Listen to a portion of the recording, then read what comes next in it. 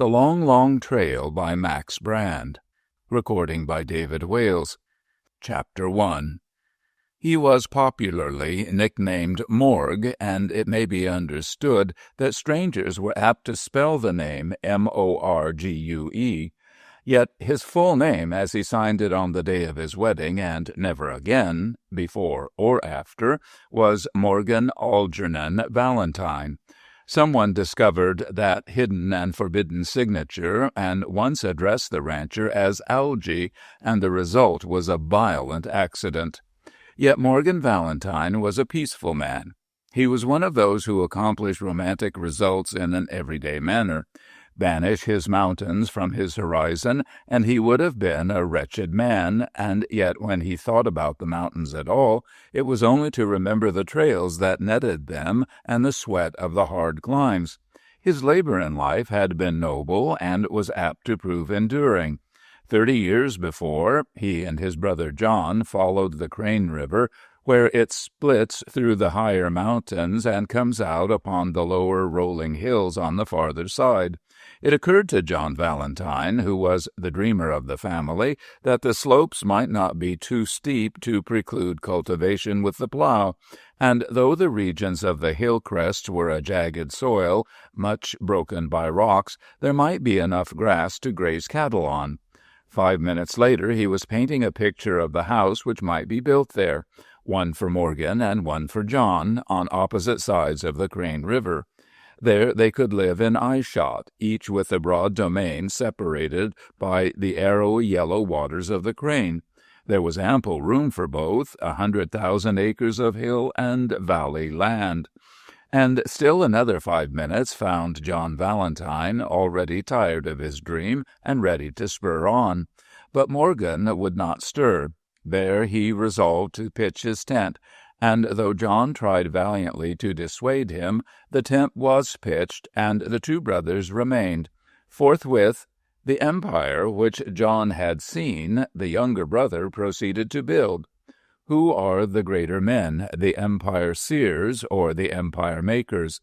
At any rate, the thing was done. Front to front, a couple of miles apart, and with the noisy river splitting the landscape in the middle, rose the two houses. The house of John Valentine was planned as a nobly proportioned structure, and though it had never progressed beyond the columns of the entrance and the first story of the original, it was nevertheless beautiful, even in the piece. On the other hand, a practical Morgan Valentine built himself a plain shack and gradually extended it. Now it stumbled up the hills on either side, big enough to shelter a whole clan of Valentines and their supporters.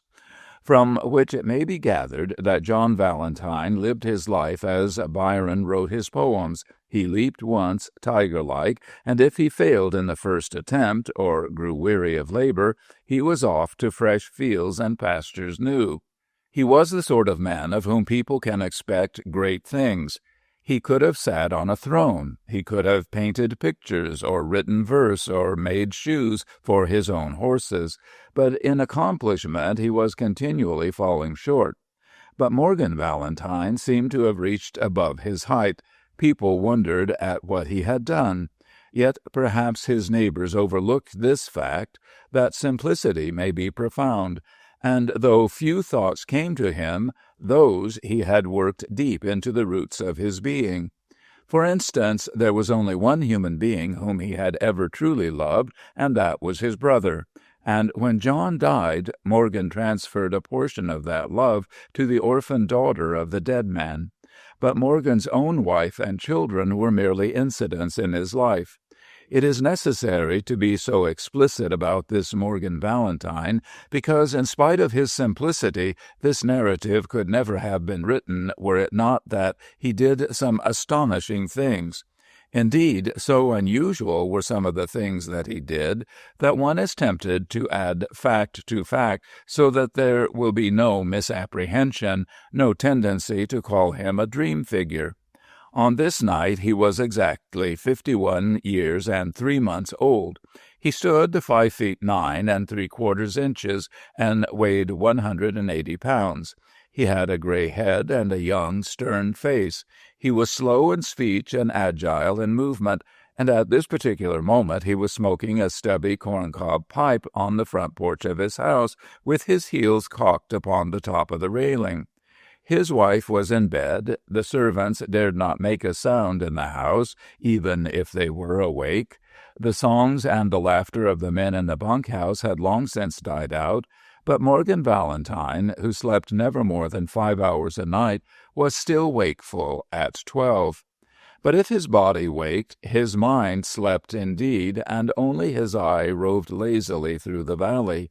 A broad moon, nearing the full, had rolled like a wheel up the side of Grizzly Peak, and it cast enough light for him to make out the details of his possessions. In the heart of each valley there was the black plowed land in narrow strips, incredibly rich loam. And over the rest of the unfenced ground where the cattle ranged, the moon flashed here and there on a bit of outcropping quartz, or twinkled along a line of new-strung barbed wire.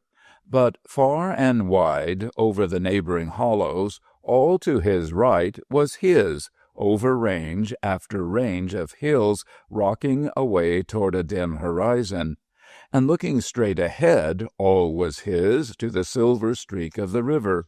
Indeed, this was little more than an imaginary boundary, for though the great district beyond belonged to his niece, it would be, by all prospects, many and many a year before Mary Valentine was married, and until such a time he was the executor. His will was law through all the rich region of that valley.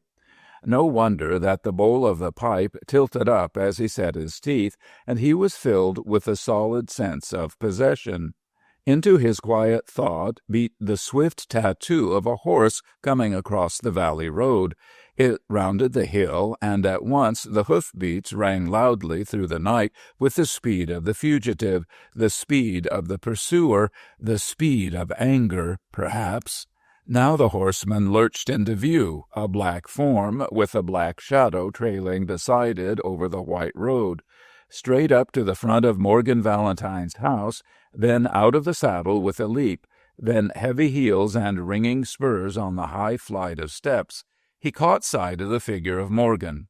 "Morgan Valentine?" he called. Now midnight hushes voices and makes men walk lightly, but the ring in this question was uncontrolled, as if the fellow had a right to waken the entire house if he felt so inclined.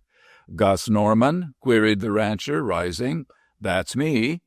He came along the porch more slowly now, with the slowness of one who deliberates and prepares words. But when he came close, the calmness of Morgan Valentine snapped his self-control, and he burst out, "Valentine, it's got to stop." "What's got to stop?" That girl."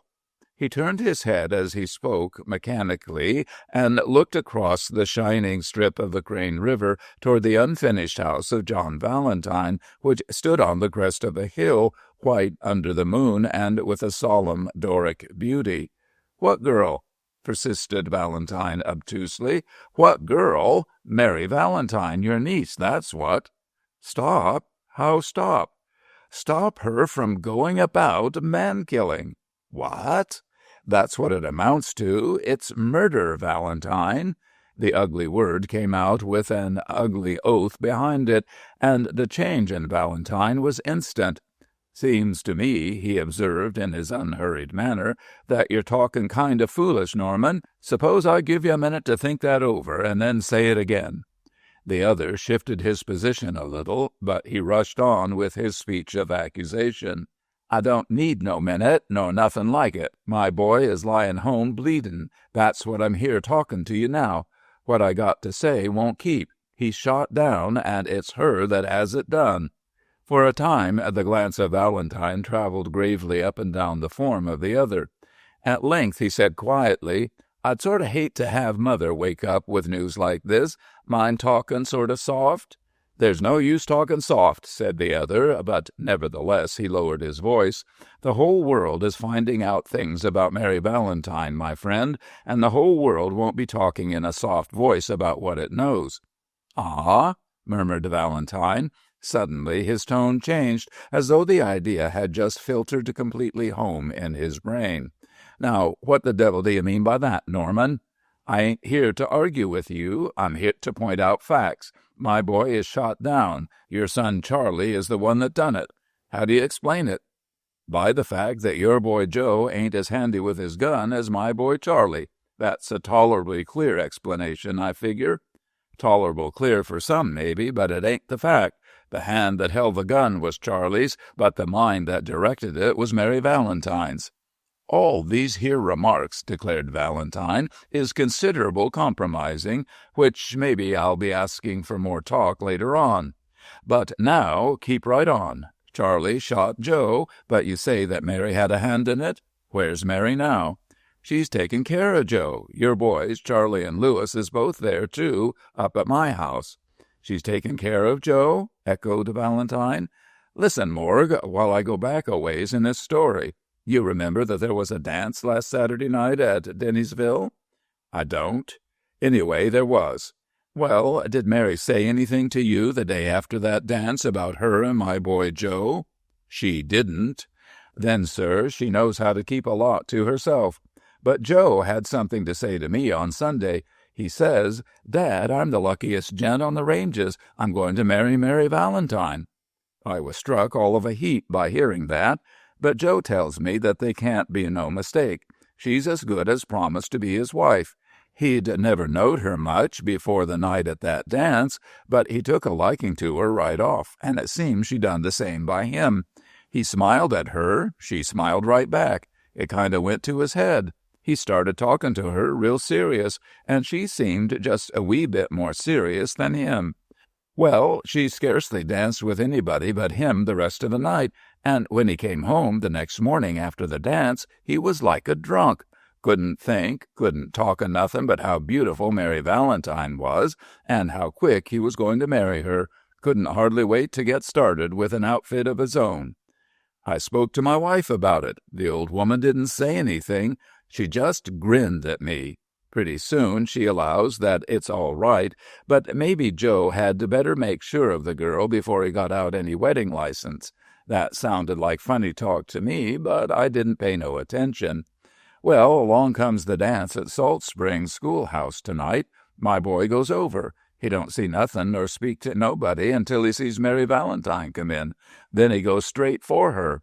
Then something mighty queer happened. They was another man with her. His name was Henry Sitterly, Hank Sitterly's boy. And when Joe goes up to her and starts talking sort of foolish, the way a boy will when he's in love, she looks right through him. Acts the way she'd hardly ever met him before, and pretty soon she goes dancing off with young Sitterly, and Joe can see her talking to him, and knows that she's making a mock out of him, my son. Well, it gets into Joe's head and starts him seeing red, and it gets into his heart and starts his heart aching. He don't think it's really no ways possible. He waits till the dance is over. He tries to see her again, but she sees him coming and slips away into the crowd and laughs back at him. Then it comes into Joe's head that she's jilting him, and— "Wait a minute," broke in Valentine. "Did she promise to marry him that other Saturday night?" "They's other ways of promising things than with words, friend Valentine. She sure promised Joe with her eyes and her smiles and her sighs. So when she gave him the go-by like that tonight, he might near went crazy. He goes out into the hall where there was some of the other boys standing smoking, and there he busts out with something about Mary being a flirt. Quick as a wink, your boy Charlie takes him up, like a bulldog he was, Joe says. Besides, Joe was too mad and sad not to fight it out. First thing you know, guns is pulled. Who pulled his gun first? Cut in Valentine, snapping his words. Joe. Valentine sighed. Joe pulled his first, and Charlie beat him to the draw. But here's the point. Your girl starts flirting with my boy. She gets him so he can't sleep for a week thinking about her, and then when she meets him again, she don't know him, or lets on that she don't. Then my boy says something he shouldn't have said. There's a fight. He gets shot through the arm. Thank heaven it wasn't no worse, and I tell you that it was Mary that had him shot, and not Charlie Valentine. Because why? Because when Mary and Charlie drive my boy back home in their buckboard, and while they're fussing over him, and after Joe has told me what happened, I go to my wife and tell her I think Joe was crazy the first time he seen Mary. He was crazy with love, calf love. But she just grins at me. Why, she says, don't you know she's the worst flirt in the country? And that's why I'm here, Valentine. 2 inches more to one side, and that bullet would have gone through my boy's heart, and the murderer would have been your girl Mary. Valentine, I'm new to the country. I don't know your folks nor your ways, but I know that in the part of the country that I come from, a girl like that ain't allowed to run around loose. She's kept up close, and if her dad can't look after her the way she handles her eyes and her smiles, then her ma goes along to watch out for her, and if her ma can't do it, then she ain't allowed to go out where there's young men to be made fools of and their hearts broke. If it don't come to no other thing, I'm a tolerable reasonable man, Valentine, and that bullet wound don't amount to nothing. 2 weeks, and it'll be all healed up, but what if it had struck 2 inches away? So I come here straight to you and say, something has got to be done. I leave it to you what. During the latter part of this talk, Morgan Valentine had abased his head and stared at the floor of the veranda, but now he raised his head, and even through the shadow the other could see the black frown on the forehead of the rich rancher. You got a reason for your talk, Norman, he admitted. Now step inside, and I'll tell you just how this matter stands. You ain't the first that's had cause to complain. I wish you could be the last, but come on inside, and we'll talk. Chapter 2. But Gus Norman shook his head. In my part of the country, he said stubbornly, we like to talk in the open air. Keeps us cool. Not a half-bad idea, but before we start talking serious, maybe you'll tell me just what you're aiming to do. I'm aiming to keep out of bad trouble, Valentine. I don't like trouble. I'm a peaceable man. But I ain't the only Norman around here. There's a lot of us, and some of 'em take this shooting sort of to heart. They want blood for blood. My brother and my nephew are at my house, and they want action. But I talked to 'em and told 'em to keep quiet till I come back. The other considered his visitor gravely in the dim light. Short time though this clan of Normans had been in the mountains, they had established a name for bulldog ferocity in fighting. "Look over yonder," he said at length. "You see that house?" "Yep. What has that to do with it?" "A whole pile. That's the house my brother built. He started building it and stopped halfway. All through his life he was starting things and stopping halfway. Well, Norman, his girl Mary is the same way. She's always starting things and stopping when they're halfway done. When she was a youngster, she was a regular tomboy, doing everything that my kids did. When Charlie first got interested in guns, she started practicing too, and she got so she could beat Charlie with a light rifle or a light revolver. She's still almost as good as Lewis, but she got tired of fooling with guns in a couple of months. Same way with horses. Long as a colt was a wild one, she'd go riding every day and fight it. But as soon as the horse got tame, she was done with it. And it's the same way with men. She's interested in every strange man that she meets, shows 'em that she's interested and thinks they're the finest in the world until they begin to think she's in love with 'em. But after a while, she gets tired of 'em. Now do you understand about her, Norman?" The other shook his head and growled, "Guns is one thing and horses is another, but my boy is something more'n either, and he's got to be treated human." "Do you aim to make me force Mary to marry him?" asked the other calmly. "I ain't forcing my boy on no girl. Speaking without no offense, Valentine, I wouldn't have your girl in my family, but I think you ought to keep her in hand. There's other young men in my family. Maybe another'll fall in love with that girl when she makes eyes at 'em, and then there may be another fight. And the next time it may be your boy that gets drilled. Luck is always changing, but if she was my girl, I'd use the whip, Valentine." For some reason, Valentine smiled at this, but the darkness covered the expression. "There's another side to her," he said gently. "She's a true blue girl, Norman. No malice in her. Keeps to her friends. Plays square. Every way except where some strange young gent is concerned, and then she runs amuck with her eyes and her smiles, just as you say. What can I do? Whip?" Why, she'd murder me and then kill herself out of shame and spite if I so much as touched her. Don't you suppose I've thought of this before? Haven't I got most of the people around here down on me because of the way Mary has treated the boys one time or another? Ain't she always making trouble for me? And ain't my boys in peril of their lives because she keeps making places where they got to fight for her sake and their own? Then send her away. Ah, man, blood has got a feeling for blood. Can I turn out my brother's daughter?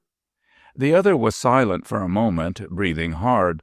He was a wild-looking man with unshaven face and a beard that began at his eyes and ran ragged until it terminated in a shaggy point beneath his chin.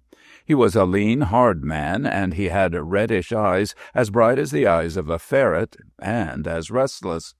"The day'll come when you'll have sorrow in your home for keeping this girl here," he announced gloomily. "The day'll come when you'll wish you'd sent her off. She's been away to school, man, but nothing changed her. Sometime, Valentine, she'll find a man that'll be her master. Mark me when I say it, and when that man comes, she'll go to him and follow him, whether he be good or bad. If she could find a hoss that would never be safe under the saddle, she'd never want to ride nothing but that hoss, I figure. And when she finds a man that won't pay no attention to her, she'll be following that man, Valentine. You mark my words. She'll love the man that laughs at her. She'll follow the man that runs from her. She'll kneel to the man that beats her." He paused again.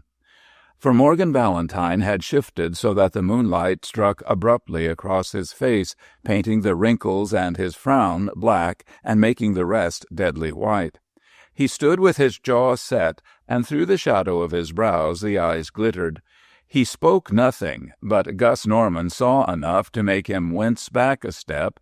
He put out his hand in a conciliatory gesture. "I don't wish her no unhappiness, and I don't speak out of no malice. I ain't come to talk hard, neither, nor to make no threats, but I'm here to put my case in front of you. You got a big reputation around these parts, Valentine, for being a square shooter. Put yourself in my boots and figure out what you'd do. My folks are a tolerable tempery lot, and they're a pile cut out about this fracas, but I'm holding 'em back. I don't want 'em to run foul of Charlie. Most of all, I don't want 'em to run foul of you. Think over what I've said. Good night."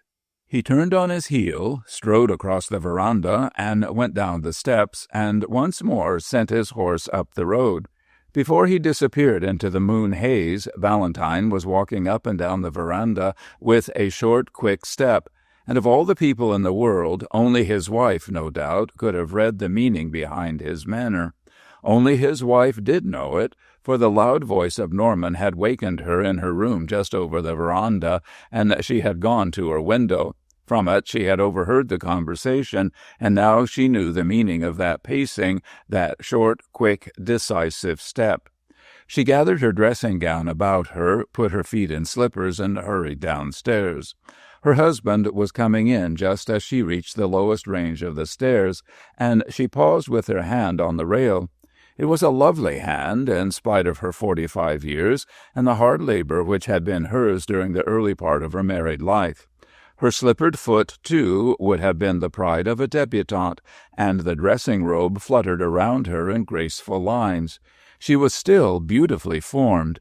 Her skin retained its glow and purity of texture. But cover her hands with winter gloves, her feet with boots, her body with a heavy coat, and Maud Valentine became a homely farmer's wife. There had been a fine spirit in her face, but never beauty.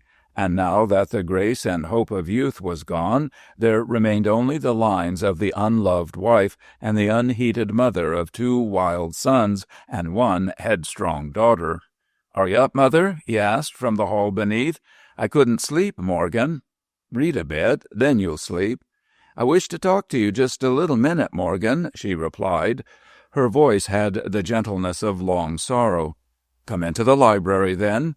They went into the big room ranged high with books, for John's library had been brought here after his death, and it was a rare collection.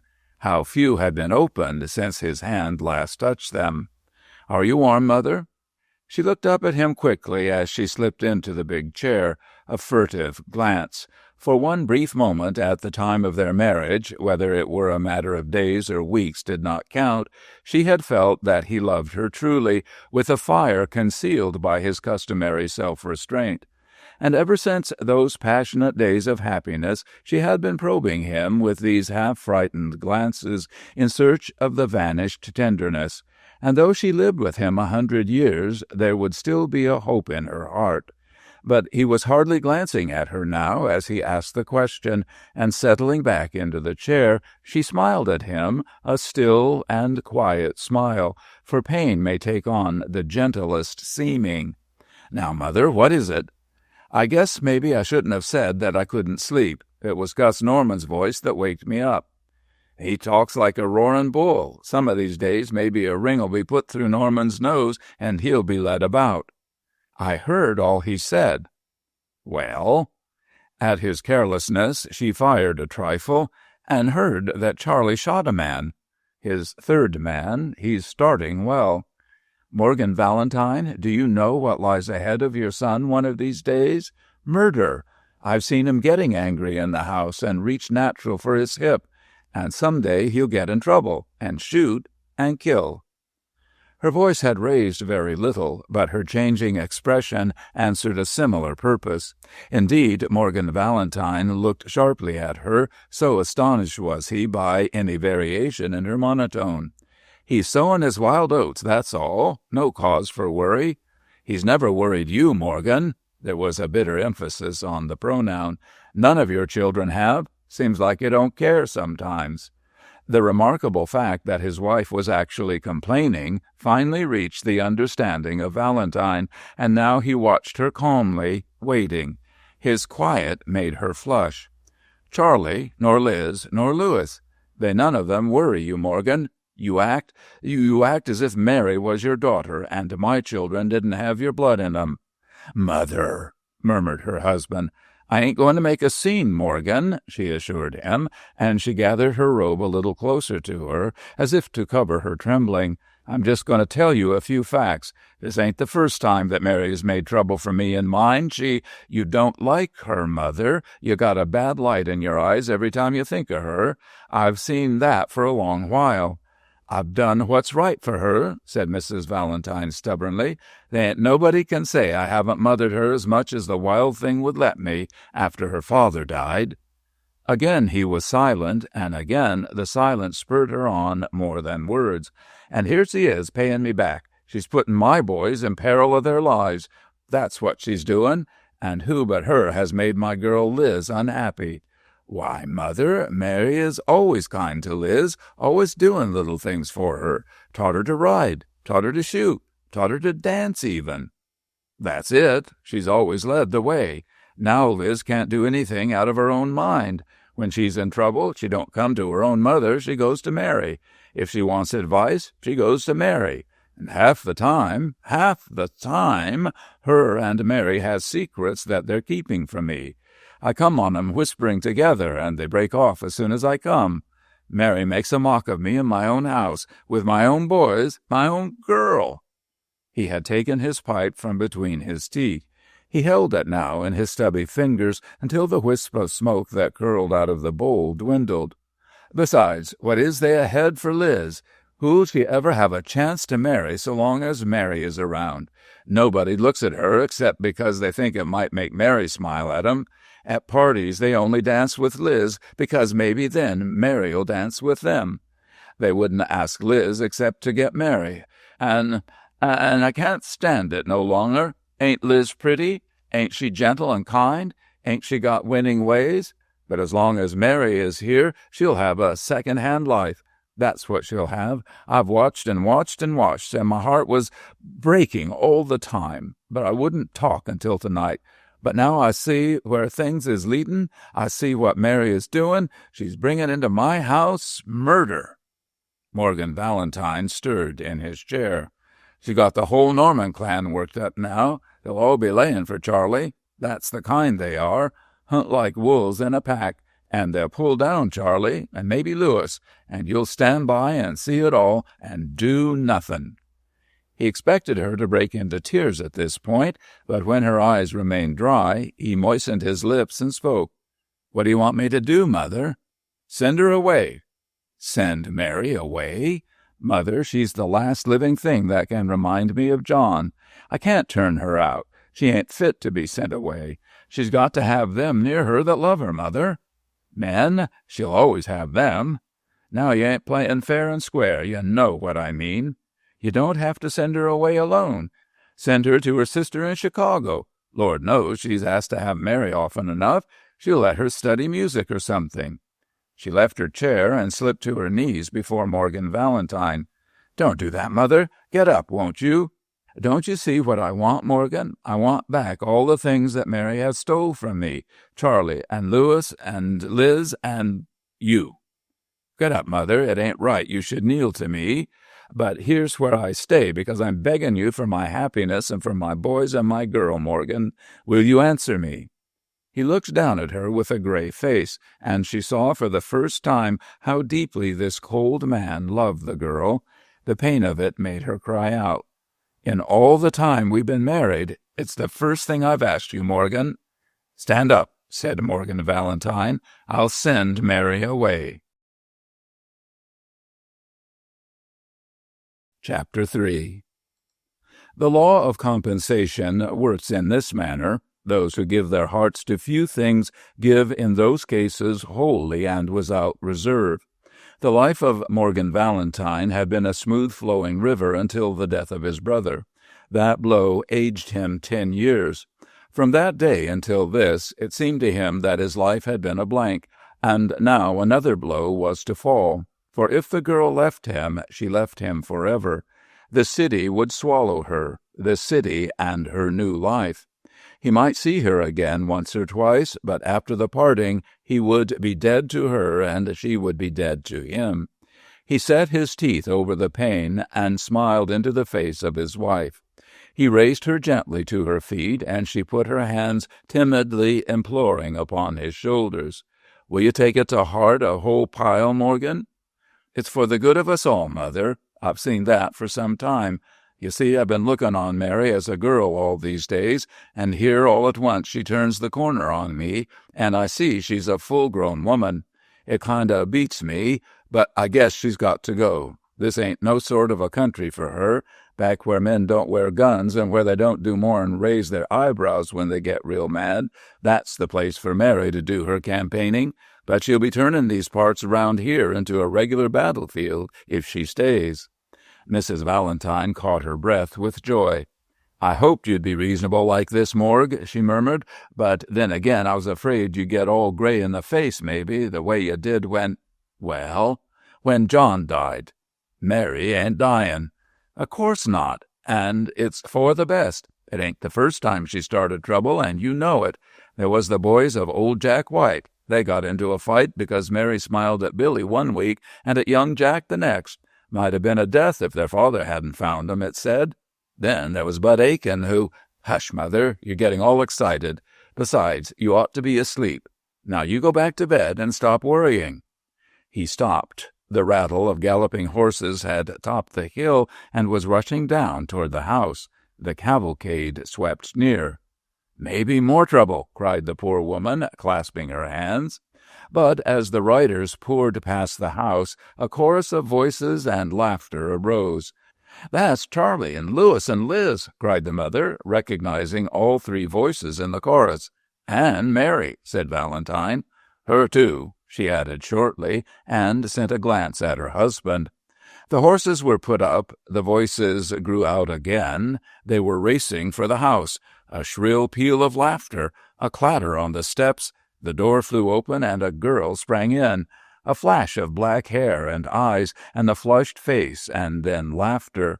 You tripped me, Mary. But I got here first, she was crying in triumph, as a burly youth crowded through the doorway, and behind him his brother and sister were coming. Why, Mother, you up so late? Asked Charlie. And the wonder of this strange event made the four faces of the young people grow sober. Now, Mother, cautioned Morgan Valentine.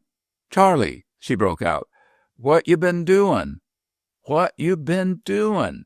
He went to her and tried to take her in his big arms, but she fended him off and held her head back to search his face. Some hound has been here talking, he muttered. "It was no worse'n he said?" she queried. "You only shot him in the arm?" "It was only a scratch," said Charlie. "He won't know he was touched in a couple of days." "And oh, Uncle Morgan!" cried Mary Valentine, taking his hands in one of hers and waving to big Charlie. "You'd have been proud if you'd seen him. I'm so proud of him. Joe Norman insulted me, and Charlie, oh, Charlie, you're a man." She turned full upon Charlie as she spoke, with such joy shining from her face that the boy crimsoned with happiness. "It wasn't nothing, Mary. Don't make me feel foolish," he stammered, and it was plain to be seen that he would venture 1,000 times more for her sake. And in the background was his brother Louis, with a shadow on his face, as if he too would have been gladly a part of this ceremony of rejoicing, and was determining to seize the first opportunity that came his way to strike a blow for the sake of Mary. But the voice of the mother cut in, cold and small, and withered all the happiness at the root. "Mary Valentine," she said, "it's you that's been drawing my boy into peril. It's you." "Aunt Maud!" cried the girl, and ran to her, but she stopped in the act of taking her hands. "Have I deserved it of you, Mary?" whispered the older woman. "Ain't I tried to be kind to you, and is this the way you pay me back, making murderers out of my sons?"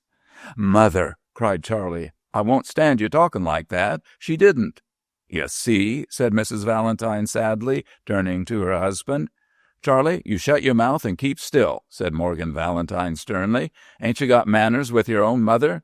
Liz, take your mother up to bed." The girl was taller than Mary by an inch or more, and strongly built, as blonde a beauty as Mary was dark. Yet when she went to her mother, she turned a glance of appeal upon her cousin, as though asking for direction. Mary slipped between her aunt and the door to which Elizabeth was leading her.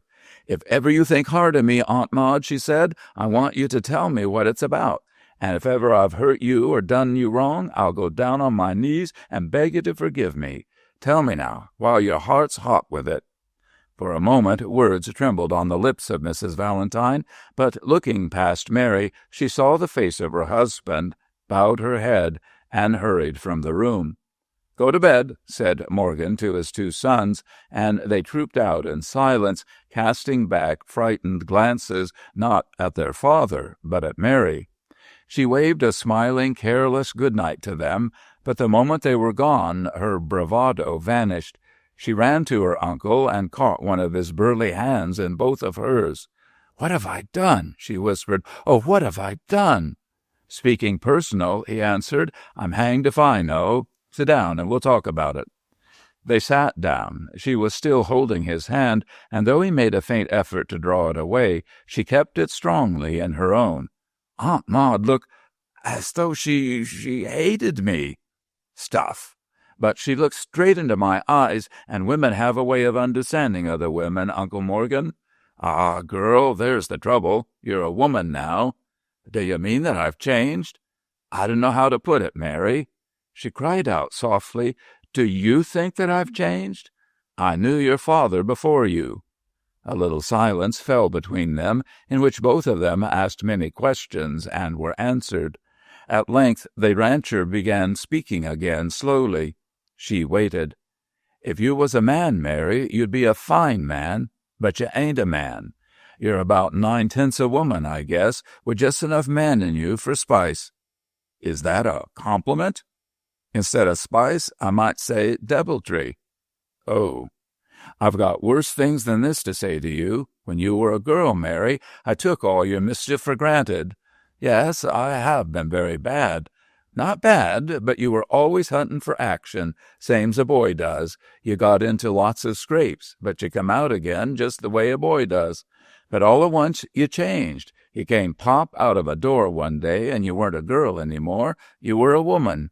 That was when things started to pop. You see, nobody understands a woman. Except you, Uncle Morgan. Kindly leave me out. I don't know a thing about 'em. But you know everything about me. Not a thing, hardly. For instance, I don't know whether you just can't help making eyes at young gents, or whether you do it on purpose. Is that the cause of all the trouble?" She dropped his hand. "You see, it's the way I told you. I don't know a thing about you." Do you believe what people say? But tell me, aren't they right?" She gasped. "I thought so. You've turned into a man-eater, Mary. I think you're making fun of me." "Me? Never." "It's this way. I don't mean any harm, but when I see some boy I've never known very well, I just can't help beginning to wonder about him. What is he inside? Maybe he has a touch of the fire. I always keep hoping for that." "What fire?" I don't know." "Well, go on."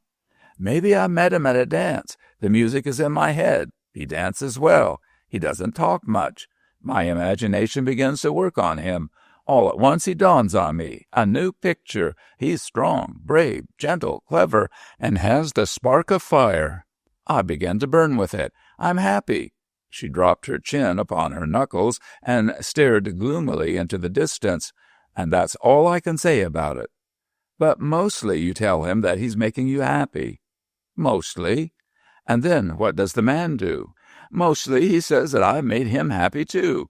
Sometimes they start being foolish. They want to sit in the corner and hold my hand. I don't like that. Or if we walk out of the hall, they—" She shuddered. "Why do men want to put their arms around a girl when they're happy?" "What do you expect them to do?" "Why, talk or be silent and— well, I don't know, but mostly they do something that makes me despise them before the evening's over. Or they don't, then I think about them until the next time we meet, and then everything pops into thin air. They always seem different. You understand?" "Maybe. It's just what I thought." "Am I bad, Uncle Morgan?" "No, but you need room, honey. I'm going to send you away to a big city." "You send— I won't go. It's Aunt Maud. She's never liked me." "Hush, girl." She saw suddenly that his hand was trembling, and the sight of his grief struck her cold with awe. "In some city," he went on slowly, "you'll see crowds of clean young fellas. Maybe you'll get over this, or maybe you'll find a man that's worthy of you. But there ain't any around here, and I know them all. Why, rather than have you marry one of these unshaven, thick-headed fellas, I'd shoot the man first. I want you to marry a gentleman." He spoke this last slowly, hunting for the words. She sat with her head bowed, and then she looked up to him. "You'll do what I want you to do, Mary?" She made a little gesture. He could not tell whether it meant yes or no, and all the while there was a glimmer in her eye like the changing colors of watered silk. Chapter 4. But 2 days later, Morgan Valentine bought a ticket to Chicago and made his reservations. Mary had made up her mind, apparently, though not half a dozen words had been spoken on the subject of her departure since that first night. But the next day she was talking of Chicago as though all her life had been spent there, and this experience in the mountain desert was only an excursion off her beaten trails. "Between you and me, Uncle Morgan," she said, "why not New York?" This, for some reason, had rather staggered him, but now that the ticket was bought, dated ahead several days, and the step irremediably taken, he was easier. He made a short stay at Salt Springs that day. After he had the ticket in his wallet, he went to the bank and drew out the cash for his monthly payroll. His cowpunchers were numerous, as befitted the keeping of his big range, but moreover there were the hired men who worked the cultivatable ground, and in the northern part of his domain, the territory of his dead brother, there was a small logging outfit. Altogether he had some 30 men to pay off each month, and the payroll ran around $1,600.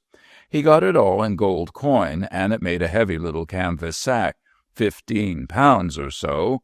It was 3 in the afternoon before his buckskins jogged out of Salt Springs on the back trail of the 25-mile trip, and though the going was fairly smooth most of the way, it would be dark before he arrived. That, however, was a small worry to him. The two geldings were sure-footed as goats, and given their own sweet way and a shambling trot, they would take the buckboard home in rain or shine, through the night and the rocks. They had done it before, so now Morgan Valentine bunched his duster around his shoulders with a shrug, settled back into the right-hand corner of the big seat, and let the reins hang idly. An hour and 7 miles dropped behind him, and still the buckskins were jolting steadily on. The suddenness of their stopping jerked him through 1,000 miles of dreams back to the cold facts of earth. The buckskins had their heads high, and just before them was a horseman with a revolver pointing between the geldings and straight at the head of Valentine. He put up his hands with the utmost unconcern. "Thanks," said the stranger. "If you got any coin handy about you, you might throw it this way." There was deprecatory gentleness in this, the same tone of embarrassment which one uses when one asks a stranger for a match, and it made the rancher regard the hold-up artist with more attention. The man sat a down-headed roan, an ugly brute, which looked undersized in comparison with the bandit's length of limb, for he was a tall man with formidable shoulders. He had long arms also, which appeared extremely capable, and the heavy colt was poised lightly as a feather and firmly as a rock. He seemed indiscriminately somewhere between 30 and 40, and might have been at either end of this limit. What little hair appeared beneath his sombrero was sunburned and dusted to a pale gray-brown. He had one of those lean, long faces which are thin through the cheeks and wide through the cheekbones and the jaw. He was far from good-looking, and a very wide mouth and a highly arched nose, which showed that he clearly belonged in the predatory type of mankind, made up a further debit on the side of beauty. To complete the impression, his eyes were an uninteresting but very intelligent gray. In fact, one might say that the color of this man was gray. For the rest, he keenly impressed Morgan Valentine as being about equal portions of sinew and sinew-hard muscle. "I suppose," said Morgan, "that you want my gun first?" "I'm getting old, partner," admitted the other. "I'm forgetting my ABCs, but—" The last word was so explosive that Valentine paused with his hand on the way down to his weapon. "But," continued the stranger, "guns are things that I most generally like to take for myself. Thank you just the same." "As you please." He stood up and turned, his hands well above his shoulders, while the revolver was removed from his holster. "Which I'm acting like a fool amateur," the bandit was saying apologetically, "and pretty soon you'll begin to be ashamed of being robbed." He skidded the weapon into the back part of the buckboard. "Now you can sit down again, partner." Valentine accepted the invitation. At close hand he found that the stranger lived fully up to his first impression. He was indeed a grim-faced fellow. Only his voice, which was of the most exquisite and tender softness, counteracted the general effect. "Now, if you'll give me your kind attention just a minute, sir," went on the tall man, "I want to explain that holding a gun is plain tiring to a gent of my nature that hates work, so I'm going to put it back in the leather.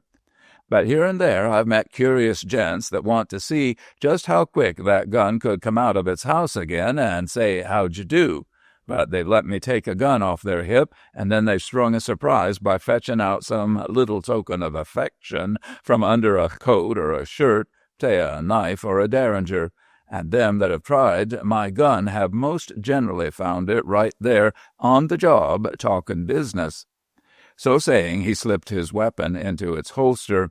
"I think I follow your meaning," said Valentine, "which I'm tolerable quick to do when men talk sense." He added, "Here's the coin," and he kicked the canvas sack so that it jingled at the touch. "I have some in my wallet, if that ain't enough to satisfy you." At this the stranger smiled gently upon him.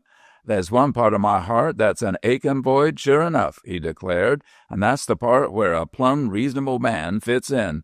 Partner, you seem to be it. Nope, I don't want your wallet, I guess. That is," and here he lifted the canvas sack and weighed it in his hand, "that is, if this here talk is gold talk." Now, when he lifted the sack and held it lightly at arm's length, Valentine had seen a rippling of muscle under the shirt sleeves that fascinated him, so he murmured absently, "Yes, it's all gold." "Maybe it's the price of a few hosses you've just taken into town now?" went on the other thoughtfully. "Maybe it ain't," replied Valentine. "Yes, and maybe it ain't. Maybe it's the cash from some little claim you've been working for some time." "Maybe." "To cut it short," said the bandit a little sharply, "is this going to bust you or not?" $1,500 is quite a bit," observed Morgan Valentine. "Took me 3 years to make that much." "3 years' work in this bag?" "Yes." The gray eyes puckered and gathered, and a gleam went out of them, but Valentine withstood the stare. At this, the outlaw stepped back and glanced over the equipage swiftly. "Judging by that harness and the way them hosses is set up, I reckon I can put that down safe as the granddaddy of all the lies I've heard lately." "You forget," said Valentine, "that I didn't say what 3 years they were. Recent ones are a long time back." The other grinned. There was something remarkably contagious in his smile. In spite of himself, Morgan Valentine found his face wrinkling. "I dunno why it is," declared the bandit, "but I take to you uncommon strong." "And I think I can begin to say the same about you, my friend." "Dear me," said the outlaw, and the feminine expression did not seem at all out of place for some reason. "We're getting real friendly, ain't we?" "Seems that way. You're the first hold-up gent that's ever troubled to ask whether or not what he took would bust me." "Judging by that, maybe I could say that sticking you up is one of the favorite sports around these parts." "Maybe you could. It used to be." "How many times have you been entertained?" 8 times, said the rancher. "Dear, dear, who'd have thought you was that rich?" "The other 8, said the rancher, lived in these parts and knew the size of my bank account." 8 times you left your roll behind you?" "2 of them," replied Valentine with a glittering eye, "I shot and buried. 2 more I carried back to town after I'd bandaged them. 2 more were killed by the posses, and the other 2 gave up before they were salted away." "You don't tell me!" exclaimed the other, with all the happiness of one who hears the ending of a pleasant tale. "And maybe this little job will give me more fun than I was looking for." The rancher examined him for a time. "No," he said, "I guess the 9th man will be the lucky one." "How comes that guess?" "As I said, the others lived in these parts, but you've come a long way, and you'll probably go on a long way still." "You talk better'n a riddle," declared the bandit, with open admiration. "How do you know I've come a long ways?" "By the way your hoss is gaunted up, by the knot in your handkerchief, and by the look of your eyes." "Eyes? As if you've been riding into the sun for a good many days." "Them are all good signs, but I never heard of that last one before now." "Besides," said the rancher, "you've got a professional air. I wouldn't even waste time sending a posse after you." "Now, that's what I call real friendly. You wouldn't even put the sheriff out about me?" "Certainly not. Suppose he caught you. He'd probably get 2 or 3 men knocked in the head doing it, and 1,500 ain't worth all that bloodshed." "I see you got a kind heart," said the other carelessly. "Also, I've noticed that every real professional along your line has a pile of pals. Suppose I get you. The word is passed along. One of your friends comes and tries his hand with me just to get even. You see, I ain't bluffing." "I see you ain't bluffing," said the other. He flushed and straightened a little. "But if you come from my part of the country, you wouldn't say that I hunted with any gang. I play a lone hand, partner. I've never seen the crook yet that you could trust as a friend." There was in this speech such a naive and direct comment upon the bandit himself that the rancher could not forbear a smile. The other replied with instant good nature, "Which you've already said I'm a professional." He dropped the money bag into the saddle pouch. "You really work alone?" "Why, you can call it that. But I got my gang. I got a hoss and a gun, which makes 3 of us, and they's both been well tried out and not found wanting." "No, but that hoss of yours don't look particular like a prize, Mr. Dreer," replied the other quietly. "Jess Dreer." Valentine looked back into his memory. It presented a blank to him. "It's the right name," said the other, "but you won't remember it. I'm a quiet man, sir, and I got quiet ways." Chapter 5. At this, Valentine looked him in the eye. After a moment, a faint smile came in the eyes of the rancher, and the same smile was reflected in the eye of the bandit. It was an expression of infinite understanding. "I am Morgan Valentine," said the older man at length.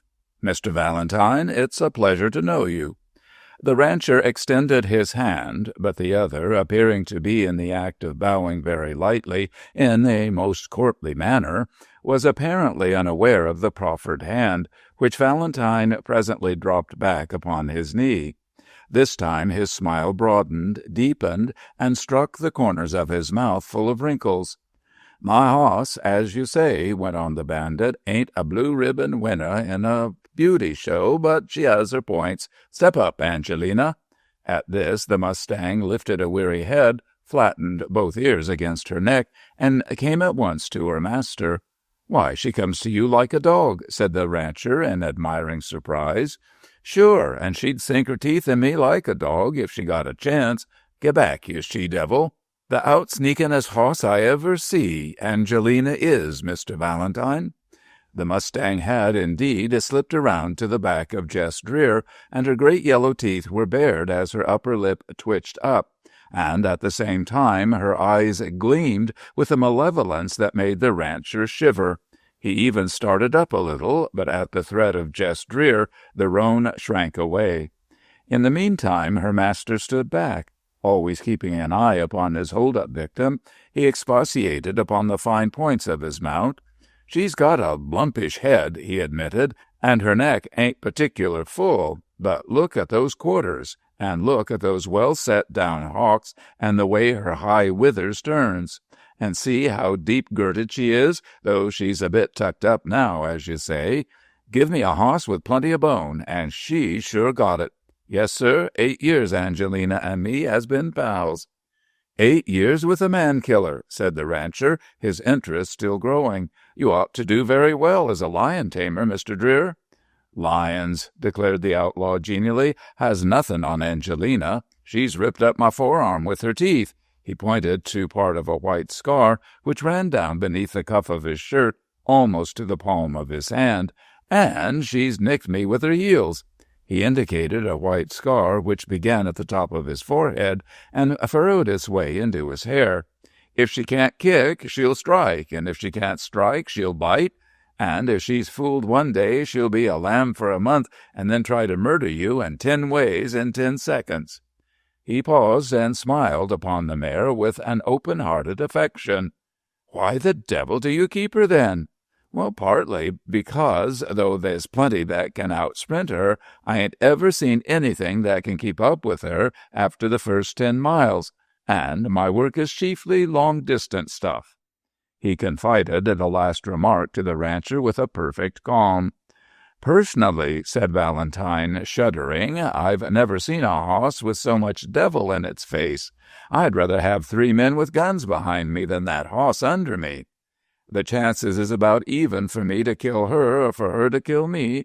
Either way, it's been a good fight, and I've had a ringside seat." "You're a queer creature," the rancher smiled, clasping his hands upon one knee and rocking back in his seat as though he wished to get a more distant and complete perspective of his new acquaintance. "If I had that mare, the first thing I'd do would be to fill her full of lead. I wouldn't sell her any more than I'd sell a man his own death warrant." "Sir, she's a genius. She got her brains from the devil. For 8 years we've been studying each other, and we both still got a lot to learn." As he said this, his lower jaw jutted out a little, and the muscles stood out in hard knots below the ears. Morgan Valentine blinked. He had had a glimpse of a face of such demoniac cruelty, such murderous hatred, that he was shaken to the core. When he looked again, he saw that the bandit had smoothed his expression again.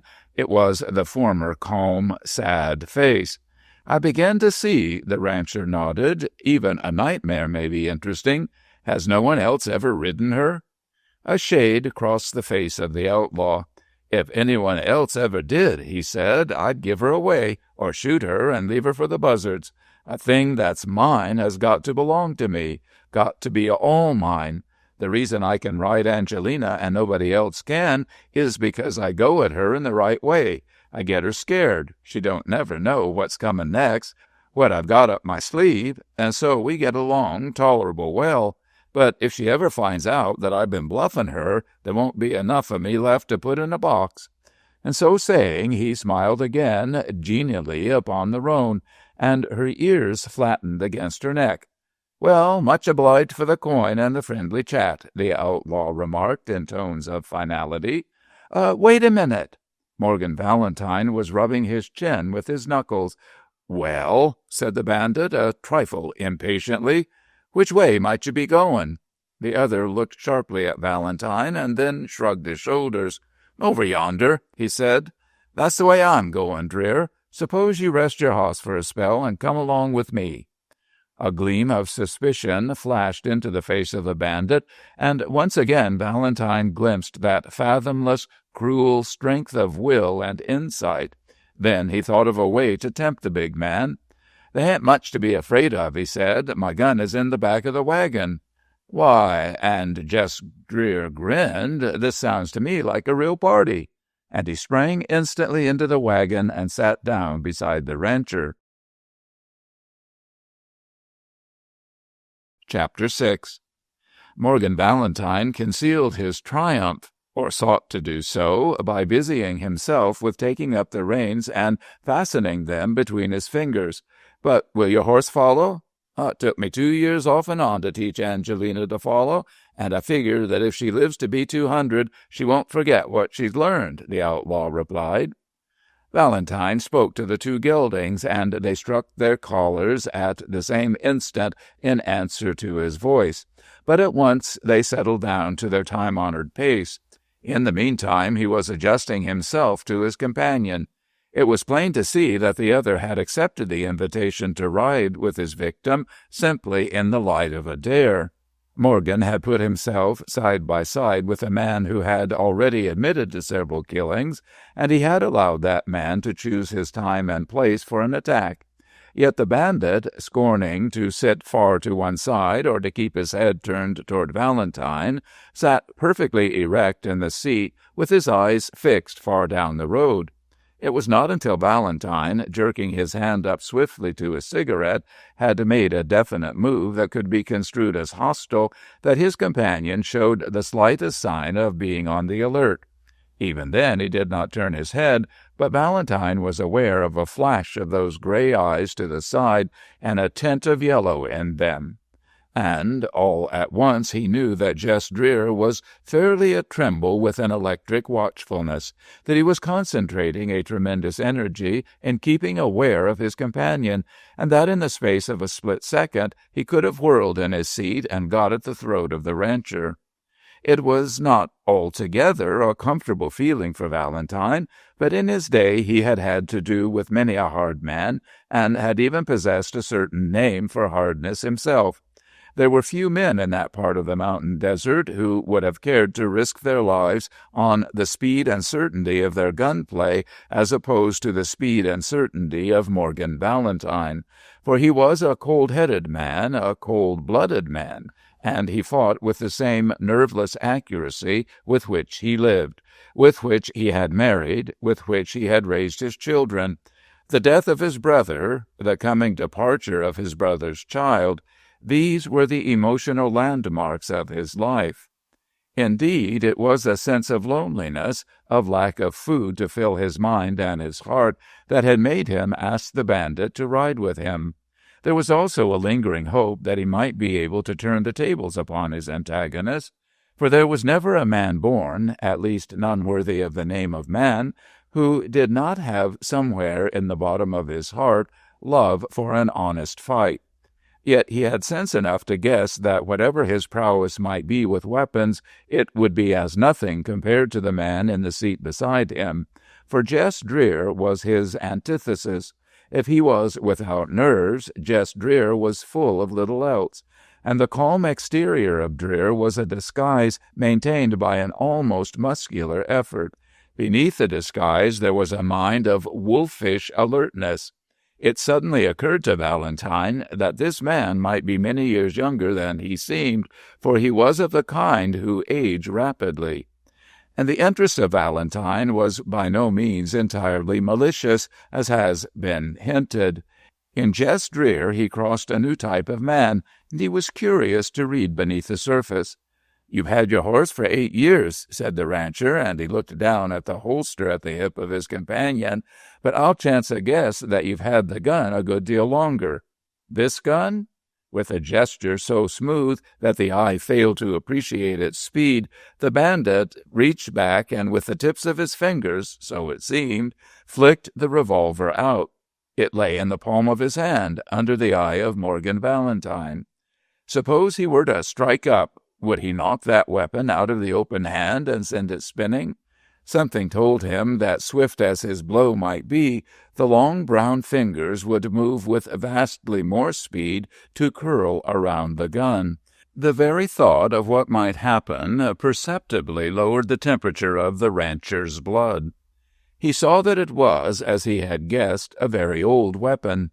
It bore evidence of the most meticulous care, but in spite of that, an expert could see at a glance that it had passed its palmy days as an engine of destruction.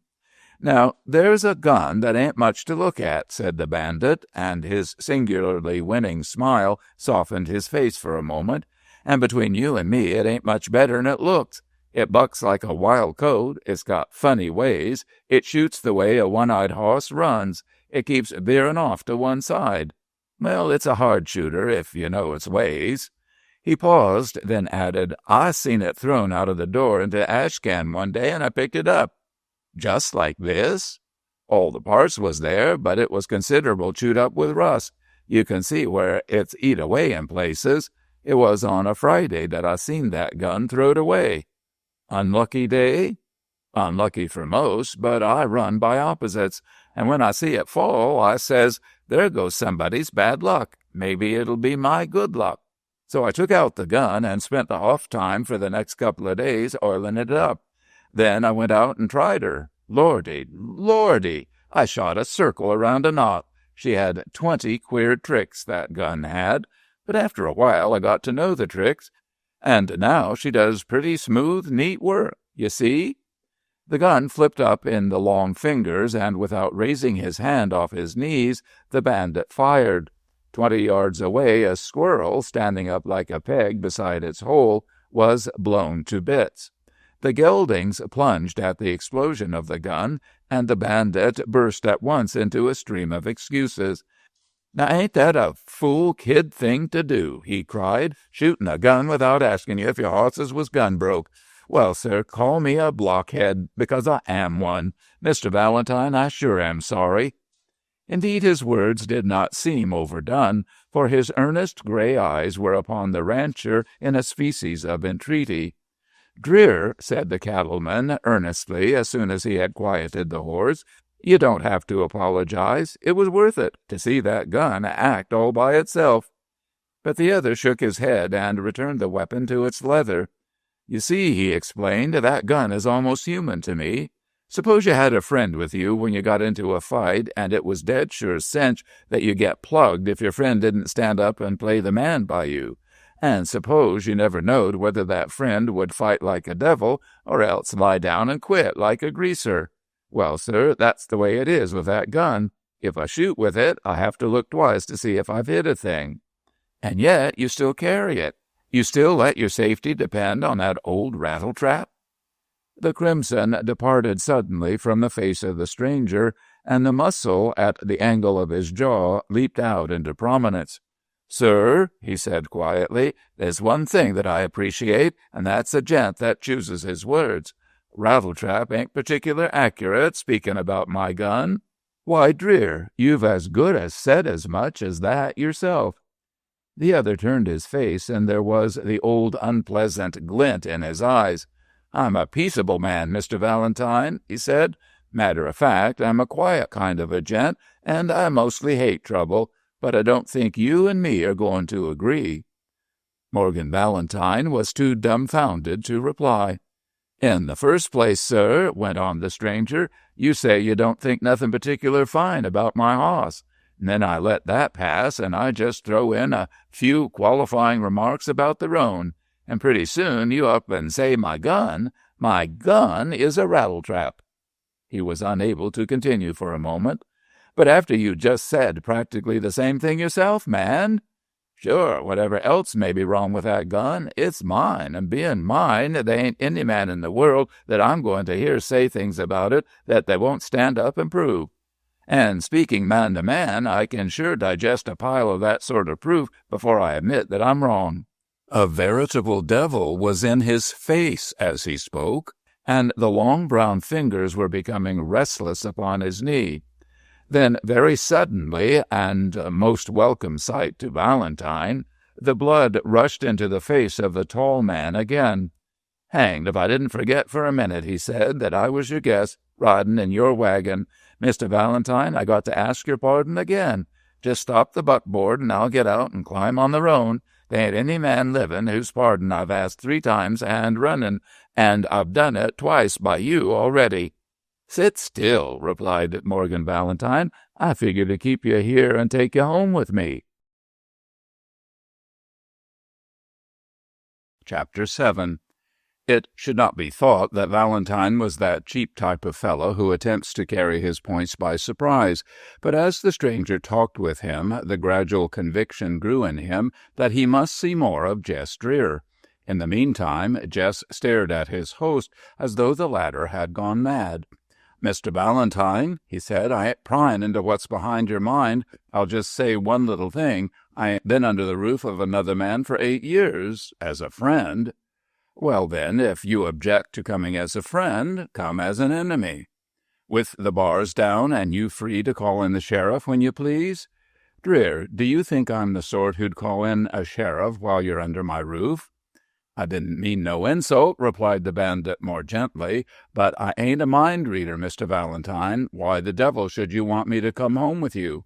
"Because," said the rancher, "although I've lived some 50 years and a bit more, I don't think I've met more'n 2 men that particularly interested me, and you're one of 'em. As a matter of fact, there's nothing so strange. You've taken some of my money. Well, what you've taken won't break me. I'm what you might call a pretty well-to-do man, Dreer.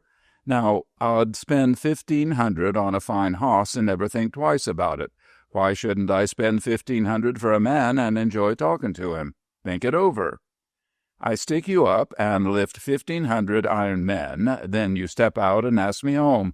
I go to your home. I put my legs under your table. I eat your chuck." He made a face of disgust. "I couldn't do it, partner, even though you don't mean nothing but kindness." "Well, think it over," echoed the rancher. A silence fell. The geldings jogged relentlessly, tirelessly forward. The roan cantered softly behind the buckboard. "If I could figure how you'd gain anything," the bandit murmured finally, "I might chance it, but—" "Take your time and think it over," insisted Morgan Valentine. "Well, sir," said the bandit suddenly, "I'll call your bluff. If it's a trap, well, a nerve like yours ought to catch something. I'll go home with you."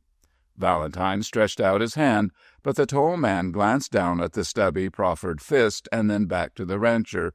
"Some ways," he said, "you might put me down as queer, but I ain't any too fond of shaking hands. You see, a handshake means a pile to me. I shook hands with a man that sold me to a sheriff once." "And the sheriff got you?" "No, the other way around. But I couldn't touch the gent that had double-crossed me, the skunk, because I'd shaken hands with him. Now, remembering that, I guess you'll change your mind about this handshaking. It goes with me as far as it goes with you." Suddenly they shook hands. Then they said in one voice, like a trained chorus, "That takes a load off my mind." In the meantime, the evening was approaching. The early night had patched the mountains with purple and filled every ravine with tides of incredible blue. Before them, the hills began to divide. "Do you know something?" asked the bandit. Valentine saw that his companion was leaning far forward, his elbows on his knees and his face wistful. It meant a great deal more than words, that unguarded attitude. It meant that Morgan Valentine had been judged by this man and had been accepted according to his standards. "What's that?" "Yonder, behind them hills. "Well, I'll be stepping out into a new part of my life." "I wouldn't wonder much if you were." Still the geldings jogged on, and the hills moved by them slowly, awkwardly, growing each moment more dusky. They turned a sharp bend, and below them lay the valley of the Crane River. Above it the red of the sunset filled the sky, and the river itself was a streak of dark crimson. "Give me the reins," said the bandit.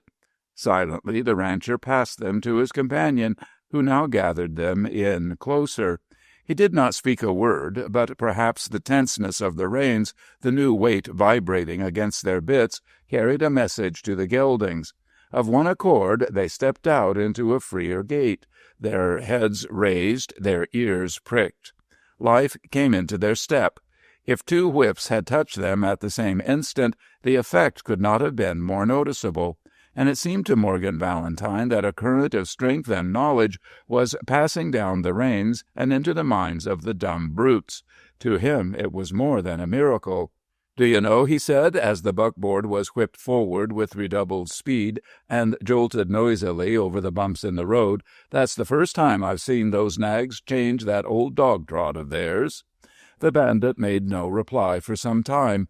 He was changing the pressure on the reins. First the off-horse came up on the bit and strained against the collar. Then the near horse, who had been pulled back, was released and quickened his pace until he was snorting beside his companion and even ahead of him. And then both increased their pace, and the jolting was redoubled. "Look at that," murmured the bandit. "As long as they agreed, they wasn't worth a nickel. As long as they went ahead at that same old sleepy trot, they wasn't worth powder and lead enough to blow their heads off. But now they're beginning to try each other out. They're beginning to race.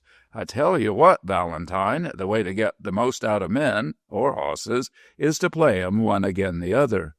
Indeed, the two geldings now had their heads as high as if they were just beginning a journey, higher than they had ever held them for Morgan Valentine, and the latter was naturally full of thought as the buckboard careened down the hillside and dropped into the valley floor. Now and again, as the dusk thickened, he looked behind him and saw the roan mare following patiently, always with her ears flat against her neck. It was almost as if the fear of the master she hated were still in the saddle, spurring her on, curbing her free spirit, and breaking it to do his will. Something in this thought made him look up at the face of the bandit, and he saw him sitting with his face tense and a light of cruel enjoyment in his eyes. It was as if he drew a deep delight out of the rivalry which he had put in the hearts of the two geldings.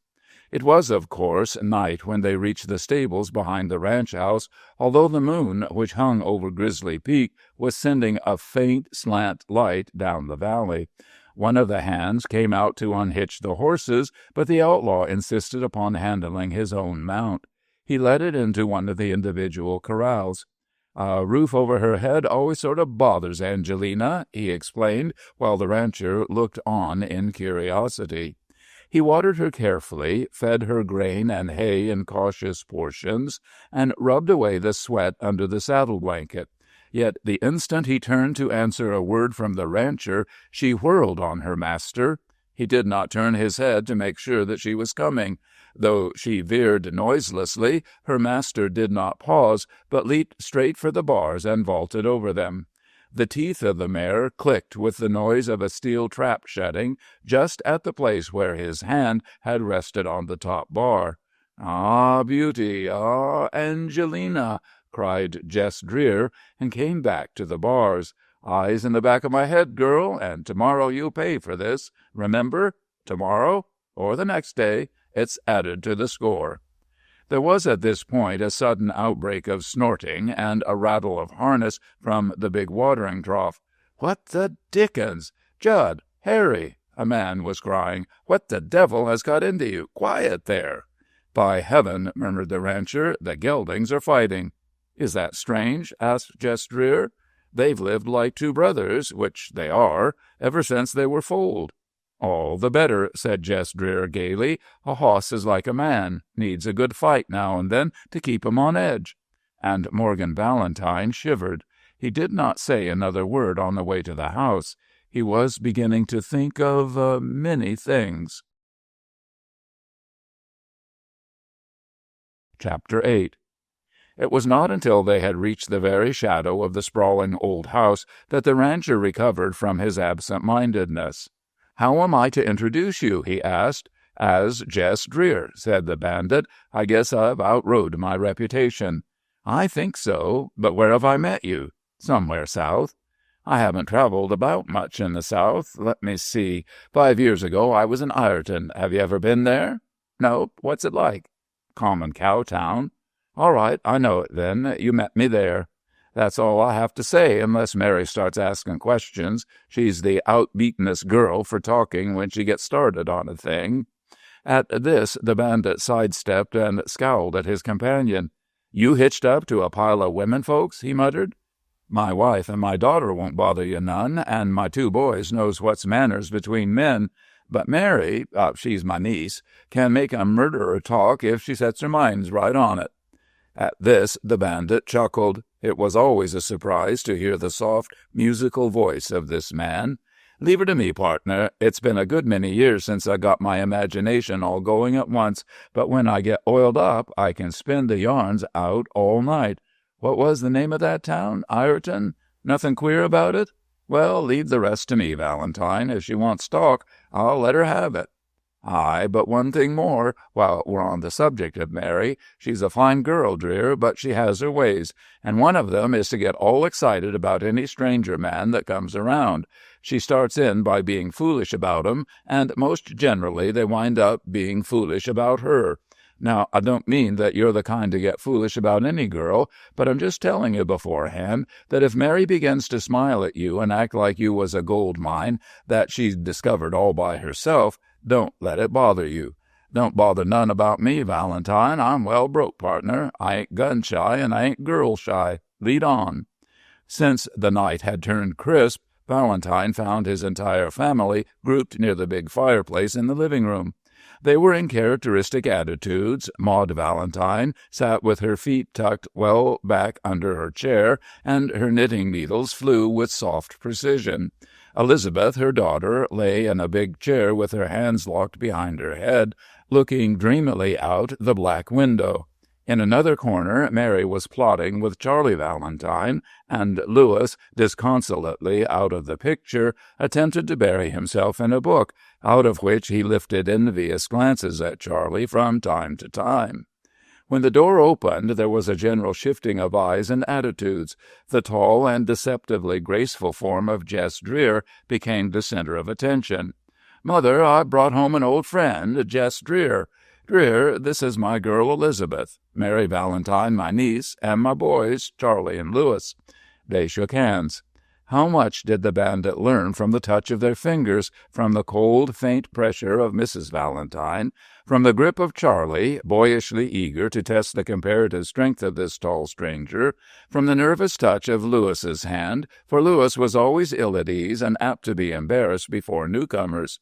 Lisbeth greeted him at the full distance of her rather thin arm. She was one of those who come late to womanhood.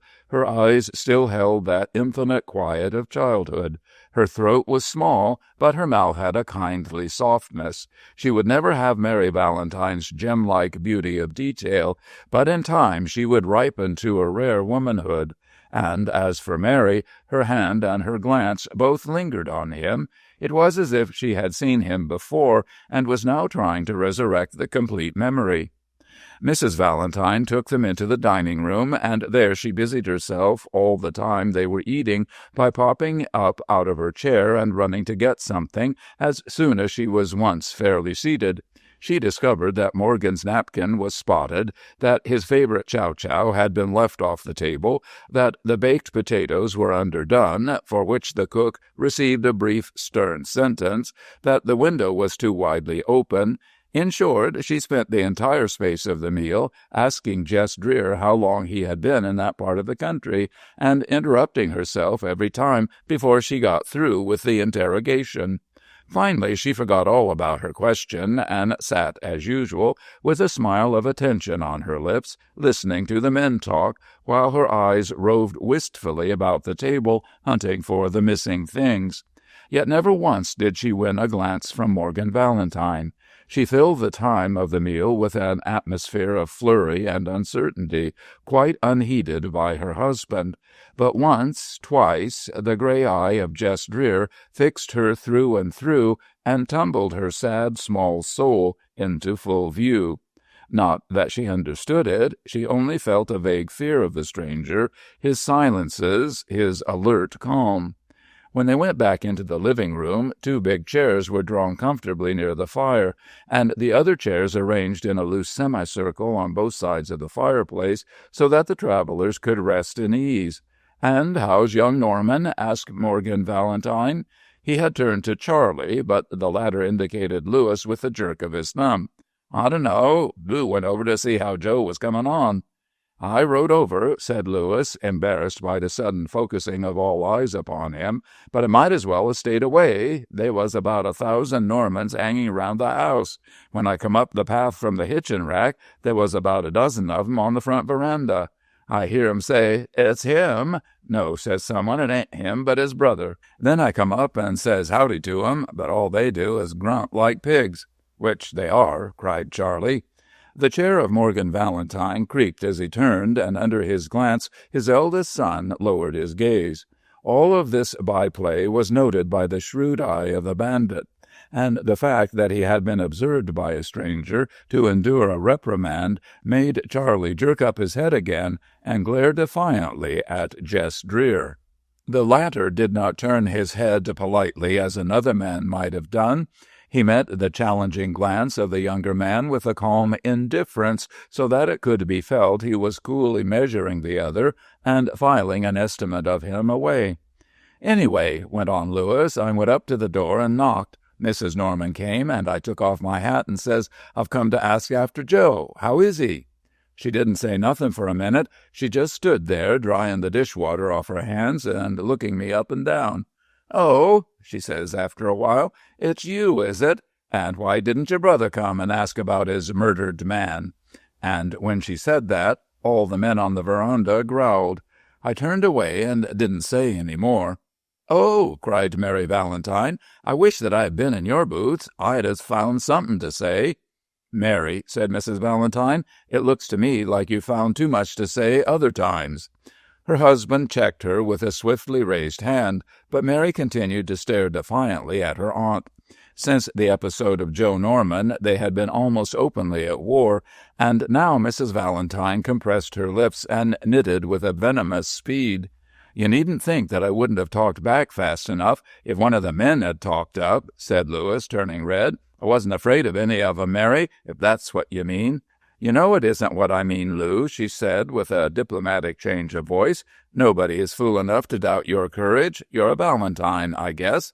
But it makes me mad to think of you turning away without giving that mob a few hot shots between wind and water." "I wish I'd had the chance at 'em," said Charlie ferociously, and he flashed Mary a glance that sought approval. "Good thing you hadn't," replied the girl instantly. "You'd probably have had 10 men on your hands in no time. Better to say nothing at all, like Lou, than say the wrong thing." It made Charlie glower at her, but Louis smiled in triumph. Plainly, Jess Dreer saw how the clever girl balanced one of them against the other. "But here we are talking family shop before a stranger," continued Mary Valentine, and she smiled an apology at Jess Dreer. He shifted his regard from Louis to his cousin, and if ever a smile failed to strike its target, certainly Mary's smile glanced harmlessly away from the impersonal eyes of Dreer. She found herself suddenly sobered. "Don't mind me," he was saying in that surprisingly gentle voice. "A little fracas," explained his host swiftly. "Charlie had a mix-up with Joe Norman and dropped him through the arm. Nothing to talk of." Here Mrs. Valentine raised her eyes, let her glance fall pointedly upon Mary, sighed, and shook her head. It was impossible to miss her meaning. Mary had been the cause of the quarrel, but Jess Dreer was looking toward the ceiling and had apparently seen nothing. Mary did not know whether to be relieved or piqued, but now that the stranger's attention was diverted to other things, she took the occasion to examine him more minutely. Ordinarily, she was not in the least interested in the few acquaintances whom her uncle brought home, But now she discovered that this stranger was probably not quite so old as his weather-beaten appearance had at first led her to imagine. Then she found that the conversation had taken a new turn. Mrs. Valentine apparently felt that it was the part of a perfect hostess to draw the stranger into the center of attention. "How long have you and Mr. Dreer known each other, Morgan?" she asked. Chapter 9. At this, Morgan Valentine flashed a glance at his companion, indicating that the danger line was being approached. "Oh, about 5 years," he said carelessly. He should have said more. His very carelessness made Mrs. Valentine continue her inquiry, as though she feared that Dreer might consider himself slighted by so summary a dismissal from conversation. 5 years? Well, you're a secretive man, Morgan. Would you believe, Mr. Dreer, that he's never mentioned you in all that time? I've known him to do the same with some of his oldest and best friends. That's Morgan's way. Where was it you first met Mr. Dreer, Morgan?" "Down in Ireton." Well, as long ago as that," and the subject was closed for Mrs. Valentine. Then Mary entered the lists. "Why, that was the time you bought the timber, Uncle Morgan." "I guess it was. I disremember." "Were you one of the men Uncle Morgan bought it from?" "I never been interested in timber," said Jess Dreer. "Horses is more my line, but speaking about timber—" Who knows how far he might have rambled afield on the subject of timber and all its possibilities, had not chance interrupted him. There was a snap, and a bright coal leaped out of the fireplace and onto the rug. In the flurry of putting it out, Dreer's promised anecdote was forgotten, and before he could resume it, Mary was back on the subject. "Oh, did you buy that string of grays for Mr. Dreer, Uncle Morgan?" "I just remember how it was that I met Dreer," said Valentine, with a mild voice like that of one who labors in vain to find a suitable lie. Dreer came to his rescue. "Was in Tolliver's saloon. We were drinking—" "Why, Uncle Morgan, I thought it was 10 years since you've had a drink." "Not drinking whiskey," put in Jess Dreer calmly. "Leastways, he was taking lemonade, and I was tossing off my red-eye. That was how we come to talk." As plain as day, the steady eye of the girl said to him, "You are lying, Mr. Jess Dreer, and I know it." But he went on, "And I'll tell you why Mr. Valentine ain't ever mentioned me. It's because he's a modest man. But here's the facts. I was saying that I had been drinking whiskey. Well, when I went out into the sun, it got into my head and made it spin. When I climbed onto my hoss, I raked his side with a spur, and the next thing I knew, my pinto was 10 feet in the air. When he landed, I kept right on traveling, and when Pinto seen me on the ground, he allowed as I was his meat and started for me. He was a man-eater, was Pinto. There I lay, stretched out with 850 pounds of red-eyed hoss-flesh tearing for me, and about 20 fools laughing their heads off in front of the saloon. But there was one man cool enough to see what was coming off, a man-killing. He had a split part of a second to keep that hoss from reaching me, and he done it. He outs with his gun and drills Pinto clean through the temples, as pretty a snapshot as ever I seen, and that man was Morgan Valentine." He dropped his hand lightly on the shoulder of Valentine. "But he's so modest that it ain't no wonder he's never talked about me." Now Mary Valentine sat next to the tall stranger, and she was leaning forward to catch every syllable and read every detail of his expression. But for some reason he did not seem to see her. His target lay beyond. It was Elizabeth, who had pushed her chair a little out of line with the rest of the circle, quite content to let Mary take the lion's share of the attention of the evening. On her, Jess Dreer bent his steady eye, and every inflection of his voice was aimed at the girl, so that she, too, leaned forward, and before the end was smiling in breathless interest. While the general exclamation went the rounds at the end of the tale, Mary snapped a glance over her shoulder at her cousin. Then she turned her attention back upon the tall man. "I guess you've made that a bit strong," Valentine was saying.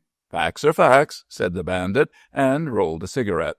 He had adroitly pushed his host out of the embarrassing center of the stage and stepped into the spotlight himself. "Pinto reared when the lead hit him. Coming down, one of his forefeet clipped me here," and the bandit touched the scar upon his forehead. There was a general leaning forward and an intaken breath. Mrs. Valentine fixed her starry eyes upon her husband. In the clamor, Mary could say to the stranger without fear of being overheard, "Mr. Dreer, how much of that is made up?" He neither smiled nor flushed. "Guess," he said. "The whole thing." "Lady," he answered calmly, "you sure got faith in my imagination." At this point the fire blazed up so hot that Mrs. Valentine had to move her chair. It was Jess Dreer who read her wish and pulled the chair back, and when he sat down again it was in a place beside Lisbeth.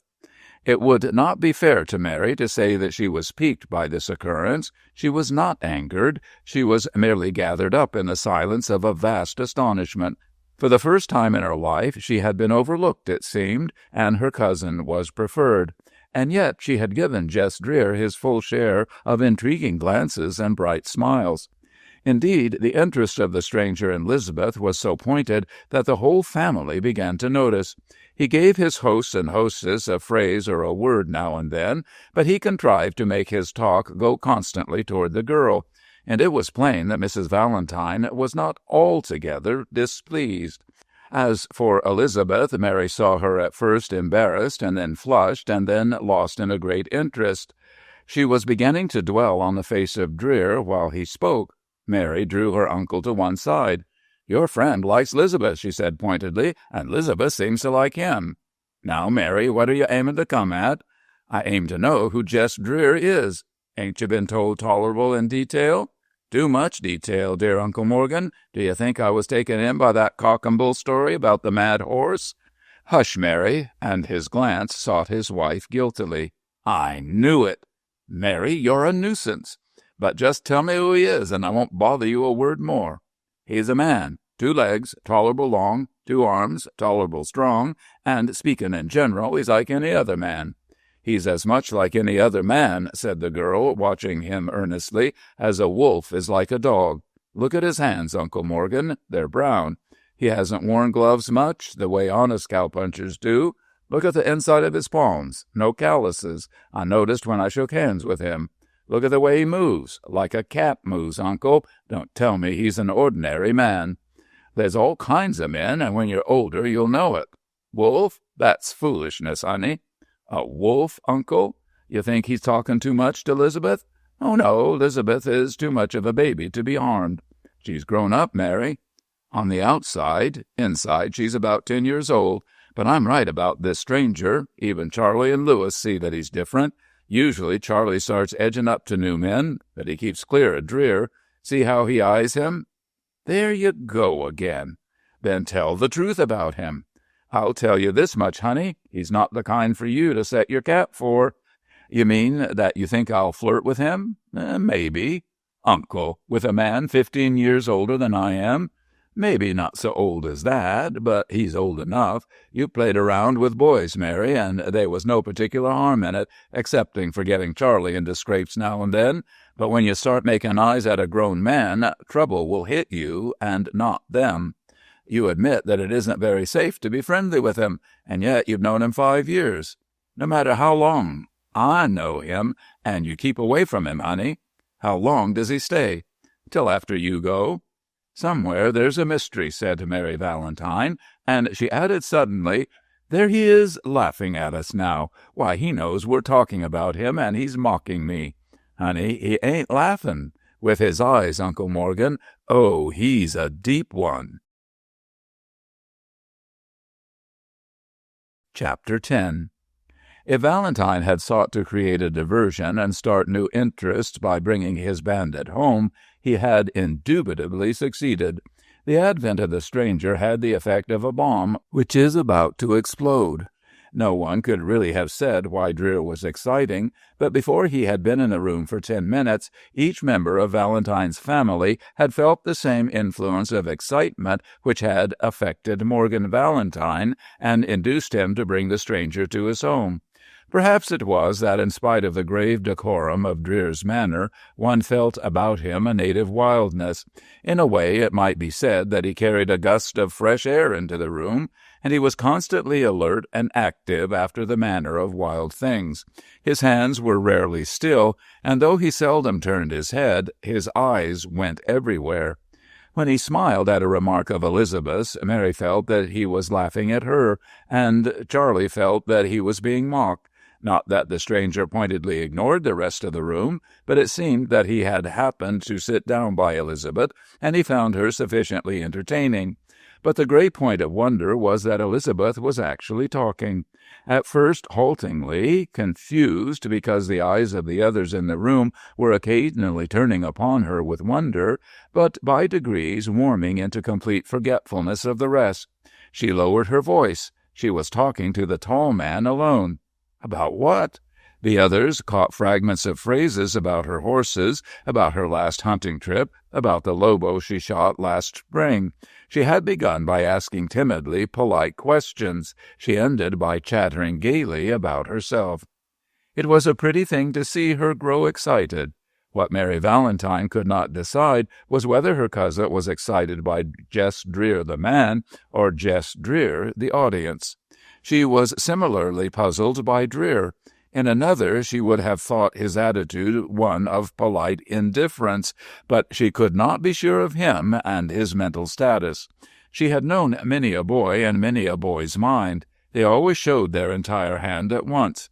One read the cards, was fascinated for a moment perhaps, and the next moment became bored because the antagonist was a known quantity. But Jess Dreer was not known. He lurked behind a screen. He revealed not half, not a tithe of his strength, or of his weakness, for that matter. As far as Mary could make out, this fellow had brought Elizabeth out of her shell as another woman might have done. It was odd. Mary would have given a great deal to know why he winced when a door was opened behind him, why his eyes were apt to flash suddenly up, glitter and droop. She felt that he would be more content if his chair were back against the wall. It was at this point in her train of thought that the doorbell rang, and Mary sprang up to answer it. She was glad to get away from the room. She wanted to have the chill air of the night against her face, to breathe of it in the hope that it would clear a mist from her mind and enable her to think logically and brush away her rising excitement. For the question was beating into her consciousness always, what is Jess Dreer? Her uncle had put her off. Why? Or did he know? And was Jess Dreer there because he had some claim and power over Morgan Valentine? She threw open the front door after she had gone thoughtfully down the hall, and she saw, dim figures in the moonlight and with the reek of a long horseback ride about them, Sheriff Claney of Salt Springs and another man. Now, Sheriff Claney's boy had been one of Mary's victims in the near past, and that was the reason that she threw a conciliatory warmth into her greeting. "Why, Sheriff Claney, come in. Dad will be happy to see you." The sheriff smiled at her, and in smiling the ends of his drooping mustaches bristled out to the sides like tusks. "Mostly folks feel another way when I come along to say how do you do, but wait a minute, Mary, I ain't here on a pleasure call. You have business here?" She thought of Charlie's affair with Joe Norman. "That miserable Norman family. Have they sent you after Charlie?" The sheriff smiled disagreeably. "I don't know anything about Charlie and the Norman boy," he said. "I don't go prying after trouble. Mostly enough of it comes my way without hunting. All I want to do is to ask you a few questions, Mary." "And you won't come in?" "Nope. Is there a man in your house called Jess Dreer?" The floodgates opened, the water burst through the dam, and Mary Valentine was picked up in a torrent of sudden knowledge. Jess Dreer! The question flashed a lantern light on the man. "Jess Dreer," she repeated. "That's the name. Is he inside?" She fought for time. As a matter of fact, she was balancing between two impulses.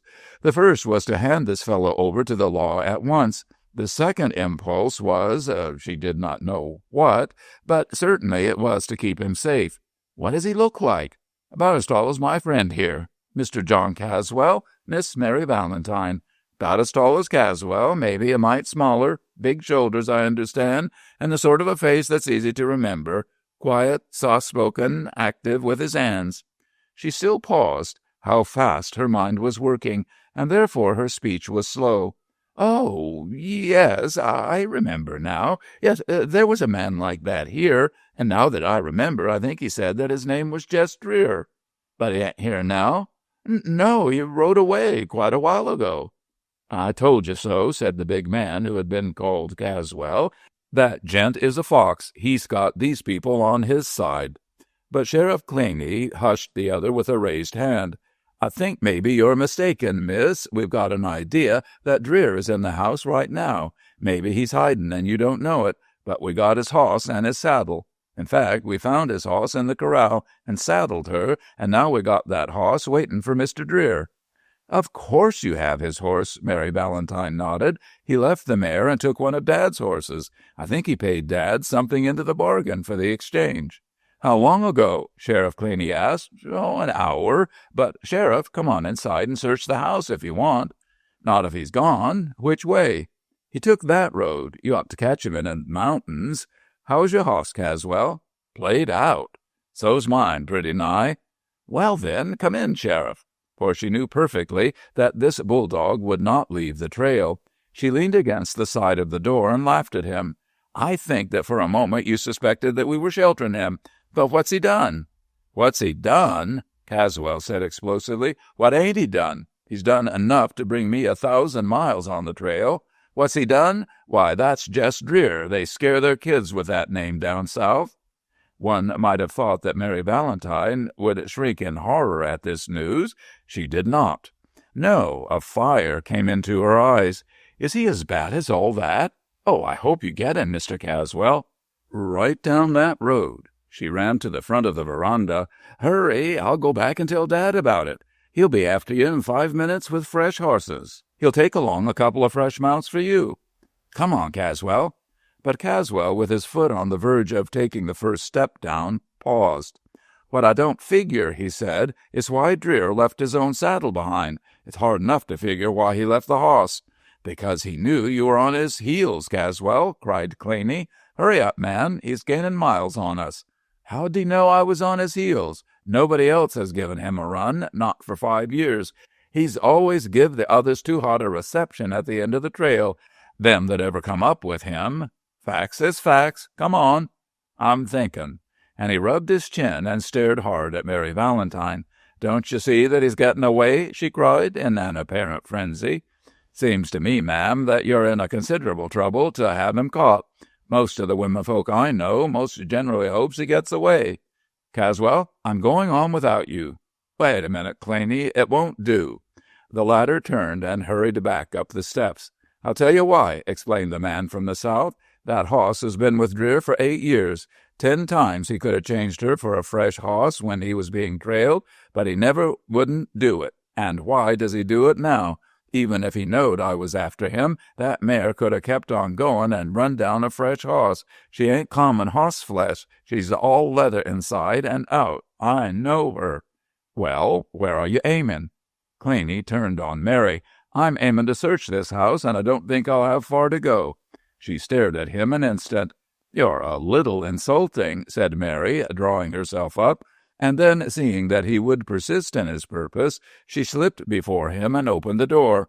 Come in, then, said Mary. But when he made a step forward, she slammed the door in his face, and the astonished sheriffs heard the heavy bolt click home. Chapter 11. In the living room there had grown up a slight suspense. What keeps Mary so long? Asked her uncle at length. Oh, I'll go find out, suggested Elizabeth. And then, to the astonishment of the others, big Jess Dreer was seen to slip from his chair. The fire cast a gigantic shadow behind him against the wall. If you don't mind, he said gently, I think I'll step out and see. But at that moment the front door crashed. There was the metallic ring of the bolt driven home, and then Mary whipped into the room. A beautiful picture. A wisp of hair had blown across her cheek, her eyes were alight with excitement, and yet there was something akin to a laugh on her lips. Jess Dreer, she cried, follow me. And before one of the others could so much as rise from a chair, she had raced across the room and out through the farther door, with Dreer gliding at her heels. Even then he appeared unhurried. "This way," commanded the girl, and ran up the brief flight of steps that joined one stretch of the back hall with another at a higher level. They went down the passage at full speed, and then at the foot of it she cast open another door and beckoned him into the room. Once inside, she bolted the door behind her. From the front of the house there was a thunder against the door, and the voice of Morgan Valentine was calling, "Mary, what's this all about?" Jess Dreer took quick stock of the room. The moonlight struck in a broad shaft through one of the windows, and the rest of the apartment was filled with a dim, dim light. It was a girl's room. That indescribable fragrance lived in it like a spirit, and there were splashes of bright color made faint by the night. "They're after you," cried the girl softly. "Sheriff Claney and a man named Caswell, who has followed you from the south." She was shocked to see him leaning idly against the wall. "Now, think of that," murmured Jess Dreer. "I figured that Caswell was a sensible sort of gent, and here he is trying to make a reputation by catching me. Well, they ain't any way of judging a man when he starts out to try to get famous." She gasped away her surprise. "No matter what he is, he may be a fool, but Sheriff Claney is a dangerous man. He's well known, too well known." "Mighty good of you to let me know about him. Come here, quick." "It isn't far to drop to the ground from this window. You see how the hill slopes away up just underneath?" "Dear me, now. But there's one great trouble. I have to get out to my horse and saddle her before I can start on." "You'll never ride that horse again. They found her in the corral, and they've saddled her to take you away on her." "I knowed Caswell was a terrible considerate man." She paid no attention. "You see that hill? Strike for that. Just beyond, there's broken country. No horse can follow you over it. You have a gun?" "Well, a sort of one." "Then go." "Lady," said Jess Dreer, "I'd a pile rather go on Angelina as a prisoner than go on foot a free man." She stared at him. There was the unmistakable sound of the splintering of wood. "Quick," she pleaded, almost sobbing in her frenzy of excitement. "There's one or two things that sort of holds me back," murmured the bandit. "What? What?" "Look out yonder." She saw to one side, 50 yards away, 2 men sitting motionless on their horses. "Then you're lost." "Well, I'm squeezed anyways, and yonder's Angelina, I see." And following the direction in which he pointed, she saw another pair of men on their horses, with a spare horse held between them. "There's no hope? Tell me how to help you." "Lady, I sure appreciate all the interest you're showing." And with this he sank down upon a chair and crossed his legs. She stood back from him at that. "Are you going to give up without a struggle?" "I'm going to have a little think," said the outlaw. "I'd rather start a fight after I've thought it out than I would to have a partner to help me. 2 minutes of getting ready is worth an hour of hard riding sometimes." "I see. You don't really care if they do catch you. You haven't done anything very wrong. It doesn't mean that—" "A busted neck, that's what it means." "Then what he said is true?"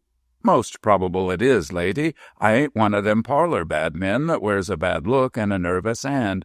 You got a lot of questions to ask me. Am I a downtrodden man that's tried to right my wrongs and get tangled with the law? No, I ain't. Am I a wild but naturally noble heart that's persecuted by the miserable world that don't understand me? No, I ain't. I'm plain Jess Dreer. Too lazy to work with my hands, and just able to get a good living with my gun. That's all. Now, take my advice. Get out of this room and wash your hands of me." "I don't care what you are," cried the girl. "I believe in you. There never was a scoundrel yet that was a truly brave man. Jess Dreer, I believe in you. But quick, do something. There's no time. They've broken in the door." "That's what I've been waiting for," said the bandit, and he raised his great length from the chair and stretched himself.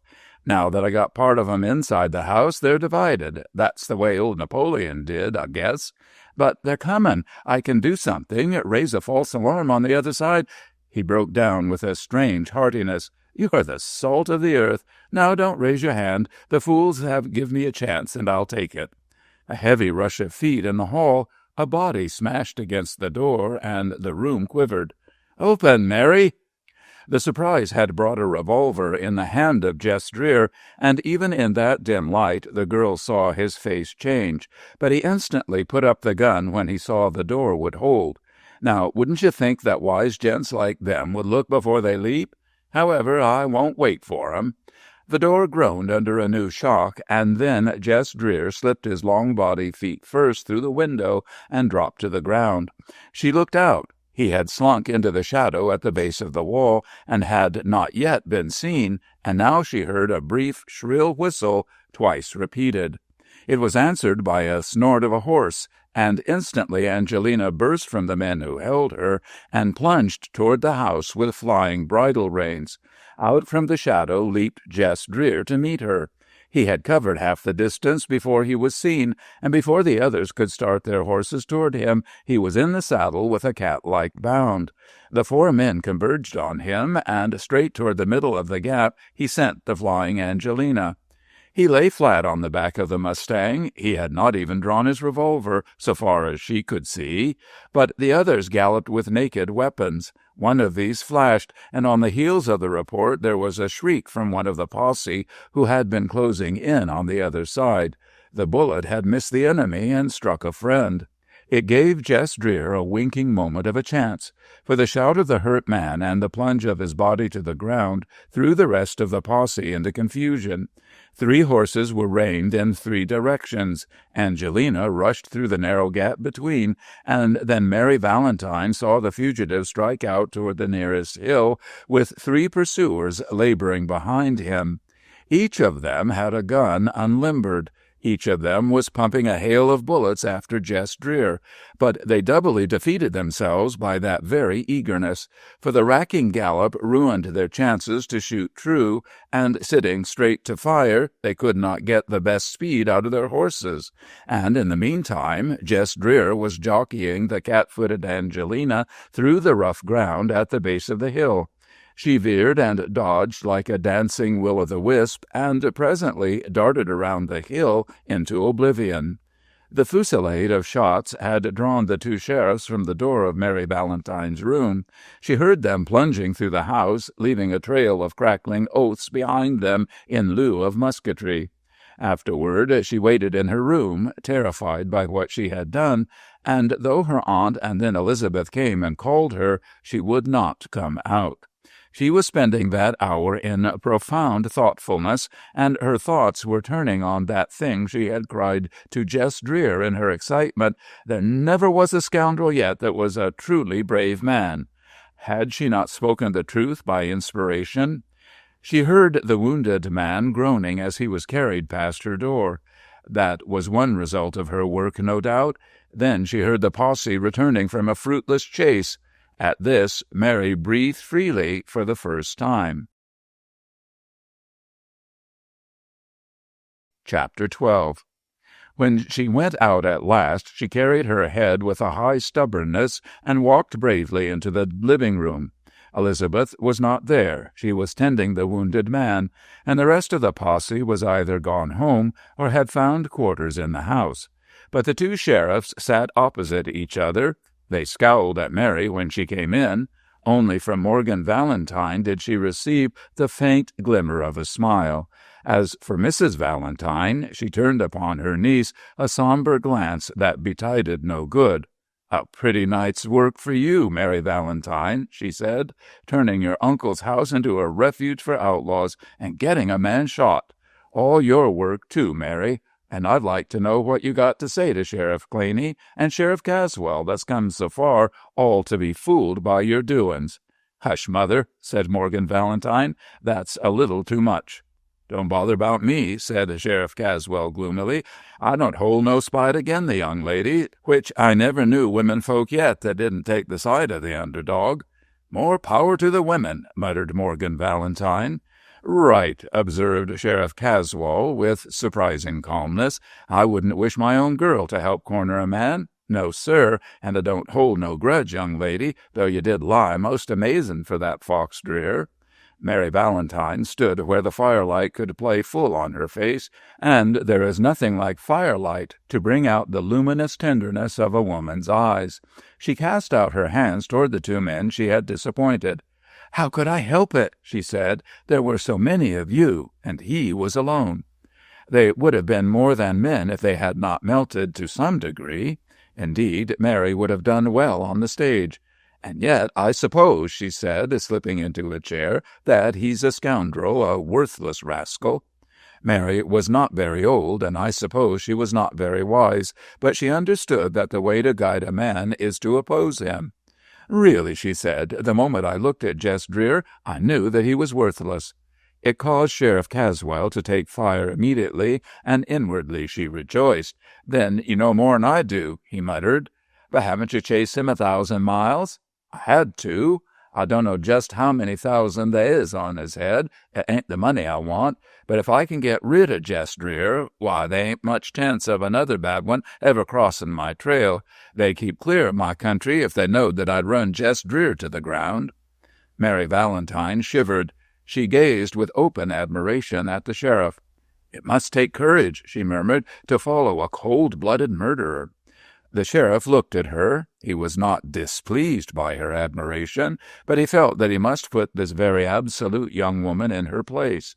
"If you call him cool," he said, "why, I call him that too. But murder is a pretty strong word. Man-killer he is. There ain't any doubt about that. But murder? I ain't ever heard of his doing." "Isn't that a close distinction?" she said. "Is there much difference between a murderer and a man-killer?" "To you, maybe not," said the sheriff deliberately. "To me, they're just about the world apart. A murderer is a snake that strikes for the sake of striking. A man-killer is one that fights when he has to." "But Jess Dreer? Why, he'll almost take water before he'll fight. That's how mild he is." She had to lower her eyes. Such a warm happiness had come in her blood that she feared it would shine out in her glance. "For my part," she said, "I think his mildness is just a sham. It looks snaky enough to me." "Then," said the sheriff, "you and me see with different eyes. What chance did Jess Dreer have, I ask you? Judd Lindsay's hoss is stole. It looks bad for Pete Dreer. Judd gets a crowd together. They put on masks and go to Dreer's house. They take Pete out, and when he says he's innocent, they laugh at him. The case was so black agin him. They take him out, string him up, and let him swing. Along comes Jess Dreer and sees his father dead before the door of the house. He busts around town and finds out that Lindsay done it. Along about that time, the real hoss thief is found with the goods. They bring him in. There ain't any doubt that old Pete Dreer was innocent when he was lynched, but he was such a queer, silent old cuss that nobody would have believed it, considering how black the case was agin him. Well, Jess Dreer buries his father, and then he goes to the sheriff and asks for justice on Judd Lindsay. Did he get it? No. Partly because there wasn't anybody that seen the lynching except them that was in the mob, and everybody in the mob was just as guilty as Judd Lindsay in the eyes of the law. So would they talk? Would they accuse Judd and accuse themselves at the same time? No, there wasn't any chance of that. Besides, the sheriff was pretty thick with Judd Lindsay, Judd having married his daughter, so he tells Jess Dreer to get out of his office and stop talking like a fool. You see, he didn't suspect that there was anything very hard about Jess. Nobody did. He'd been quiet as a lamb all his life. So Jess Dreer leaves the sheriff and goes out to the saloon where Judd Lindsay was. I was there at the bar, and I seen everything that happened. Jess walks in and stands there with his hands on his hips. "Judd Lindsay," he sings out, "I've been to the sheriff and asked for the law on you, but the sheriff has cussed me out and told me I couldn't come at you through the law, so I'm going to use my own hands. Lindsay, I'm going to kill you." Well, Lindsay turns on his heel and has 2 guns out before you could wink, and he hits the floor without shooting either of them guns off. The reason why was because a slug out of Dreer's gun had gone through his heart. Now that was what opened our eyes to Jess. Judd Lindsay was called a quick man with his shooting irons, but beside Jess that day he looked as if he was standing still to have his picture taken. After Judd drops, Jess sings out in his quiet way, "Well, boys, you see what I've done, and I ask you, what other way out was there for me?" There wasn't any other way, and we all knowed it, so we didn't say nothing, and Jess turns his back and walks out without nobody lifting his hand. But old Pike Malone says to me, he says, 'Caswell, there's a good man gone wrong today.' And Pike told the truth. The sheriff went near crazy when he heard about the killing of his son-in-law. He rides up to the house of Jess Dreer and calls him out and cusses him up and down and tells him to come with him. The sheriff was aching for a gunplay, but Jess didn't come halfway. He goes right along to the jail. Then comes the trial. There was 12 fair men on the jury, but what could they do? It was a plain case of manslaughter, the easiest they could let Jess off, and after he heard the decision, he busted jail. The sheriff followed hotfoot. Some said that he left the way open for Jess so that he could have the pleasure of dropping him with his own guns instead of waiting for Jess to serve his sentence. The sheriff runs Jess down easy because the first place Jess went was home. The sheriff goes in for him, and the sheriff never comes out again. But Jess Dreer comes out and rides off on the sheriff's horse. They wasn't anything for it except to start after him with a posse. Not that any of us really wanted to tackle the job. But we couldn't have our town put on the map as an easy place for a getaway. That wouldn't do. We got our guns and climbed on our horses and followed Jess Dreer for blood. He'd have got away because he has the real eye for a trail, and he knows how to shake any crowd that ever got together. But his horse went lame, and we caught up with him. At this point, the sheriff paused, sighed, and looked for a long moment at the fire. That was the time, he said at length, that Jess Dreer cut his name into the memory of the Southwest, and he cut it deep. Afterward, Jess Dreer went on, and we went back. I got this that day. He touched a scar where a bullet had furrowed the base of his broad, tanned neck. And now here I am on his trail, said the sheriff. He shook his head gloomily. I may get Jess. Chances are that Jess'll get me. I ain't got no grudge agin him, but I got to make a place for myself. It's a gamble how the trail will turn out, but it's a sure thing that they don't want a sheriff long down my way until they find a man that can get Jess Dreer. What I've got on my side? Numbers. They don't count. You've just seen how he slides through 'em. What else have I got? The fact that Jess has got away so often that maybe his luck is just about played out. 8 years of luck. Pretty soon he'll tumble, and maybe I'll be there with a gun to catch him when he drops. At the conclusion of this tale there was a silence. Even Mrs. Valentine was motionless, and her knitting needles were crossed idly for the first time in many an hour. But Mary, without a word, got up and left the room. She walked with her head fallen. There seemed to be a haze across her eyes, for when she reached the door, she fumbled blindly for it a moment. All of this Morgan Valentine saw. What passed through his mind it would be impossible to say, but when the door had closed upon his niece, he said softly to Caswell, "Sheriff, between you and me, I think it'd be a pretty good idea if you didn't talk no more to Mary about this Jess Dreer." "Why not?" "If you had a house built of dead leaves," said Morgan Valentine, "would you encourage folks to come and light matches in it?" Chapter 13. There was no sleep for Mary Valentine when she reached her room after Jess Dreer had escaped. She had drawn a picture by guesswork, and the picture had become a living thing. She lighted the lamp to undress. At once the thought of going to bed became detestable, for she foresaw long hours of sleeplessness, twisting and turning from side to side. She tried to read, but the print tangled on the page became a blur out of which grew a face and a form and a voice. Throwing the magazine away, she tried to daydream, but the living reality cut into the midst of her dream.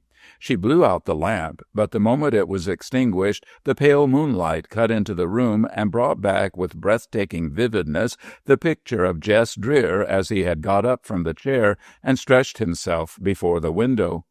At length she slipped into a deep chair beside the bed and dropped her face in her hands. Time cannot be measured in some moods. She could not tell whether it was hours or moments before there was a faint scratching sound outside her window. But when she looked up, there sat the long body of Jess Dreer in the window, jet black in the moonlight, in the very attitude he had been in when he dropped for the ground. She hardly dared to look again, and then she heard the ghost murmur, "Whist, Mary Valentine." At that she started up, half fearful and tingling with a singularly happy excitement. But when she ran to him, his greeting was characteristic. "Well, well, not in bed yet? Is that the way to treat yourself, Mary Valentine? I wouldn't treat my old hoss like that. Do you know that the sheriffs are still in the house? That they haven't gone to bed? That their men are here? Do you know that, Jess Dreer? I scouted around a bit first and seen their hosses saddled like they was hesitating about giving me another run. And yet you came back. Not for fun," said Dreer. "Come inside. They'll see you sitting there. This is good enough for me. But if it wasn't out of madness, what was it that brought you back? Common sense. They'll hunt for me tomorrow over the hills. I'll be riding off the other way." "You're doubling on them. Basalt Springs lies the other way, and they're sure to comb the district around the town. They always do. The amateurs start by looking near home. They're more generally right than the professionals then. But Caswell is one of these crafty fellows. He starts right in to get inside my mind, find out what I'm thinking about, and then outguess me." He laughed softly. "Caswell follers me as if he was a general, as if I was an army with a board of strategy. And here I am, playing Jess Dreer. All I do is to act simple, and that always fools him." "Listen to me." "Yes?" "Jess Dreer, why have you come back?" "Oh, partly I've told you why, and partly because I left in such a terrible hurry that I forgot something. After all you done for me, I plumb forgot to thank you. So I come back to tell you now that you're the finest girl I've ever knowed, Mary Valentine." "Hush!" she whispered, and to cover her emotion and the tremor of her voice, she added, "Isn't that someone listening at the door?" "Not a soul, anybody near, and there's another reason why I had to come back. Like as not, you'll be hearing considerable talk about me the next few days. You'll be hearing about Jess Dreer the murderer, Jess Dreer the gambler, Jess Dreer the robber, Jess Dreer the no-good hound.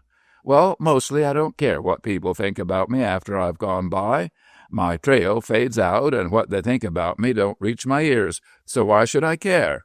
But this is different." He turned more fully toward her and looked up. She could see him frown with the effort of hard thought. "I ain't much good with words. I'm out of practice, too, but this is the way I feel. When I come to this house, I struck soft dirt, and I've left a trail that's going to last. I got an idea that maybe you won't forget me for quite a while, you see." He spoke very apologetically. "I shall never forget you," said the girl. He paused. "No," he said carefully, "I don't think you ever will." It would have been disgusting assurance on the part of another man, but it seemed perfectly natural coming from Jess Dreer. "And here's the way I feel," he went on, "that if ever you should get your head filled full of wrong ideas about me, I'd know it if I was 1,000 miles away. I'd know it, and I'd feel like someone had stuck a knife in me and then turned the knife. It would hurt, you see." She could not answer. "Maybe this'll sound all foolish to you," said Jess Dreer, "but what I say now I say because you're the first human being that's ever gone a step out of his way to help me since the law turned me out. You took a chance. You risked something. You got me a chance to get clear. And so what I say now I say for you and God and me to hear. That's a fact. I ain't going to pile up a lot of excuses. All I say is this, that first a wrong was done, and then I took the law into my own hands, and then the law threw me out. And since that time, no matter what liars say, I've never lifted my hand except to defend myself. There's another thing. I've took the money of other people. I'll tell you why. When they run me away from my home, they run me away from my own cattle and my own land. It was a good-paying ranch, and I figure that the world owes me as much as I'd have made clear off that ranch, and that's what I take every year, or less, and I've never yet taken it from nobody who couldn't afford to lose it. Mostly I've taken it across card tables, but some I've taken at the end of a gun." He paused. Suddenly she was aware that he was in an agony, that he had spoken in an agony, that he sat now waiting in a silent torment for her judgment. And a great humility rushed over Mary Valentine, An ache came in the hollow of her throat, and somehow, she herself did not know how, she had taken both his hands. "I'm talking the same way," she said, "for you and God to hear me, and I swear that I'll never believe harm of you, Jess Dreer." He raised her hand suddenly to his face. Her fingertips touched hot, pounding pulses in his temples, and his hands were quivering. "God bless you," he said. Was it possible that he had kissed her hands? "For 8 years I've been riding on a lone trail," said Jess Dreer. "I've had the spur dug into me for 8 years, and a spur leaves scars. And now for the first time I've reached a stopping place." "If you can stay," she was whispering. "Oh, Jess, we'll find a way to clear you. Girl, you don't know men. But wherever I may go on the out trail, night and morning, I'll send my thoughts back to you." "Are you going?" No, not yet. I have something to say. She could not finish the sentence. "But if you should ever need me, then send for me. I'm a gambler, as I've said, and there's a string of places through the mountains where they know me. In Salt Springs, there's one. Dan Carroll knows me, and he can get word to me wherever I am, by underground wires. Goodbye." "Not yet, Jess." "It ain't right for me to stay. Is there something troubling you, girl?" At length she said, "Go now, quickly." He stared at her in wonder. She stood erect, her face was buried in her hands, and then Jess Dreer slipped down from the window. Afterward she cried out, or thought she cried out, but he did not turn again. After a while she saw him pass on Angelina over the top of the hill and across the moon.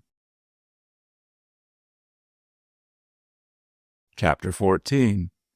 Next to the rooster in the chicken yards, the cook is generally the first living thing to waken on a ranch.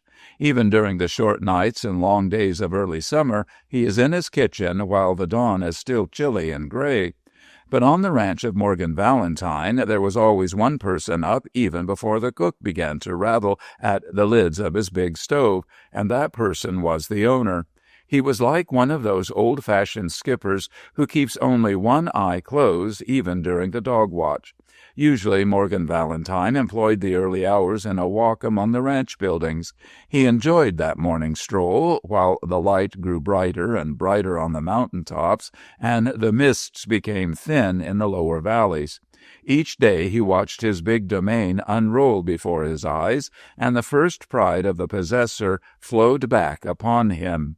But this morning he went into the living room and knocked up a fire over the coals which remained from the night before. It burned poorly. There were charred ends of logs from which the smoldering heat had been eating the life all night, and now they glowed like charcoal, but would not flame.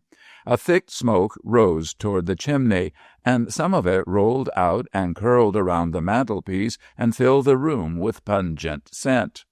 Morgan Valentine remained hanging over this dreary blaze. A man, if 50, is generally fat enough to content himself with the present, but when he turns back to the past, it is dangerous. And Valentine was thinking of the past. There had been something in Jess Dreer which made him reminiscent of the days when he and his brother became empire builders in this valley. Sitting before the fire, the rancher recalled how the tall man had sat back in the shadow and watched the others with bright, uneasy eyes. Like a wild animal, thought Valentine, which has come out of the night and even in captivity carries with it an air of the freedom of the outer spaces. That was the thing which tormented him. Jess Dreer was free and penniless, no doubt, but freedom was worth poverty. Here was he, the rich man, tied down by his wealth. What had it brought him except an unloved wife and children who were hardly more than names to him? To Jess Dreer, the whole mountain desert was synonymous with the word home. There was something infinitely attractive to Valentine in the character of the outlaw. There was an honesty, if that word could be used with a thief, that drew the rancher as he had never been drawn before to any man except his dead brother. Someone was coughing in the hall. He recognized his wife even before she appeared in the door. "Why, Morgan, I thought the house was on fire," she said, and straightway she went to a window and opened it. "The house was that full of smoke," she added, coughing again. He returned no answer to this, but kicked the log fragments again, and this time a yellow tongue of fire leaped out and hung for a moment, quivering in the mist of smoke as though it had a life of its own. After that, the blaze began, and the smoke diminished. There had been a touch of irritation in that kick at the smoldering wood, but now he was able to turn his usual calm face toward his wife. "You look kind of tired," he said kindly. "How could I look any other way after last night?" "Bear up for a little while, Mother. Mary is leaving in a few days, and then you can have a long rest." Maud Valentine regarded her husband critically. She had studied this silent man with profound attention for many years, and knew less about him now than she had at the beginning. "I've been thinking something," she said slowly, and folded her hands before her. "After Mary goes, every time you miss her, you'll look to me and be angry." "I'm never angry, Mother." At this, a little spot of color came up in each cheek. "I wish you'd talk straight out to me once in a while, Morgan. I wish you'd talk man-talk to me now and then." He shrugged his shoulders, but she went on in spite of this danger sign. "Even if you was to storm at me, Morgan, I like it better than this." "I try to be kind, Mother." "Kind," she said. "Kind?" And there was a breathless little check in her voice. It suddenly occurred to the man that she was acting as if she had been enduring for a long time and had now reached the limit of her strength. He braced himself with that chilly feeling in his back which a man usually has when he faces the hysteria of a woman. "Well," she said at length, so calmly that his nerves gradually began to relax, "we won't talk any more about her. We'll talk about you, Morgan." And she made a step toward him, as timid as a girl approaching her new lover, who has not yet completed his avowal. Now and then a sort of youthful beauty would flush across this middle-aged woman's face. "Just now," said he, "I'd kind of like to talk about her. You ain't apt to admire her, Mother, but you got to admit that what she did last night was pretty fine." Maud Valentine blinked. "Fine?" she gasped. "Getting a murdering outlaw away from a sheriff? Fine?" "Two sheriffs," corrected her husband grimly. "Are you laughing at me, Morgan?" "I mean, she took a bad job off my hands, Mother." "Off your hands? Would you have had me let them take my guest under my roof when he come here by my invitation?" She found no ready answer to this, but nevertheless she instinctively shook her head. "If it hadn't been for Mary, I'd have had to stand back to back with that Jess Dreer and fought him off." He sighed. "I think we'd have cleaned him up, but it would have meant that I'd be riding this minute beside Jess Dreer on the long out trail, no matter where it takes him, and every man's hand agin us. That's what it would have meant." "Morgan, I actually believe that you almost regret it." "Sometimes. I don't know. But it's Mary that's kept me here." "Ah, but you don't look down deep and get the reasons why she done it, dear. Do you know what they were?" "Well?" She bore the patient, neglectful tone. "Because she saw that Dreer was paying a lot of attention to Elizabeth. She was not being talked to. She was jealous. That's the whole fact of it."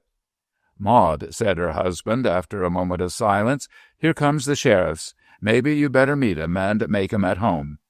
At that she regretted what she had said, for she saw the mouth of Morgan Valentine setting in a way she knew very well. But he had closed the conversation too definitely and pointedly for her to attempt to reopen it. The sheriffs were at least good losers. They made only laughing comments on their futile chase of Jess Dreer the night before, and they kept up the same cheery talk all during the breakfast. When Mary Valentine came down with Elizabeth beside her, they neither frowned at the girl who had broken through their trap nor openly reproached her. If anyone were estranged by the events of the night before, it seemed, oddly enough, to be the three women, for Elizabeth studiously avoided the eye of Mary and paid strict attention to eating, and as for Maud Valentine, it seemed that her niece was not in the room for all the attention that she paid her. Charlie and Lewis were full of open admiration for the manner in which the outlaw had broken through. "But it must have been a lucky shot that he got in," said Charlie. "It ain't hardly likely that it was aimed, the shot that dropped Sam." "Do you see where it hit him?" asked Sheriff John Caswell, raising his head at this point in the conversation. "Clean through the thigh. He'll be on his feet again inside of 3 weeks and riding after Jess Dreer."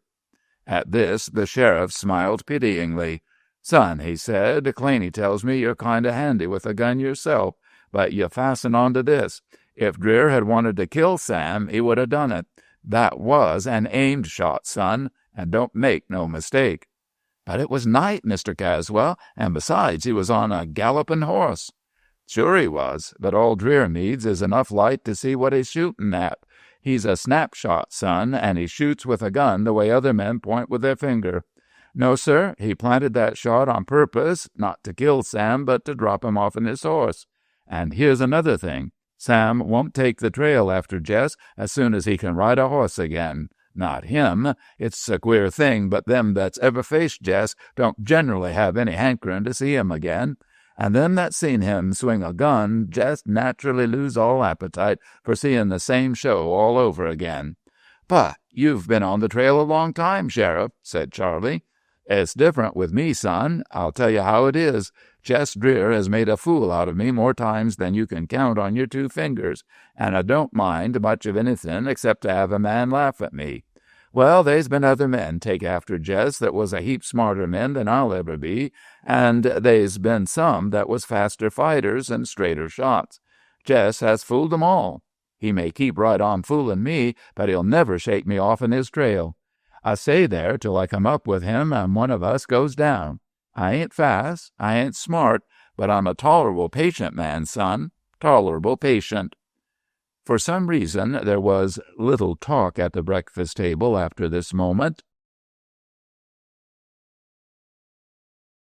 Chapter 15. It was the patient man who said to Sheriff Claney of Salt Springs a little later, "Claney, have you been looking around over the ground this morning?" "What ground, Caswell?" "Round the house, where Dreer got away." "Yeah, I ran over a little of the sign. What'd you think about it?" "It was all pretty clear reading. I thought I seen the place where he dropped out of the window and camped for a minute waiting before he whistled to that horse of his, that Angelina you're always talking about." "Well, I'll tell you something then, partner. There's some new sign this morning, something added on top of what there was last night. I seen where that long-stepping Angelina went away, and I seen where she come back." "Dreer came back?"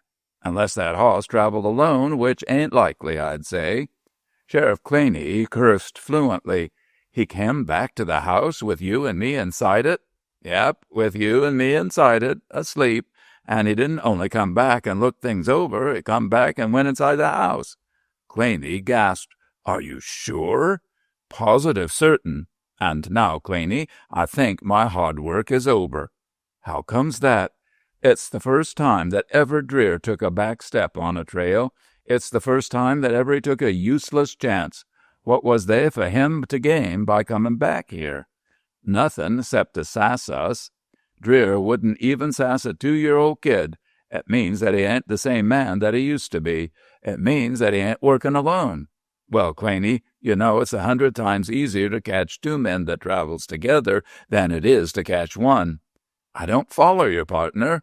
"I don't mean that there's really another man with Jess Dreer. What I mean is that he's found something in this house that he came back to, and I'd even talk up and say what it is." "Well?" "It's the black-haired girl, I figure, and if he came back to her once, he'll come back to her again. It's his nature." "Soft on women?" "Never looked twice at one before, so far as I know. That's why I'm sure that this means something. Dreer has played a lone hand, but now that he's got somebody beside himself to think about, he's lost. Claney, you write this down in red and remember it. As sure as there's rain and sunshine, I'm going to get Jess Dreer, and where I get him ain't going to be far away from this house." "You're going to camp here and wait for him to come back?" asked Claney, smiling. "I'm going to camp near here," replied the sheriff from the Southland, "and I'm going to wait. Time and the black-haired girl, Claney, will win for me in the end." And the 2 men parted. It happened that at this moment Charlie Valentine and his brother Louis were standing on the veranda together and overlooking this scene. "What beats me," said Charlie, "is the idea of a gent like this Caswell taking a crack at Jess Dreer. Why, Big Dreer would bust him in two with one hand." "I dunno," replied Louis in his mild way. "There's something about Caswell. Speaking personal, I'd sort of hate to have him on my trail." "That's another one of your hunches," Charlie said in good-natured banter, and they watched the two sheriffs ride side by side up the road. They had hardly disappeared around the hill when another horseman galloped into view from the opposite direction. "It's Tom Waite," said Charlie Valentine after a moment. "How do you tell?" asked his brother. "By the way he rides, slantin'. There ain't nobody has the same seat as Tommy." "Well," murmured Louis, "I'll tell you another thing. Tom Waite is bringing us bad news." "And how'd you tell that?" Louis Valentine scratched his head. "I dunno, Charlie. Look at the way he keeps his head down and the brim of his hat blowin' across his eyes. Take a gent that's just ridin' and he'd be ridin' with his head up. But Tom comes as if he is trying to get away from something behind him." His brother looked askance at Louis. He constantly felt his superiority as the better fighter, stronger man, sharper wit. But all of these qualities were being continually discounted by a singular power in Louis. It might have been called second sight, these odd premonitions. It often made him laughed at, ridiculed, but there was an undercurrent of respect for the superstitions of the youngest Valentine. For instance, though he was a capable bronco buster, he had been known several times to refuse positively to mount a horse considered by no means dangerous, and it had been noted on these occasions that the horse was exceedingly apt to develop a bad streak after Louis Valentine refused to take the saddle. Not that Louis was considered a prophet, but he was widely known as a gent that's got hunches. Accordingly, Charlie looked sideways at his younger brother on this day and frowned uneasily. Indeed, the prophecy was instantly verified, for Tom Waite ran up the steps and came to a panting halt before them. He wasted no words. "Charlie, you're going to Salt Springs tomorrow?" "Yeah, get that saddle I won at the bucking contest last month." "Then let me give you some advice. Keep away from Salt Springs tomorrow. Keep right here at home. It ain't healthy for you to go into town." The brothers exchanged significant glances, but Louis showed no pleasure at seeing his hunch come true. "Talk sharp, Tom," said the elder of the Valentine boys. "What's up?" "The Normans are up," replied Tom Waite, drawing his first easy breath after the ride and the run up the steps. "That news ain't altogether news. Not about the Normans at the ranch, but now there's another twist to things. Go ahead. Are they going to mob me when I come in?" "Some say that the Normans was thinking of that very thing, but they found out mighty quick that around Salt Springs we wouldn't stand for any crowd jumping on one man. No matter what you've done, Charlie, and between you and me, there's a good many think you're too free with the gunplay, but no matter what you've done, it's always been man to man, a clean break, and a fair chance all round." "Oh, thanks, Tommy." "And I'm with you solid enough. And there's a lot more of us younger gents that's all behind you. But with some of the older men, it's different. They figure that you've got a lesson coming, or something like that. The long and short of it, Charlie, is that if somebody was to jump you single-handed, there wouldn't be many men that would go out to help you." "Thanks again," remarked Charlie coldly. "I don't ask for no help agin one man, Tommy." At this, the younger fellow shook his head. "There's men and men," he said, with a probably quoted wisdom. "Stack you up agin a common kind of fighter, and you come off first rate. But there's some that makes a business of fightin'. Even with most of 'em, you'd have a good chance, Charlie, 'cause you've got a good idea of the hang of a gun. You shoot fast and you shoot straight. You got plenty of nerve, too. But there's some you wouldn't have a chance again, and the Normans have found a gent like that." "What's his name? What's the name of this pet murderer of theirs?" asked Charlie, sneering, but a little white about the lips. "Hired murderer is the right thing to call him," said Tom Waite, "and his name is Judd Boone." He paused, expectant, and the results were not such as would disappoint him.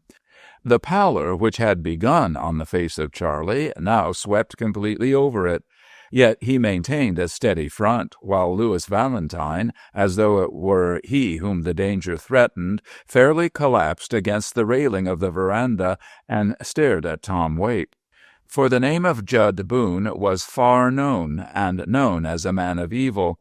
A fighter and a gamester by instinct and profession, he was one of those men about whose past few know many details, but regarding whom there is a general murmur of suspicion. One death near Salt Springs was charged already to his account, but that one killing was the sort whose mention would strike a whole circle of men silent. Seems he's some sort of relation to the Normans, and they've looked him up. I suppose they paid him a bunch of money. Anyway, there's gossip around the town that the plan is for Judd Boone to be somewheres around Carroll's saloon when you go in there for the saddle, and then, of course, he'll pick a fight. So the thing for you to do is to stay home, Charlie." The latter stood motionless. Plainly he was badly frightened, but he had not yet made up his mind. It seemed that Louis was in fear of some rash decision. "Don't be a fool now," he pleaded. "Do what Tommy says." "I don't know," muttered Charlie. "I know I got no chance agin a man like Judd Boone, but since folks expect me to be in Salt Springs tomorrow, if I stay home, folks will say you got good sense, that's all." "I got to see Dad about that," replied Charlie. He led the others into the house, and finding his father, he related to him briefly the news which Tom Waite had brought. In the distance, Mrs. Valentine heard and said nothing, save with her eyes. Chapter 16. "First thing," said Morgan Valentine, when the story was completed, "is this. How'd you feel about it yourself, Charlie?" His son was disturbed and showed it. "I don't know," he said cautiously, and he watched his father with troubled eye. "Point is, if I don't go in, folks maybe will think I'm afraid of Judd Boone." "You'd be a fool if you weren't," answered his father. "I know Judd Boone. I've seen him work. I'm afraid of him myself." "Then you think I'm right to stay home?" And Charlie sighed, immensely relieved. "I leave it to you," said his father, with his usual unperturbed manner. "When it comes to life and death, every man is his own best judge." "If he was an ordinary kind of man," complained Charlie, "I'd take a chance as quick as anybody. But a professional murderer—" He shuddered. "You say you're afraid of him, and I guess it ain't wrong for me to say the same thing." "All right, son, you stay here tomorrow, and I'll go in and get the saddle for you." "Dad, if you go, they'll most likely take it out on you." "Most likely they'd try to. And you've already said that you wouldn't like to meet Judd Boone." "I wouldn't like to, but I'd do it." Silence fell on the group. Charlie Valentine moistened his colorless lips. "I'll tell you something," went on the father in his calm manner, which had now a deadly interest for the younger men. "One time my brother John got mixed up with a ruffian in the early days." He paused to collect his thoughts, and the hush upon the others became deeper, for when Morgan Valentine, once in a year, mentioned the name of his brother, it became a breathless moment. "I forget the name of the gunfighter. It was a gent with his notches in his gun, and he was the kind that talked about 'em. Well, John crossed him. The gunman was drunk, and he was too clever to fight while he was drunk. He waited till he was all sobered up, and then he sent word to John that he was waiting for him. I was with John when the news came. Well, John waited for an hour or so, thinking. Then he sat down and wrote out his will as good as any lawyer could have done. Then he climbed on his horse and went down to the town. I tried to go with him, but he wouldn't let me. He didn't come back that night. I waited until dark, and then I followed him. When I came to town, it was full of the fight. John had met the gunman, and the gunman had beat him to the draw. He knocked John down with the first bullet through the shoulder, the left shoulder, and while he lay on the floor, he shot John again, and the bullet ripped up the flesh along his ribs. But John lay there and lifted his own gun, slow, took a good aim, and then he fired. That bullet went through the gunman's heart. There was a pause, but no one spoke, for it was evident from the lifted, tense face of Morgan Valentine that he would speak again. At length, "When I see John, he was pretty badly done up. He took my hand. 'Thank heaven it's over, Morgan,' he says to me. I says, 'John, it was a glorious thing to do. The whole town is talking about how brave you are.' "It wasn't bravery, it was fear," says John. "I was afraid of that fella as if he was death, but I'm more afraid of shame than I am of death." "I ain't asking you to follow the example of John, Charlie. I'm simply showing you the way one man faced the same sort of thing that you've got to face." Charlie was white, as though the bullet of Judd Boone had already pierced him. "All right," he said huskily, "then I'll—" "Don't make up your mind now," said his father gently. "Go off and sit down by yourself and think it over. If you go into Salt Springs, you'll meet Judd Boone. If you meet him, the chances are 1 out of 4 that you'll kill him, and 4 to 1 that he'll kill you. You're a young man, Charlie. You got a lot of things ahead of you. It's hard to pay that price. But keep this thing in your head, too, that if you don't meet Judd Boone, the time may come, sooner or later, when you'll have another thing to face. It may be different, and when that time comes, you may say to yourself, 'Is it worth it? Is what people may say about me worth the money that I'll have to pay to keep my name clean?' And you may remember how you kept away from Judd Boone and then lived down the shame of it. But go off by yourself and think this thing out." He left them, and the moment he was gone, Mrs. Valentine, staggering, ran to her oldest son. "You ain't going to go, Charlie. Oh, tell me you ain't going to go." He pushed her away, almost rudely. "You take my nerve when you talk like that," he said. "Give me a chance to play the man, Mother. Give me a chance to think it over." He went his way, and Mrs. Valentine, after standing a moment with her hands clasped, looking after him, cast a frantic glance over Tom Waite and Lewis, and then hurried from the room. She had remembered that source of comfort which had many times aided her in her problems, with advice keen and to the point, even if it came out of a younger head. In a word, she went to the room of Mary Valentine, and there she found not only Mary, but her daughter Elizabeth. They had been laughing together, whispering over some small secret. They started up at the sight of the smaller woman.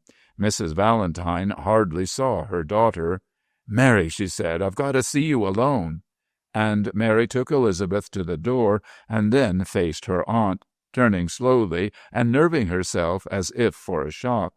Not that there was an actual anger existing between the two, but each was from a separate world, and they always looked on one another as from a distance. Mary now was forcing a faint smile of interest, but Mrs. Valentine was too distressed to even pretend to disguise her emotion. "Like as not," she said, and her voice was softer than her words were bitter, "like as not, Elizabeth has been telling you things that only her mother should know. I give you my word, Aunt Maud, that if there were anything really important about it, I'd tell you myself." The wan smile of Aunt Maud had no mirth in it. "It's the same with Elizabeth as it is with the boys. You come first, Mary, and you come first with Morgan, I think." "Hush, hush, what are you saying?" "A man likes spirit, decision, all the things that you have and that I haven't." "Aunt Maud!" "It's true. You see, I've watched and understood. They come to me just to be around, but when it's a big happiness or maybe a secret or maybe a sorrow, then they go to you, as if they felt I couldn't hold a big thing. I'm only a shock absorber. I simply take the shock of silly things that would bother you." "Ah, Mary," said Mrs. Valentine, and she made a singular gesture of drawing imperceptible things toward her heart. "Don't you know that a mother wants to be troubled by them that she loves? You'll know some day, Mary. The treasures of a woman are the troubles that her family bring to her. It's her secret life. I've got no such life, Mary. They pass by me. They go to you." Mary Valentine watched the head of her aunt bow with grief. She made a little movement as though she would go to her and strive to cherish her, but the movement was checked. Between the two was a barrier which even the smiles of Mary and all her ways could not break down. "I don't complain," said her aunt faintly. "After all, I suppose it's the call of blood to blood. You're a Valentine, and I'm just about, well, nothing. I'm on the outside. But I haven't come to rake up old troubles. I don't know why I always say these things to you, Mary. You've been fair and square to me, honey. You've never gone about behind my back. You've never repeated things. You've never tried to make bad blood between me and the rest. And Lord knows you could have done it many a time. There ain't a small part about you, Mary.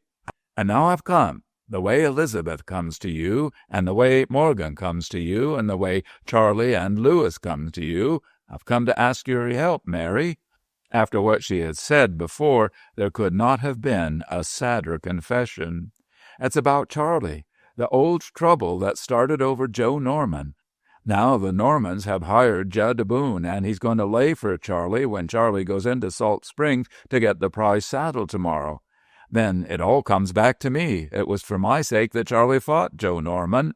But I'm not casting that in your face. I'm only asking you what we can do, Mary." "Sit down. You're all of a tremble. Sit down. Here, let me hold your hands. Is that better?" "Yes, you sort of steady me, Mary. I'll tell you what we must do. We must keep Charlie at home." "I thought of that. Everybody thought of that first thing, but Morgan won't have it that way." "His own father?" "He says it better to die than to be shamed." "Oh, that sounds like him, but I'll go and try to persuade him." At this, Aunt Maud winced. "You could always do more with him than anybody else could, Mary, but this time you can't budge, Morgan, because he's following an example." "Whose?" "Your father's, dear." The girl was silent. "But you'll try to think of something to do, Mary? You'll try to find some way to keep Charlie from Judd Boone? Ain't there anybody among all the men you know that could help Charlie? You could ask someone. Morgan wouldn't lift his finger to get help." Mary Valentine sat very stiff and straight in her chair and stared fixedly at her window as though she saw a ghost forming against the bright rectangle. "I've thought of a thing to do," she said at last. "It won't be easy. Maybe it won't work. But I'll try." Chapter 17. Silence lay over the house of Morgan Valentine. No one had asked Charlie for his ultimate decision, but Lewis stole down to the family that afternoon and reported that Charlie was in his room upstairs working busily over 2 revolvers, oiling them, cleaning them, testing their balance with nervous care. That report was more forcible than the most violent affirmation on the part of young Valentine of his determination to face Judd Boone and fight him man to man. Even the hand of Morgan Valentine was unsteady as he lighted his pipe. His wife had dropped her head upon her hands with a moan, and Elizabeth cried out. One would have thought that a death had been announced. But as for Mary, she still turned in her mind the gambling chance which she had determined to take.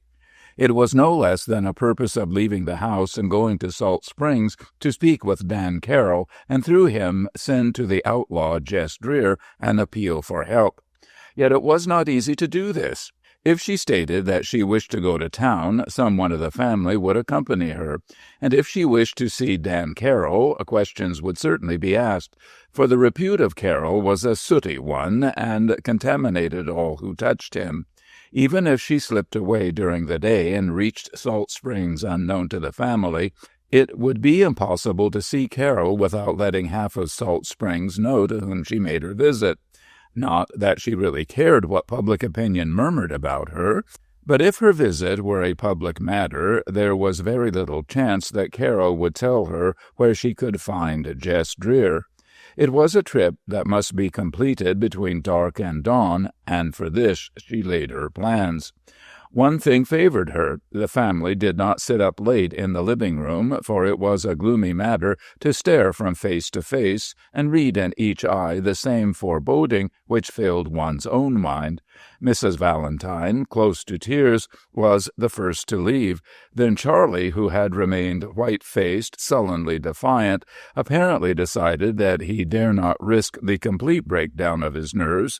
He rose, muttered his good night huskily, and hurried from the room. The others trooped away one by one, leaving Morgan Valentine alone beside the fire. The report of Lewis had made him show one touch of emotion, but neither before nor since had he appeared to be in the slightest degree concerned.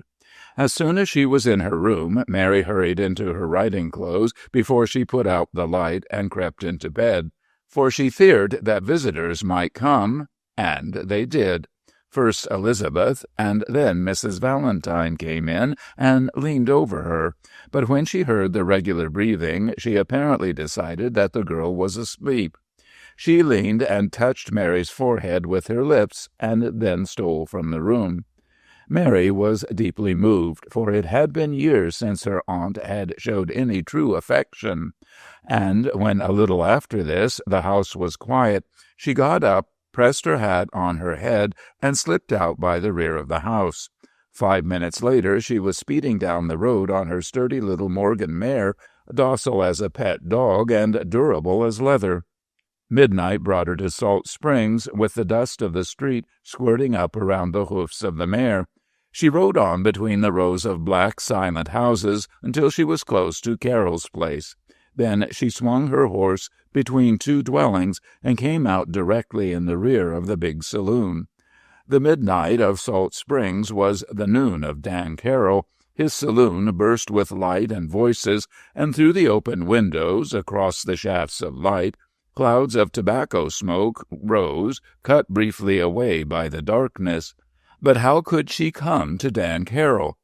A man came to the screen door at the rear of the building and opened it. She saw the faint arc of light as he tossed his cigarette butt away. "Halloo!" called Mary, roughening her voice. "Send Danny out to me, will you?" "Can't you walk?" cried the man, who apparently did not recognize the voice of a woman. "Go get him yourself, son." She waited. A skulking figure slipped out of the darkness and hurried across the open toward the gaming house. She reined her mare across and touched his shoulder with her quirt. At that, the man leaped sideways, very agile. He was a small fellow. "Partner," said Mary, "I've got a word to say to Dan Carroll. Will you take it in to him?" "Me?" said a harsh, shrill voice, the voice of a Chinaman. "Dan Carroll?" "Never mind," and she reined her horse back, for she had recognized the accent of Kong Li, her father's cook. This was the explanation, then, of Kong's periods of sudden affluence and sudden poverty. But now the little man followed her. "Never mind," she repeated, "I don't need you." "Miss Mary," said the Chinaman, whining his astonishment. "Miss Mary!" She writhed in the saddle. To be recognized in full daylight would have been bad enough, but to be recognized at the door of Carroll's gaming house and saloon in the middle of night was infinitely worse. "Listen to me, Kong Li," she said fiercely. "I have to see Dan Carroll. I want to see that he's brought out here, but I don't want you to tell him my name before any other man. Understand?" "Aye, savvy. And if you ever tell anyone that I've been here, I'll tie you by your queue to the limb of a tree till you starve to death, Kong Li. Understand?" "Aye, savvy," said Kong, and he shuddered. It was not the first time in her life that Mary had threatened him, and he considered her quite capable of anything she named. "But," he murmured, "Dan Carroll very bad man, Miss Mary." "Don't I know that? I'll take care of myself. You hurry along." He hesitated a moment longer, but dread of Miss Mary's tongue at length made him whirl and shuffle away toward the gaming-house. At the door he paused and looked back again, but he went on, the screen door banging loudly behind him. There followed a long pause. Her mind filled up the vacancy of Kong Li approaching the table of the gambler, touching his arm, and being cursed for a no-good chink. But eventually there was a sound of scuffling, the screen door burst violently open, and Kong Li leaped from the lighted interior into the darkness, sprawling, his arms and legs stretched out before him, and the pigtail whipped straight out behind. Dan Carroll sprang into the doorway and poured a hurricane of abuse and profanity after his victim, while Kong Li darted by, crying to Mary as he passed, "Bad man, very bad man, Miss Mary." "Mr. Carroll," called the girl, guarding her voice. Carroll fell silent. At the very sound of the voice he had touched the hat, which was never off his head. Now he stepped cautiously outside. There were 100 men who would have welcomed a chance to shoot Carroll securely by night. "Who's there?" She rode close to him. "I suppose you know me, but my name really doesn't matter. I've come on important business, Mr. Carroll." Slowly he took off his hat and spun it in his hands. She could feel his astonishment, even though darkness quite covered his face. "You're Mary Valentine." "Hush! I am Mary Valentine. I want you to tell me where to find Jess Dreer. Can you?" The gambler started, drew back, and then stepped close to the horse. "How should I know Jess Dreer?" he muttered very softly. "You mean the outlaw?" "He said you did." Carroll drew in his breath with a hissing sound. "Dreer said that?" "He did." "Well, he lied. That's straight talk, and it's true. What would I be doing with Dreer, eh?" "He's a man whom I am proud to know," said the girl. "Does that make it any easier for you to talk?" "Listen," said Carroll. "The gent that knows where Jess Dreer is can take down several thousand for telling the sheriff. There's a price on him that would stock a ranch." "That," said she, "is the reason why he can't trust any except men who are above money, Mr. Carroll. Will you tell me where he is?" "Did he say I was above money?" asked the gambler curiously, after a pause. "He didn't, but he said you could send me to him, and I infer the rest of it." "You infer too much. I can't do it." "I thought that perhaps you couldn't, so I've written out what I have to say to him. I have it here in this envelope. If I give it to you, do you think that you could get it to Jess Dreer?" "I don't know nothing about him." "Of course you don't." She extended the letter. "But maybe you'd keep it for him on the chance that he might call in some day." "I don't know anything about him," repeated the gambler. "But if you ask me to keep this for you, why, I'll hang on to it." "Thank you, and good night. One thing, Mr. Carroll, I haven't seen you tonight. Lady, the gent that was to say that you'd seen me tonight would have to chew up his talk and swaller it again. Good night, and good luck." And he remained standing with his hat in his hand until she was gone into the darkness with a quick patter of hoofs. Chapter 18. In the days of his youth, someone in the midst of a barroom brawl had stood on Dan Carroll's nose, and the result was that the rest of his life it remained sadly crushed in the center. The nostrils flared out disagreeably from the same cause over a wide, thin-lipped, sinister mouth, and just such a jaw as brings admiration to the bull-terrier. For Dan Carroll was the fighting type. Not brawny, but his body made up for flesh by bones and sinews. When he turned his head, the cords stood out on his neck. In spite of his little more than average weight, there were tales of Dan Carroll performing prodigious feats of strength. In fact, he rarely used a gun in the brawls that often developed in his barroom, but was far more apt to trust to his naked hands. And it was known that more than one obstreperous drunkard, no matter what his size, had been lifted and swung crashing through the swinging doors of Dan's domain. He was not a pretty man to look at. Aside from his ugly face, his shoulders sloped forward so as to give an unhealthy look to his chest, and he was remarkably bow-legged. "When most kids was flat on their backs, sucking their thumbs," Dan used to say, "I was on my feet trying to get places. That's how I come to overstrain my legs."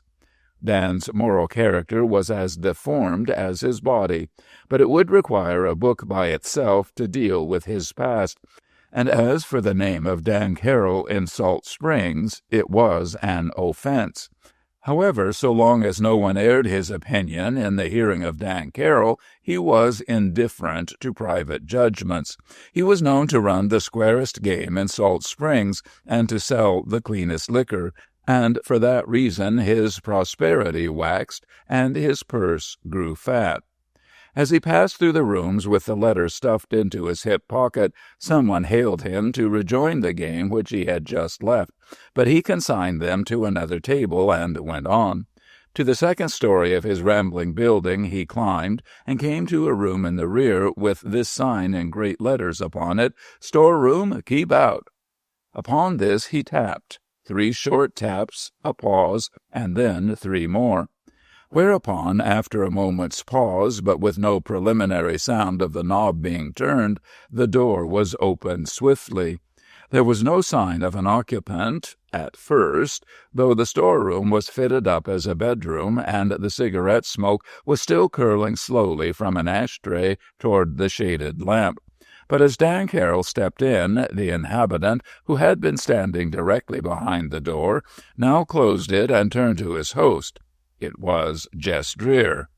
"Neat little trick, that," said Dan Carroll. "Sit down," Jess invited.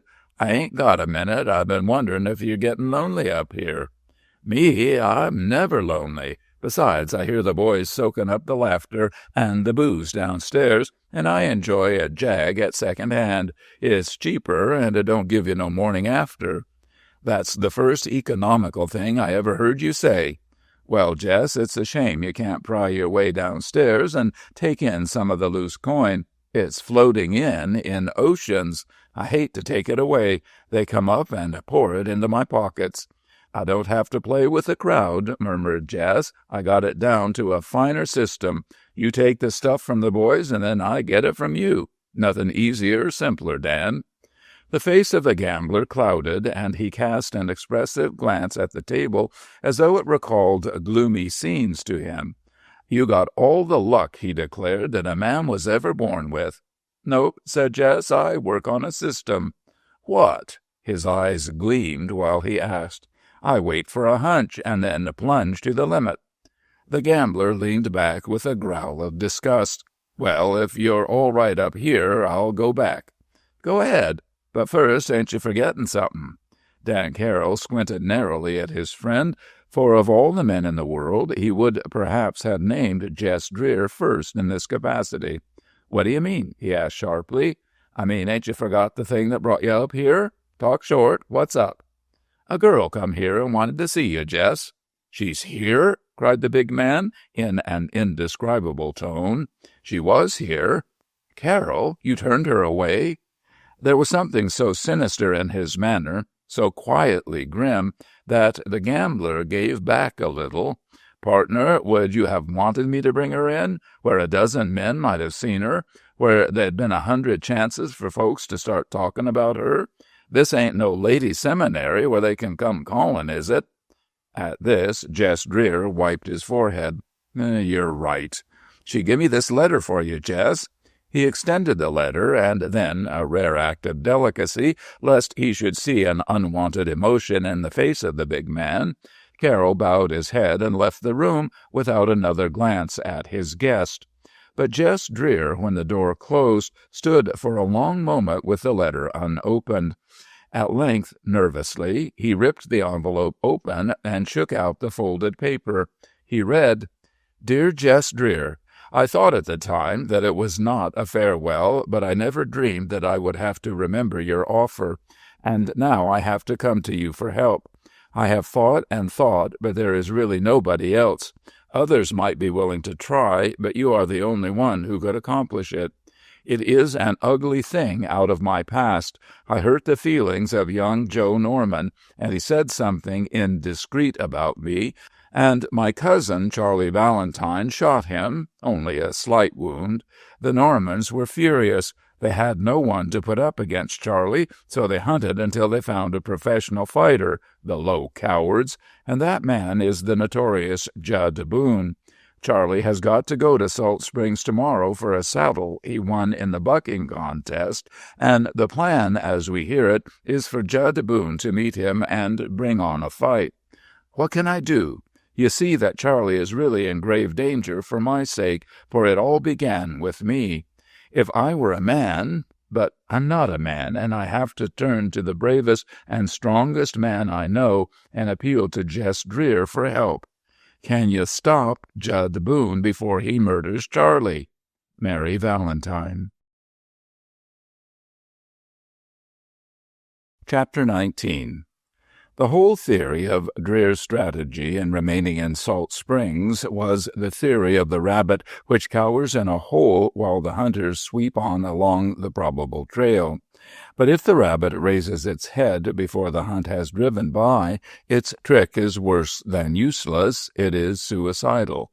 And if Jess Dreer, while half a dozen headhunters were scouring distant mountains around Salt Springs in pursuit of him, should appear in the center of danger, he would be fully in the role of the silly rabbit. Yet he was called upon to act, and from the first moment of that call he had not the slightest hesitancy. The only question was how he should strike at Judd Boone. One possibility presented itself at once. Aside from the people on the Valentine Ranch, and they would not be apt to be in Salt Springs, there was only one man who was apt to recognize him, and that was the sheriff of the Southland, Caswell. Suppose, therefore, that he boldly walked into the bar of Carroll's saloon at the time when Charlie Valentine arrived for the saddle, and, if matters reached a crisis, stepped between Charlie and danger. The repute of Judd Boone had reached his ears even in the distant South, yet he was perfectly willing to take a chance against the bad man. The thing that troubled him was that if he entered into a shooting fracas with Boone, he would certainly be detained for an inquiry after the affair was over, and in that case Caswell or someone else was certain to recognize him. It was suicidal, therefore, to face Boone in the saloon. It remained to stop him before he entered the saloon, and that was the plan of the outlaw.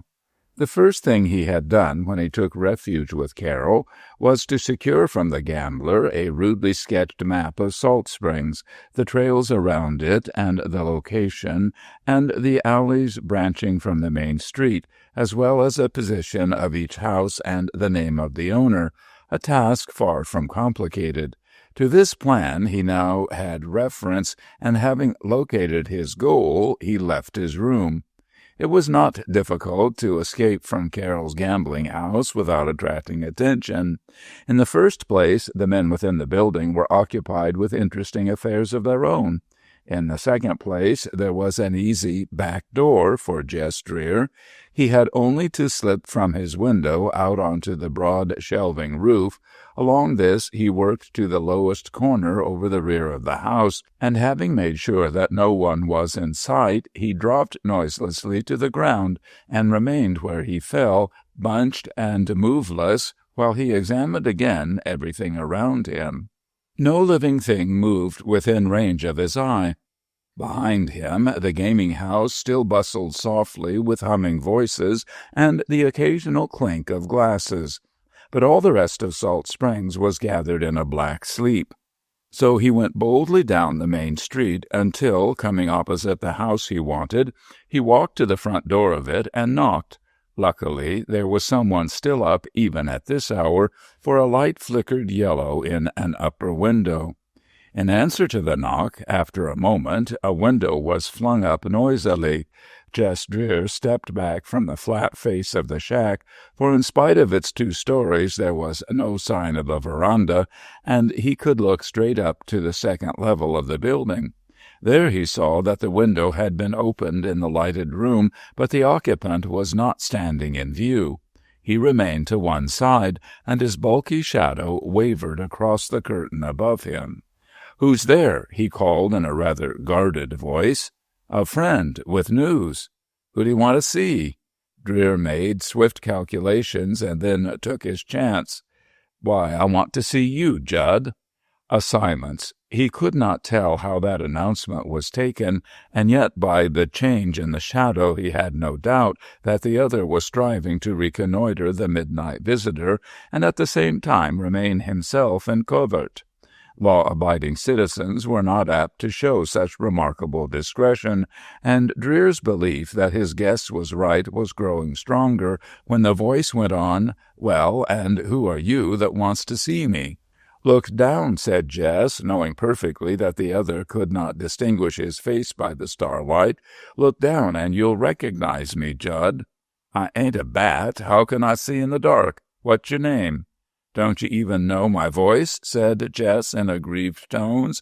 "Then let me come up and surprise you, Judd." The other did not reply for a moment. Then he reached a decision. "Come tomorrow. Too late now. Come tomorrow." "Whist!" Jess Dreer whispered. He stepped closer to the wall and cupped his hand about his whisper. "Tomorrow'll be too late, Judd." At this, the shadow swerved on the curtain. Then a whisper answered, "Come on up, partner. The front door's open. This end of the hall, door on the right."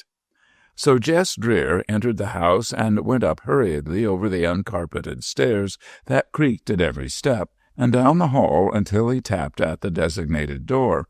"Come in," said the other. And Jess, entering, found on the other side of the room a blocky fellow, prematurely bald, perhaps 35 years old, with the small, chunky hands and the little feet which often denote a man of agility. He stood beyond a little deal table, with his hands resting lightly on his hips, and an expression of face and attitude which betokened the utmost readiness for action. All of these things Jess Dreer noted with a familiar eye, and while he closed the door without turning away from the stranger, he allowed a broad grin to spread over his face. The hands of Judd Boone slipped a little farther down his thighs. "A fake, eh?" he said grimly. "It's the first time, Judd, that I've ever been called a fake. And who the devil might you be?" "My name is something that I handle real tender. As a matter of fact, of late years, every time I have to mention my name, I most generally have got to mention my gun at the same time. You know how it is." This amiability seemed by no means to the liking of Judd Boone. He studied his man from beneath a deepening frown, and by the twitching of his lips it was easy to see that he was of two minds whether to pitch the stranger headlong through the door or let him continue to talk. Perhaps it was the width of the shoulders of Jess that discouraged the first notion. "I don't know nothing," averred Judd Boone, "but I'd like to know what you want out of me." "Talk," said Jess, helping himself to a chair by hooking a foot under it and swinging it dexterously behind him. "Talk is my prime reason for coming here, Judd." "You know me, huh?" "I never seen you before," said Jess, smiling again. The face of the other grew tense for an instant. He made half a step sideways toward the window, and then seemed to realize that he could not look out of it without relinquishing his watch upon his visitor. "I ain't got any friends with me," said Jess, "if that's what's bothering you. I ain't got the sheriff down below waiting for me to bring you out." "And what's any sheriff got to do with me, "I leave that to you," said Jess with a careless gesture.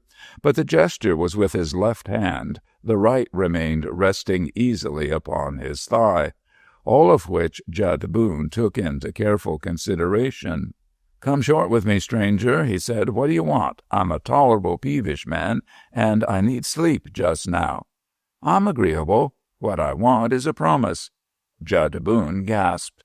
"If I had my pick between 1,000,000 and a nerve like yours," he declared with wondering admiration, "I don't know which I'd take. You want a promise out of me?" "Gentleman's agreement. I want you to keep your hands off Charlie Valentine when he comes in tomorrow." "There's been a lot of fool talk floating around this town," declared the gunman, "about what I figure on with Charlie Valentine. I ain't never seen him, and I don't never want to. But first I want to know what is the point you knife in it." "Judd, I'll tell you. I'll double the ante you got from the Normans. I'll give you $1,000 in cold cash if you just fade out of Salt Springs and make no noise." In response, the latter merely stared with narrowed eyes. "I see," nodded Jess. "You ain't so cheap as I figured. What's your price?" "I don't know what you mean," declared Judd Boone, "but if I did know, I reckon I'd have to bust you in two, partner, and throw the loose ends out the window." "If that's the way of it," and Jess smiled, "then maybe you know enough. Think again, Judd. What's your price?" "I'll tell you the price of a whole hide for you," said the gunfighter, "and that's to get up and back out of this joint mighty quick. I'm tired of your funny chatter, friend." "My money won't talk?" "It don't." My, now we're getting real cross. But listen to reason. You got hired for one job, to bump off Valentine, but now it's a different job. You got 2 men on your hands. "Meanin' you're the other?" "Meanin' just that." "And do you think that'd stop me, partner?" "That's what I think." He lowered his voice to the volume of a whisper. "I'm Dreer, Judd." Chapter 20. It caused an astonishing change in the face of the other. Dreer saw a desperate thought balancing in the eyes of Boone, but then the glitter died away. It was a slow death, and for a time either fought the other with his eyes, just as two men try grips until the hand of one weakens, crumbles. In such a manner the nerve of Jud Boone, keyed up to the point of fighting, broke and weakened. In the first moment, had Jess Dreer made the slightest motion toward a weapon, gunplay would have resulted, and Dreer knew it perfectly well. His hands did not stir, but the faint sneer was stamped upon his face, and his eyes never wavered until the mouth of Jud Boone sagged open a little, and his glance grew dull. "You're Dreer?" he said huskily. "I'm Dreer." Jud Boone raised an uncertain hand and wiped his dry lips. Then he shrugged his shoulders and managed to chuckle. "I might have known you," he said with an attempt at cheeriness. "As a matter of fact, I've heard old Tom Lasand talk a pile about you. Put her there." He crossed the room with a swagger and extended a hand, which Dreer instantly took. But on the part of Boone it was unconditional surrender, and both men knew it. Just as some promising prize-fighter who would beat an ordinary man to a pulp is suddenly frozen to helplessness when he is placed in the ring with a champion in his class, so Boone collapsed under the eye of his companion, and he hated Dreer for his superiority. "What I don't figure," he said, "is why you didn't tell me your name the minute you come in." "I knew I could trust you, Jud," the other lied smoothly, "but I've sort of formed a habit of keeping my name in the dark. Mostly it don't do no good, but a lot of harm. You know how it is." Sure. Have a drink?" "I'm keeping clear of the booze, thanks." Jud Boone flushed and then sat down in turn. During the rest of the talk his eyes were mostly lowered, only flashing up for an instant at the face of Dreer when the latter spoke. "Now we'll talk turkey. Let's go back to the matter of the coin, Jud. I know how it is. A gent will get in a hole so that he needs a bit of coin, and—" "Money ain't got nothing to do with it," cried Jud Boone. He writhed in his chair. "I'll tell you the straight of it. I'm busting loose from the old game, Dreer. You know me. You know I ain't been any little tin angel, but you don't have anything on me, nothing cold. There ain't a man living that could put me behind the bars." How many of the dead could have given that evidence, was the thought of Jess Dreer. "And now I've found some blood kin of mine, these Normans. They want me to settle down with them. They need me, and if I'm to go straight, I need them. It ain't easy to go straight. A gent's past is apt to come up and turn him wrong any time. Besides," he choked. "There's a girl, Jud?" suggested Jess Dreer with singular emotion. "Maybe," admitted the other, flushing. "Here's my point. This Charlie Valentine is a bad one. He's got the makings of a gunman. He ought to be stopped before he gets going real good, you see?" He was arguing desperately, and Jess Dreer sat back with a vague pity beginning to work in his heart, pity and contempt. This hardened rascal to talk of stopping the career of a gunfighter! But he saw that there was a grain of sincerity buried in the talk of Jud Boone. The man meant it. He wanted to go straight and to break away from his past. The whole story came out as he talked. He had been passing through that section of the country. He had stopped in at the house of Joel Norman, a distant cousin. He had fallen desperately in love with Joel's daughter May. The girl had liked him, she had shown it, and he had tried to play the game straight by going to Joel and asking his consent to the marriage. But Joel put him away with horror. And Jud Boone left the country with hatred for his whole clan in his heart. Then they sent after him, and Joel put up the proposition to him. He was to right the affair of Valentine and avenge the shooting of Joe Norman. That done, no cash would change hands, but Jud, if May was still willing, could marry her and settle down on a piece of land which Joel would stock for him. His past would be forgotten. The family power of the Normans would be used to the utmost to restore Jud's standing as a law-abiding citizen. Not that this tale flowed smoothly from the lips of Judd. It came brokenly, illuminating phrases told whole episodes in a second. "That's how I'm fixed," he concluded. "I don't aim to kill Valentine. I just want to—" "Wait a minute," said Jess Dreer. "If Charlie was a common cowhand, you wouldn't need to kill him. You could drill him through an arm or a leg and let him go. But he ain't that kind. He's a fast boy, Judd, and you know what that means just as well as I know. If you meet him, you'll have to shoot to kill. So would I if I met him. Just the same as we'd have to shoot to kill if we got tangled up with each other." Once more Judd Boone met the eye of Dreer and quailed. "Put it short," he said at length. "How far'll you go for this Valentine?" "To the limit." "They must have paid you high," said Judd bitterly. "There's no other way out?" "There ain't a single way. We gotta give way, one of us, Judd, and that one ain't going to be me." A gray color invaded the face of Judd Boone. He rose slowly from his chair, with his arms dangling stiffly at his sides. "Dreer, I can't step out. I've give my word, and I'd rather go to hell than to face her after running out on my promise." He swayed himself a little back and forth and set his teeth. With every scruple of energy in his soul and body, he was striving to call up the fighting passion, but the result was only a dull glare, and the mouth of the gunfighter was twitching loosely. "If you're going to stop me, Dreer, you got to stop me now." The sneer deepened on the thin lips of Dreer. "You poor fool," he said contemptuously. "Look down at your hand. A Chinaman could beat you to your own gun, Boone, and shoot you full of holes." As one fascinated by a superior power, Boone looked down, saw the quaking fingers of his hands, and dropped back in his chair. His face was buried, and he groaned. Jess Dreer walked to him and touched the trembling, massive shoulders. The gunfighter dared not look up. "Listen to me, Judd. I'm sorry for you. I ain't your confessor, but I tell you I've heard some awful things about you, and about what you done to your partner that found that claim for you back of Angleville. About a pile of other things I've heard, too. But I'll say now that I don't believe 'em. I'm going to do my part by you. How do I know that this Charlie Valentine is enough of a man to be worth all this trouble and pain saving? Maybe in a pinch he'd show yeller. I've seen it done. He's done nothing but clean up on a bunch of kids.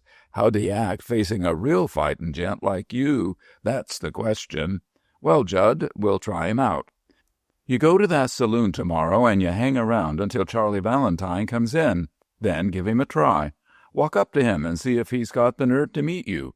Laugh at him, mock him, tell him what you're going to do in the line of filling him full of lead, and when you're done with that, just tell him to get out of the saloon, and then stand still and look him in the eye. There ain't one chance in 10 that he'll come through. Most likely he'll try to grin and then back out, and if he does that, you're through. You've done your part better than the Normans could have asked, because you'll have shamed the boy. Aye, it would be worse than shooting him in a way, but I'll stand by and give you the chance. And I tell you straight, it costs me more'n you'd guess to do it. But you go ahead, try his nerve.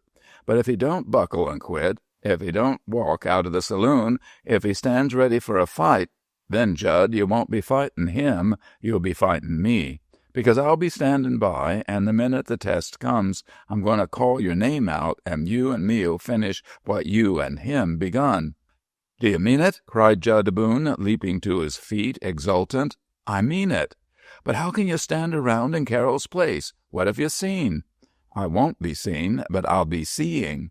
Then, partner, you'll see this Charlie Valentine crumple up like wet paper when I get my eye on him, and I know how to work it."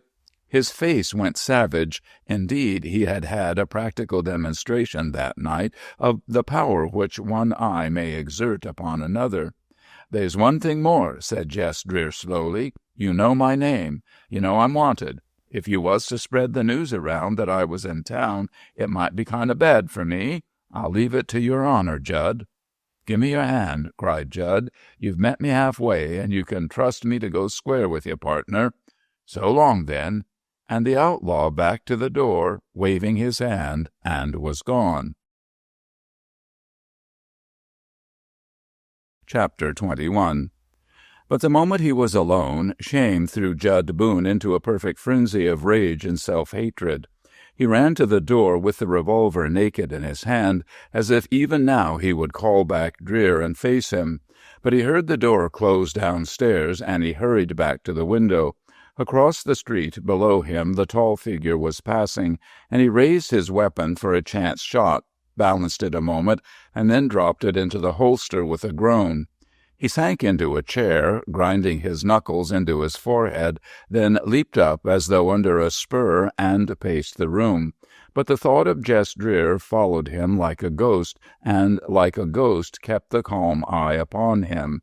At length he made up his mind. It was a shameful thing, perhaps, to betray the word which he had pledged to Jess Dreer, but to Judd Boone this was a matter of life and death, and where he was vitally concerned he had never been in the habit of consulting the requirements of honor. He went straight to the bedroom of his host, Saul Norman, and slipped in without knocking at the door. He found the lamp on the table by dint of fumbling and lighted it, looking up to find Saul Norman rising in bed on one elbow and blinking rapidly in the light. Saul Norman was prodigiously long of nose and chin, and was considered the saddest-faced man on the ranges. His face was now even longer than usual, while he gaped at the gunfighter. "The game's off," declared Judd, frowning at the other. "What game?" "Me and Charlie Valentine. I'm through." At this, Saul Norman swung out of bed and plunged his bony legs into trousers. Saul was preeminently a man of action. Half a minute later he was strapping on a gun, and all these vital seconds he had not asked a single question. "Now," he said, catching up his hat, "what's wrong?" "I took on one man, not two," declared the gunman sullenly. "I took on Charlie Valentine for you folks. You all figured that Charlie was too fast with his gun for any of you to tackle, and I was willing to have a try at him. But the new man—" "What new man?" "Jess Dreer." There was a foul oath from Saul Norman. "What's he got to do with it?" "This, that if I jump Charlie, Dreer will jump me." 2-1, huh? Don't worry, Judd. That's just what we want. If we can get this down to mob action, everything is dead easy. We got the numbers. Judd Boone flushed. "It ain't the numbers, Saul. He ain't going to work with Charlie. He'll work by himself." "Then you'll send him the same way you send Charlie Valentine, Judd, and you'll collect the price for him. Not a bad day's work, huh?" He made his voice hearty as he said this, but Judd failed to show enthusiasm. He flushed as he approached the shameful truth. "Saul, don't you know nothing about Jess Dreer?" "Well?" "He's the fastest man with a gun that ever sunk a spur into a hoss, Saul. Why, it was him that killed Salty Moore, and I've seen Salty work." He had turned gray while he recalled Salty, and now Saul Norman nodded slowly. He understood. "But there's one way round it. We'll keep Dreer from coming anywheres near Carroll's saloon. He's an outlaw. Nobody don't need to wait for an invitation before they plug Dreer. We'll pass the word around. We'll get all our boys out with something on the hip." Judd Boone mopped his forehead. "It's a rotten job," he muttered. "I don't feel no ways right about it. Keep him away if you can, but somehow I figure he'll get through. He'll be somewheres near, watching when I face Charlie Valentine, but I'll have a drink," urged Saul, studying the face of the fighter with his little shrewd eyes. "Have a drink. Then you tumble into bed and have a snooze. I'm going to make the rounds and get the boys together. They'd be on hand anyway. I'm going to make sure of having them here early. But what does this Dreer look like? I've never seen him. None of the rest of the boys have. He's tall. Big shoulders, narrow waist, long arms, like a gorilla. He ain't very good to look at, kind of lean in the face, got a straight-looking eye." He shuddered slightly as he remembered that eye. He concluded, "You just tell the boys what I've told you, and when they see Jess Dreer, they'll know him well enough." He stepped closer and clutched the arms of Saul with his pudgy hands. "Saul, you gotta keep him away." And he turned to the whiskey bottle. Saul Norman left the room with 3 huge strides, went down the stairs with as many leaps, and burst into the night on his errand. and Judd Boone, turning the whiskey glass nervously, was comforted by the beat of hoofs that swept down the street.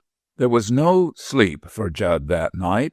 Most of the time he spent in recalling the most minute details of his interview with Dreer, and then he focused the eye of the memory on the personal appearance of the outlaw, and most of all he dwelt upon the long, capable, deft fingers of the man. In those fingers a revolver would become a living thing, he felt. In the meantime, before dawn was well up in the sky, the first arrivals appeared at the house of Saul Norman, for this was the rallying place for the clan, and their coming also cheered Judd Boone. He could hear the front door slamming more and more frequently, and their noisy stamping through the lower hall to the kitchen. When he went down, they gave him a noisy reception. He was their champion, and they treated him like a king. Eagerly, to the circle of attentive faces, Judd described the outlaw and the necessity of keeping him away from the saloon. They were to shoot at sight, ask their questions later, for if Dreer ever got the drop on them, or even a fair warning of his danger, he would probably escape through 1,000 of them. Judd was willing to exaggerate the prowess of Dreer. It made his fear of the outlaw less cowardly and more like a man's dread of any power in nature.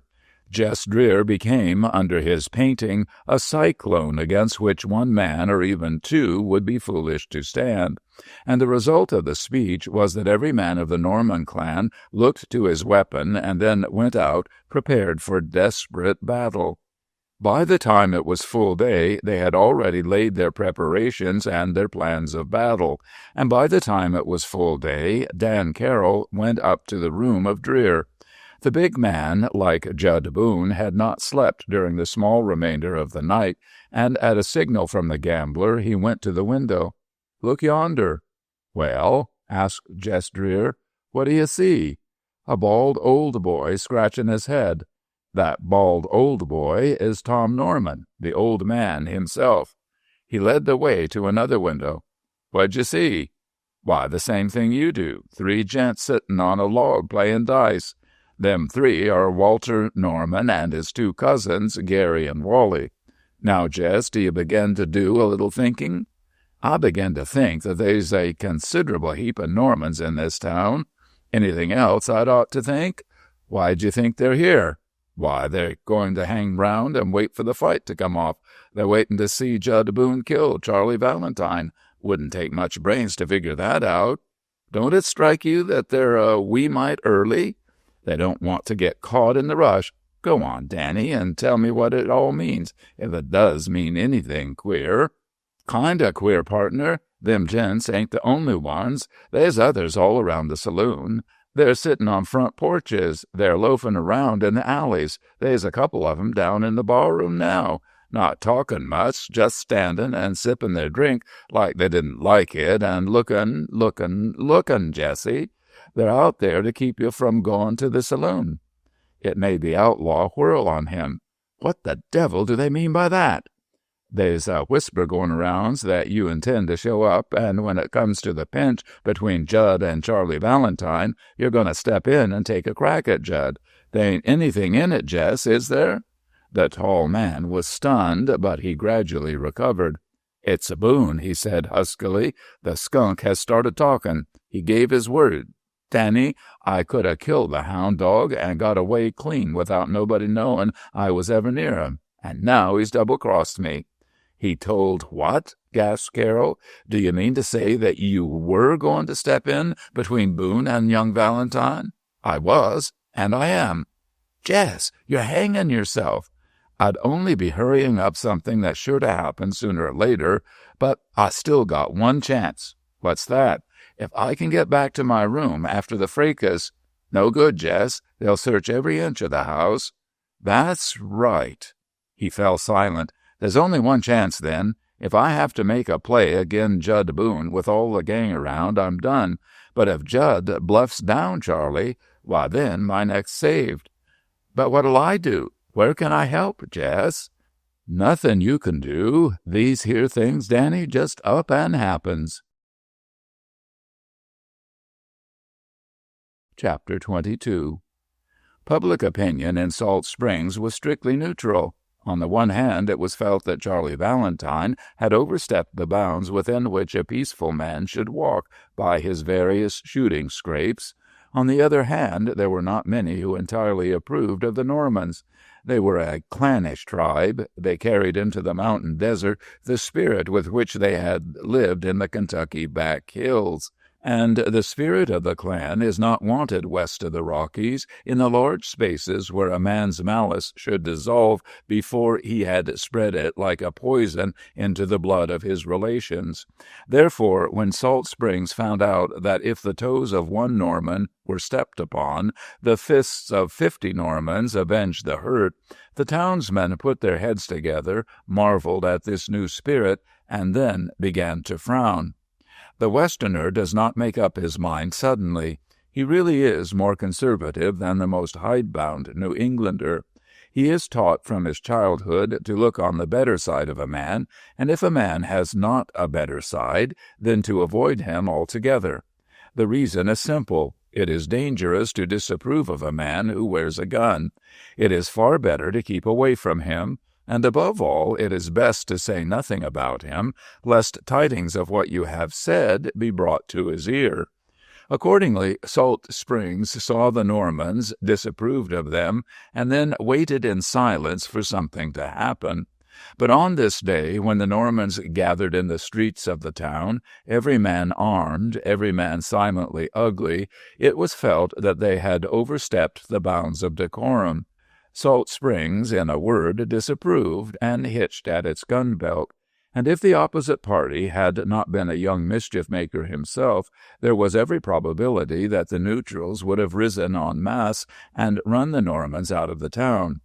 But as it was felt that this private war had best run its own course, though many public-spirited men shook their heads with the knowledge that if Charlie Valentine fell, it would be merely the beginning of constant warfare, for Morgan Valentine himself would take up arms, and when Morgan Valentine stirred, society was shaken to the roots.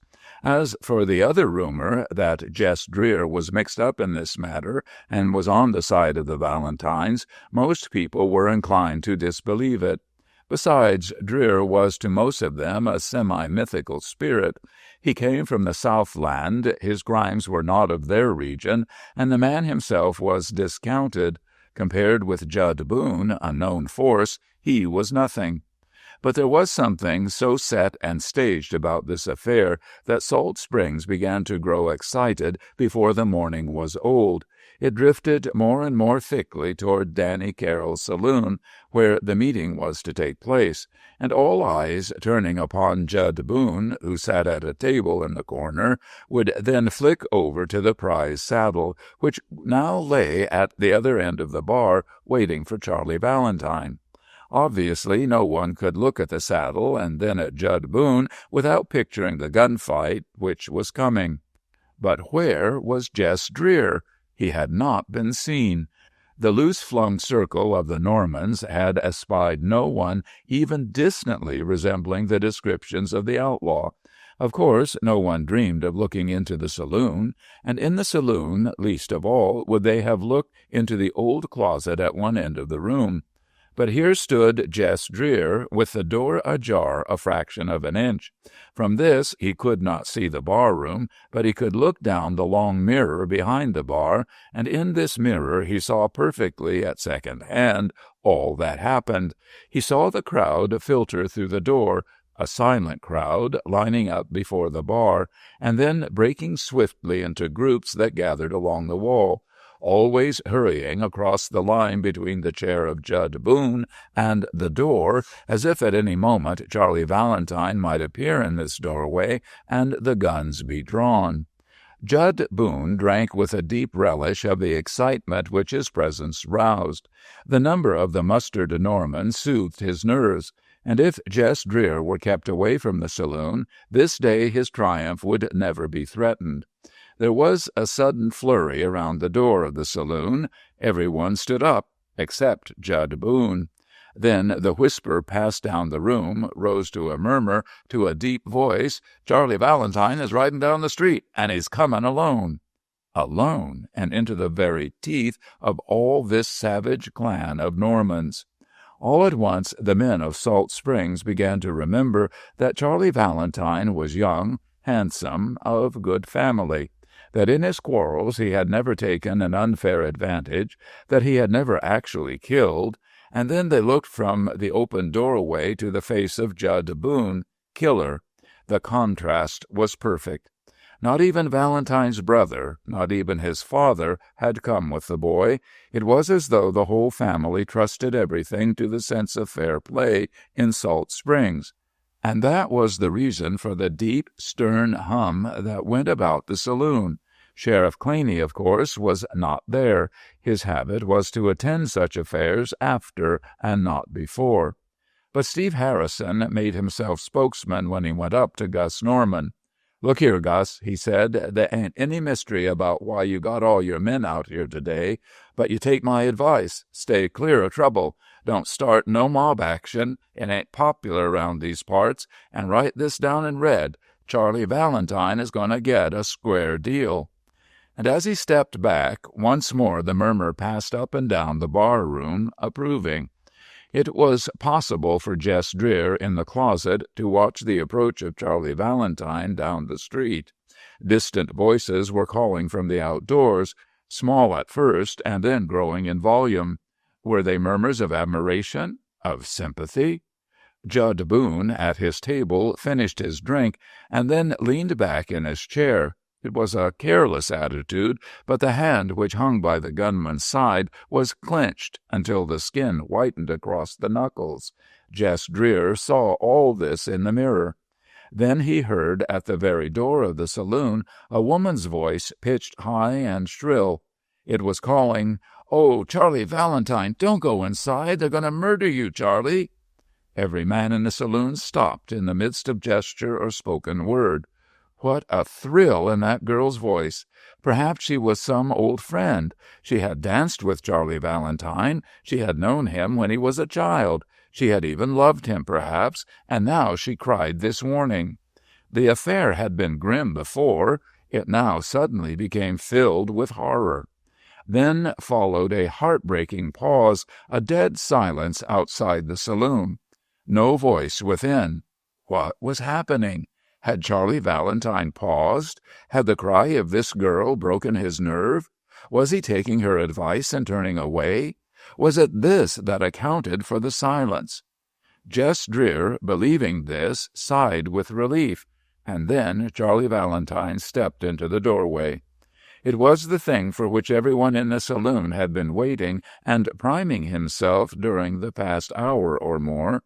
And here stood Charlie Valentine, dark against the white sunlight beyond. Being the center of attention, he seemed hardly more than a child. Defiantly, he had put on a shirt of blue silk, and he had a scarlet handkerchief around his neck. Poor fellow, his very gaudiness accentuated his deadly pallor. Purple circles surrounded his eyes. His mouth was set until the red of the lips disappeared. One could understand at a glance that this youngster had not slept in expectation of the fight. Now he looked over the bar-room with its crowd of faces and smiled. There was no mistaking it.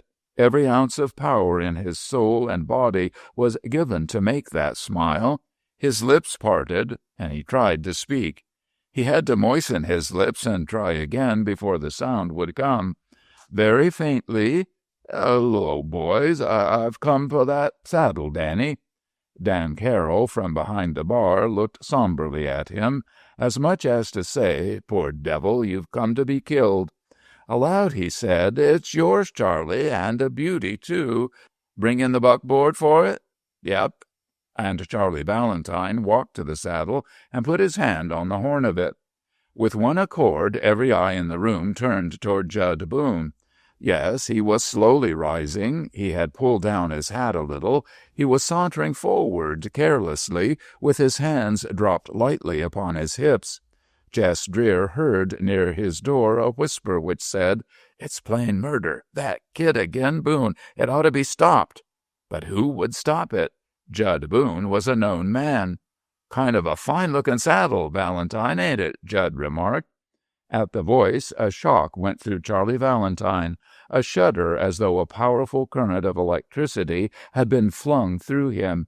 Then, slowly, fighting himself to make his movements calm, he turned his head. His face was like death, but he forced a wan smile.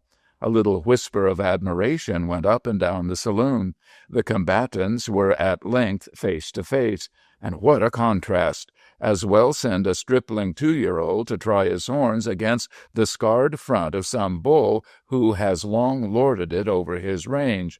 The sneering smile of Jud Boone was a silent token of his knowledge of superior strength, and the head of Valentine, held desperately high, was an equally eloquent token that he knew he was approaching his death. Chapter 23. "A fine saddle, kid, eh?" repeated Jud Boone, who, after pausing a few paces, now went a stride nearer. The eyes of Valentine widened a little, fascinated, and then, by degrees, he was able to look away from his enemy to the prize. He touched it with a shaking hand. "Pretty nice," he admitted. "Yup, and they've wasted a pile of silver in fixing it up, I'd say." It was an obvious opening for an insult if Charlie Valentine chose to follow it up, but it was instantly clear that he would avoid the issue if that were possible. "I guess I'll have time to keep the silver shined up, Jud." It seemed somehow that a subtle appeal were conveyed by this use of the man-killer's first name. Something of appeal, too, in the faint smile which the boy now turned on his antagonist. As though he was mutely saying, "For heaven's sake, Jud Boone, be merciful. Don't push me to the limit. Give me a chance." Salt Springs noted all this, and the face of Salt Springs took on a sick look of pain and horror. Then the same girl's voice, shriller than before, and closer to the door of the saloon. "I will get in there, I tell you. I will get in. They're getting ready to fight now. I can tell it by the silence." A muttering of men's voices followed. Those were the Normans, no doubt, who were keeping the poor creature away. And then her voice, pitched higher still. "Oh, if any of you are half men, go in and stop them. Save Charlie Valentine. He's only a boy." Somehow that girl's voice was the crowning horror. Charlie Valentine, shaking like a hysterical woman, turned his head with jerks and stared at the silent crowd along the wall. "Won't some of you go out and stop that noise?" he murmured gaspingly. But the brutal Boone had seen another opening and instantly took advantage of it. "What's the matter, Charlie? Does the lady think you're sick, or about to get sick? That's Nan Tucker, ain't it?" But he had whipped down the pride of the boy too much. Now a touch of color came in young Valentine's face. "My dad taught me one little thing," he said, "and that was never to name ladies when I was having a drink. Around these parts, Boone, we most generally keep our women folk outside of saloons." "But," said Boone, furious at the murmur of approbation along the wall, "I ain't seen any drinking going on." "We'll start in now, then." He turned to the others. "Step up, boys, and have one on me." Not a man stirred from the wall. The pale, interested faces stared as if these two had been on a stage and the others were sitting behind floodlights watching the drama of unreal lives. Charlie Valentine swung back again with an attempted smile, which only served to show his set teeth, flashing. "Nobody ain't particular dry, I guess," remarked Jud Boone. "I guess not," whispered Charlie. "Speaking of saddled, son, I hear that you ain't really got any right to that one." "I got no right to it? Well, what do you mean by that?" Obviously the crisis was coming. There would be no escaping from the quarrel which Jud Boone was urging on. "I'll tell you what I mean. It's what I hear pretty general around Salt Springs. They say that young Tolliver really ought to be taken off this saddle today." "And how comes that?" queried Charlie Valentine, in the same ghastly, faint voice. "Well, comes this way. Bud Tolliver rides straight up, and don't pull the leather, and he sticks on every horse but the last one. And then you come out and stick through all the horses. But when you come to the one that throwed young Tolliver, you sneak a grip that the judges don't see and pull the leather, and that's how you happen to be here today, taking off the prize saddle." Once more Charlie Valentine moistened his colorless lips. "Somebody has been joking with you, Judge. I didn't pull no leather that day." Jud Boone raised his head and laughed derisively, and the fire was in his eyes. Plainly he was drinking deep of pleasure in this torture scene. "Ask the boys, Jud," gasped Charlie Valentine. "They'll tell you I didn't pull leather." Jud Boone rolled his keen glance up and down the line, and not a man stepped forward. Not a voice was raised. Once more the gunfighter laughed. His confidence was mounting to great heights by this time. No attempt had been made so far by Jess Dreer to break through the cordon of the Normans around the saloon, and apparently the game was in his hand. And even if Charlie Valentine mustered courage enough to draw his gun, he would be worse than helpless with such shaking hands. Yet Jud was determined to avoid a shooting affair if possible. He was set on breaking the nerve of this boy and making him take water, because there was one chance in 10 that even though Jess Dreer were not here today, he might make it a point to look up the slayer later on, and Jud was distinctly desirous of avoiding that future meeting. "You see," he said, "there ain't any volunteers for information. Kinda looks as though they were agin you, Charlie. Look 'em over yourself." Obediently, Charlie cast a wild glance down that line. Not a man would stir or speak. He looked back to Jud. "I dunno how it is," he said. Suddenly Jud shouted, "Well, how do you think it is?" Charlie Valentine trembled. Perspiration poured out on his forehead. "Maybe," he whispered very faintly, I'm wrong. Maybe I've forgotten just what I did that day." Gratification flooded the face of Jud Boone. Plainly the nerve of the boy was breaking. He was about to take water, and in the closet at the rear of the room, Jess Dreer, though he was quivering with horror, muttered to himself, "Thank heaven, they ain't going to come to a showdown. I won't have to step in." But a great desire to spring at Boone and break him in his hand was sweeping over the outlaw. "Yep," sneered Jud Boone, "I figured that you got a pretty handy memory, but I'll tell you what you do, son, to put yourself in right again. You just leave this saddle here for young Tolliver, and I'll see that he gets it." The head of Charlie Valentine dropped. His hand, which had been twisting around the horn of the saddle, loosened and fell nervelessly away. He seemed about to turn back toward the door, and a breath of relief came from the onlookers. It may have been that breath that changed the mind of Charlie Valentine. It may have been that little whispering sound which made him recall the stern words of his father when he set out that morning. He whipped himself together with an effort and looked Jud Boone in the eye. "Jud Boone," he said, "the saddle is mine." The other was shaken by the sudden change. On his brow gathered his most ferocious frown. "Son," he said ominously, "watch what you're saying. I'm a tolerable peaceful man till I get riled up, and you're riling me a whole pile. If you take this saddle, it's just the same as calling me a liar. Then, heaven help me, that's what I call you, Boone." It was done. Even Boone could hardly believe that he had heard it. "Think twice, Valentine. I ain't a man to stand such talk." "And I've done my thinkings," cried the young fellow, trembling like a girl. "And now have it over with." He stood perfectly straight, his chin up, and it was patent that he could never get his gun out of the holster in time to meet the lightning draw of the other. And Jud Boone had forgotten all scruples, forgotten even Jess Dreer. The fighting lust was on him, and his upper lip was drawing back over his teeth in that bestial manner that needs to be seen only once to be remembered forever. Then a voice cried from the other end of the room, a deep, mellow voice, "Boone, Jud Boone, you're facing the wrong way."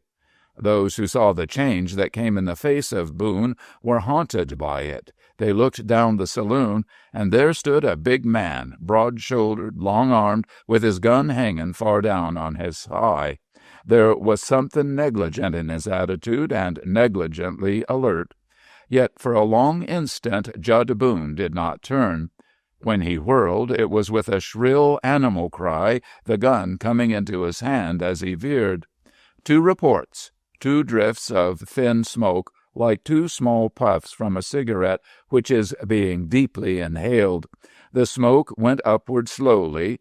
Jess Dreer had dropped his gun to his side again, but Judd Boone stood with a dazed expression, his revolver still extended. First, the weapon crashed on the floor. Then he reached his left hand along the rail of the bar. His head dropped over, and he lowered himself slowly to the floor. When they reached him, he was dead. Chapter 24. The group on the veranda of the Valentine house had remained there for close to 2 hours. Mary sat halfway down the steps with her hands clasped about her knees. Elizabeth was above her, leaning against the railing. Morgan Valentine and his wife were in chairs on the veranda itself. He was smoking his short-stemmed pipe steadily. Mrs. Valentine had abandoned her knitting some half an hour before, and now sat stiffly erect, with her chin drawn in, her mouth tight, her color ashen. And every eye of the four was bent fixedly upon that point where the road swerved around the shoulder of the western hill and dipped toward the house in a long, swift curve. No one had spoken. Hours, ages of silence, it seemed, but now and then the glance of Mrs. Valentine lowered upon Mary, and her lips stirred with bitter, soundless words. And once, when Mary turned and looked up, she met the glance of Elizabeth fixed on her, as though she were a snake. All this trouble rested on the head of the girl, and only the eye of Morgan Valentine was kind and clear. But even he, toward the end, was abstracted. Now, over the hill, a horseman darted, and the four rose to their feet at the signal.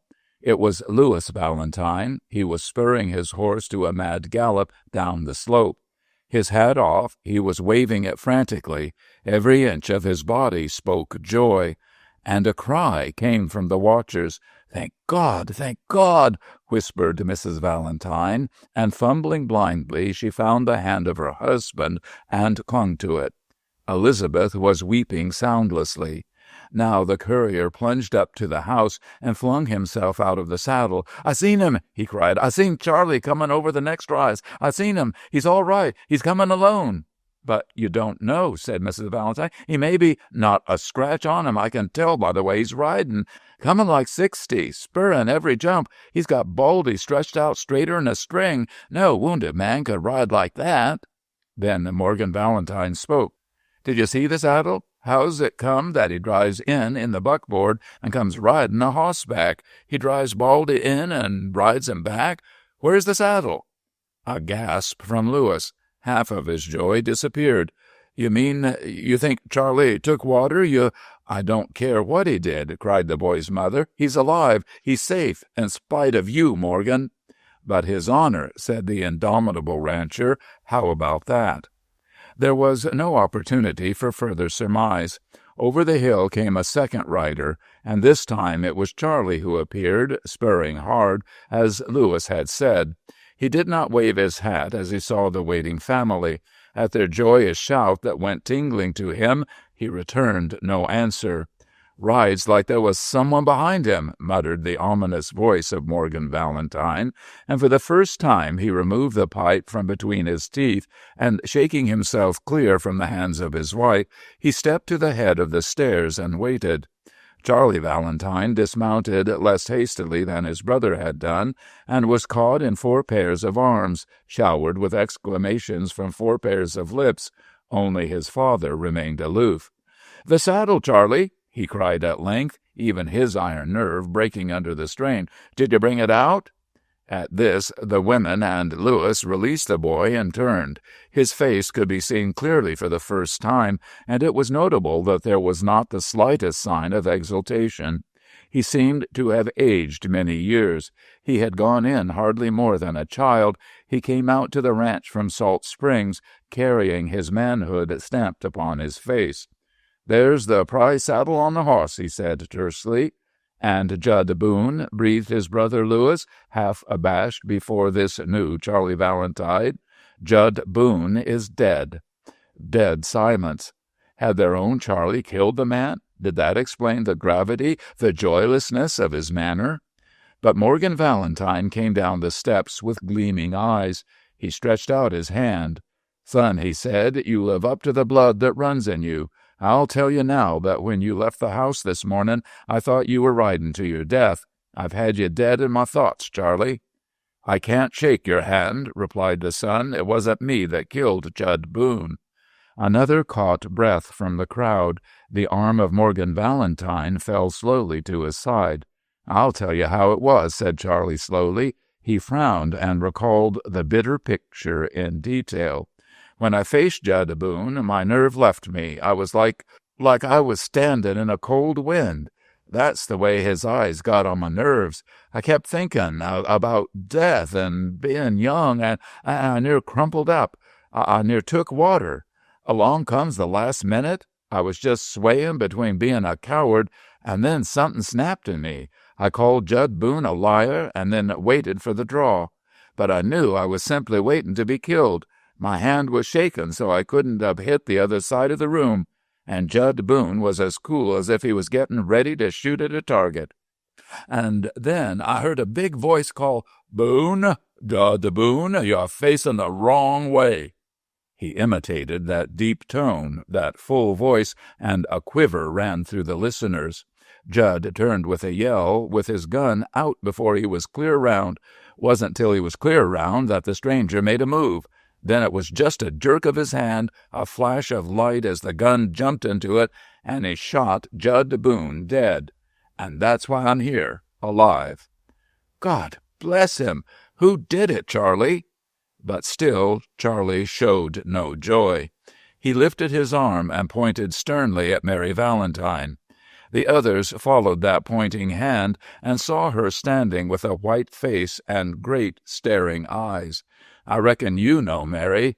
When it was over, he says to me, 'Tell her that she don't owe me nothing, that the account is just squared up, that's all.' I reckon you know who he was speaking about, Mary." "It was Jess Dreer," said the girl faintly. "And he got away, Charlie? You must have known when you asked him to help me that there wasn't any way for him to get loose, not with a whole line of men stretched around the saloon waiting for him, and Normans, all of 'em. You must have knowed you was asking him to step in and die, and him being that kind of a gent." The voice of Charlie trembled. "He wouldn't say no to a woman." "Charlie, you aren't speaking true. He isn't caught?" She had broken through the circle now and was clinging to him, pleading with him. "Don't hold on to me, Mary," said the boy coldly. "I swear that I'd rather be back there lying dead on the floor of Dan Carroll's place than to have Dreer die for me." "Hush," broke in Morgan Valentine. He was looking at Mary, not at his rescued son. "Mother, take Mary inside." "Oh, Mary, that was what you done for us? Oh, Mary, and all the bitter things I've been thinking of you." "I won't go, Aunt Maud," said the girl steadily. "I want to know just what happened. After Boone dropped, what did Jess Dreer do?" He turned his gun in his hand and caught it by the barrel. "Boys," he said, just as quiet as I'm talking now, "boys, I guess you know who I am. I'm Jess Dreer. There's about 1 chance in 3 that I could rush the lines outside and get clear, but I'm sort of tired, so I give myself up. Who'll take my gun?" Nobody moved. I called out, "Jess, I'm with you. I'm at your back. We'll try it together." I meant it. I'd have died for him. I still would. But he says, "Go easy, boy. I know you're white, but don't you go making a mess of things for yourself." "Charlie," said Mary Valentine in the same calm voice in which she had spoken before, "I'll never forget what you said to Jess Dreer and the offer that you made." He went on, unheeding. Then he goes up to Harrison and puts out his gun. "Partner," he says, "I figure you for a man-sized man. Take my gun and lead me to the lockup. There's a pretty fat little price on my head. It's all yours, and you can give it to charity." But Harrison took Dreer's hand, not his gun. "You've done a mighty fine thing," he said. "I don't know what your record is, Dreer, but here's one that would back you, and we'll see that you get a clean deal in Salt Springs." But just then Sheriff Claney comes through the door. "Will you make the same offer to me, Dreer?" he says, with his hand on his gun. I could see something flicker in the eyes of Dreer. He had his gun in a bad position by the muzzle, but I thought for a minute that he was going to flip it and try to get Claney first, and I think he could have done it. But he says, it ain't such a pretty party with you on the receiving end, Sheriff. Speaking personal, sheriffs ain't been my bunkies generally, but here's the gun, Claney. How'd you know me? Asked the sheriff. I can tell you by the scar on your forehead, says Jess. There was a cry of pain from Mary Valentine.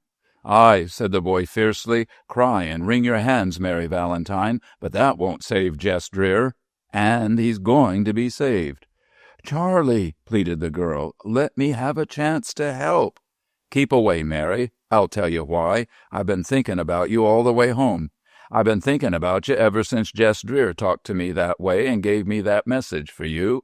It was on account of you that he done it. And who was the cause of the whole thing? It was you. You made the fight between me and Joe Norman, and that fight laid the plan for this. It's on account of you that Judd Boone is dead, just when he was trying to get a new start and be a decent man. It's on account of you that the finest man that ever wore a gun is waiting in jail for a rope, and I say that you ought to be punished some way for it. He had risen on tiptoe. His whole body had swelled to a greater size as he poured out the denunciation. I don't know how, but Morgan Valentine stepped in between them. You've talked enough, he interrupted. Let him talk, said the girl, and she smiled in a singular manner. But I want you to know that I'm punished already, Charlie, more than I can bear, because I love Jess Dreer. There was a stifled exclamation from Elizabeth, but Charlie turned his rage into a sneer. You love him? He said scornfully. Well, you've had a considerable practice loving men. And Mary bowed her head. Chapter 25. You see, was the manner in which Claney greeted his brother sheriff from the Southland, that you was wrong, Caswell, and that Jess Dreer wasn't taken near the Valentine ranch. But the theory was right enough, protested Caswell, and it was on account of the Valentines that he got into this mix-up. Sheriff Claney smiled benevolently on his companion. Theory is one way, but practice may be a mighty long ways off from it. It was this time. Well, I'm free to say that you're right. I ain't one that falls in love with my mistakes, partner. Besides, you're a great gent with a pretty good head, Claney, which makes it a whole pile easier to be beaten out by you. It was a very neat little tribute, and it was delivered in a voice so sincere that Sheriff Claney had the grace to blush. Here I was, pursued Caswell, after following this Jess Dreer for years, and knowing him like I knew myself almost, and yet you step in at the right minute and grab him. It's a pretty piece of work. I thought you'd be miles away from Salt Springs, hunting for the trail of him. Sheriff Claney cleared his throat. It would be long before he explained the purely adventitious circumstances which had brought him to Salt Springs that day. But, ran on the man from the Southland, now that you got him, you want to look sharp that you keep him. I looked over your jail, and it don't look none too man-proof, to say nothing of being Dreer-proof. Leave all that worry to me, partner, because I ain't going to let my bird get away again. What you doing to him? Got an iron on his feet and got his hand shackled in front of him. Sheriff Caswell whistled. That's kind of harsh. The hound tried to make a mock of me, Caswell. He had worse than the irons coming to him, but tomorrow morning I start south with him, so I don't have to bother with him long in that Paperwald's jail, and while he's there he's got to grin and bear the irons. Sheriff Caswell was deep in thought. Well, and he sighed, I wouldn't be in your boots for considerable money if he was to get away. He'd most likely drop in for a call. Let him call, replied the sheriff stoutly, though his mouth tightened a little. I ain't been a sheriff such a short time that I'm afraid of lawbreakers. They ain't none of them that can get the jump on an honest man. Remarked Sheriff Caswell. At this the other became markedly uneasy. Matter of fact, he said, I'd like to have you look him over. You know him better'n I do. You might look him over in the cell and see if you think he's safe there. I got to go out in the country now, but this afternoon, I'll be on my way south this afternoon, maybe. Well, go over by yourself, Caswell. All right, but there ain't any real call for it, I guess. I'd like to have you. And that was the reason that Sheriff Caswell entered the Salt Springs jail that day. It was a little square, squat building of homemade brick. It looked like a fort of the primitive days. Through such narrow barred windows the defenders could have fired at Indians, say.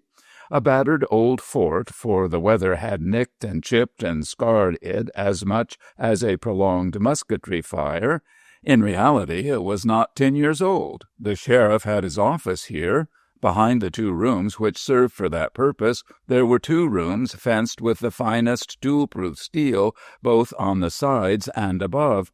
Sheriff Claney had refused to run for re-election unless he was given the proper cage for his prisoners, and Claney was so valued as a man-catcher in Salt Springs that the citizens provided him with his man-proof trap. Beyond these 2 cells was a narrow passageway in which the citizens could flock to look over the captives. There were not many on this day, for Claney feared that some one of the sympathizers, and for some reason Salt Springs was singularly interested in the Southland outlaw who had killed Judd Boone, might convey to Dreer a tool with which he could effect his escape. For this reason, he allowed only those who carried special passes signed by himself to enter the jail today. The mob stayed outside. Sheriff Caswell found one of the favored coming out as he entered. It was Mary Valentine, whose father was too powerful near Salt Springs for the request of his children to be denied. She walked with her head high, her face white, her eyes starry, and her mouth so firmly set that the sheriff knew she would burst into tears as soon as she was beyond the public eye. But at sight of the sheriff, the tears were whipped from her eyes, and a color of anger mounted into her cheeks. "You're one of those who've hounded him down to this," she said softly and fiercely, "and I want you to know one woman's opinion, that he's worth 1,000 of men like you, 10,000. The sheriff looked mildly upon her. He took off his hat and turned it thoughtfully in his hands while she spoke. Then he said with his one-sided, whimsical smile, "My dear, you're not alone. You'll find Salt Springs full of people who agree with you about Jess Dreer, and all of them aren't girls." She was about to break out in a storm of scorn again, but something in the patient eyes of Sheriff Caswell made her stop, look at him very closely, and then go on without another word. At the end of the passage she turned again, he had not moved foot or hand, and looked back at him. One might have said that there was a misty appeal in the eyes of Mary Valentine. For some time longer the sheriff remained in this singularly devout attitude, just as if he were standing before the painting of some difficult and high-priced master. At length he sighed, and, replacing his hat on his head, far back, he sauntered on into the interior of the jail. He was amazed at the precautions with which this rare prisoner was surrounded. At the door to the inner passage, past the cells, were 2 guards, each with a pair of revolvers swung at his belt, and each with a sawed-off shotgun. That was intended, no doubt, to check a rush which might be made by friends of Dreer, other outlaws perhaps, though it was known that Dreer usually rode alone. The sheriff looked with a bright eye on those shotguns. In his experience with men of action, he had never found anything with quite such a sedative effect as the sawed-off shotgun with its big bullets and scattering murder at short range. These 2 guards examined the slip of paper which Sheriff Claney had signed. They both had seen Caswell before, but they were exceedingly strict in their surveillance. Finally, when he was admitted, the sheriff remarked 2 other guards walking up and down in the passageway, both equally armed to the teeth. And all this on account of a man lodged behind tool-proof steel bars and beneath bars of the same nature, with a floor beneath him of closely set stones of huge size. Suppose a man could loosen one of those stones, he would have to call for help before he could budge it. But even if he budged it, there was still a trick remaining. The outer edges of the wall were projected deep into the ground with the same tool-proof steel covered with tar paint. One might have turned a giant loose in such a prison and scoffed at his attempts to escape. No human force could either cut that steel or bend it, and unless one of these things were done, the only possible means of entering or leaving that cell was through the door with its ponderous lock, which only one key could turn. Yet Sheriff Claney was not satisfied with surety. He added something more. He had locked the ankles of Jess Dreer to a 150-pound iron ball, and his hands were shackled before him with the most approved manacles. And in this wise Dreer sat on his cot, smoking a cigarette of his own making. It was an odd thing to see him raise both ironed hands and laboriously place that little cigarette between his lips and remove it again. "So," said the sheriff, "here you are, Jess." Jess Dreer started. Then his long, lean face wrinkled into a kindly smile. "Why, Caswell, I'm glad to see you again. Wait till I work my way over to the bars and we'll shake hands." "Never mind, Jess, I'll come inside." "No, you won't," put in one of the guards. "Look here," explained the patient sheriff, "I'm Sheriff Caswell. I've followed that man for years. Do you think there's any danger of me helping him get loose?" "Partner," said the guard, scratching his head, "I dunno but what you're right, but orders is orders, and Claney was downright positive about what he said. Nobody is to go into that cell. Nobody, not even to take him grub. It's all got to be passed through the bars." Jess Dreer was already standing up.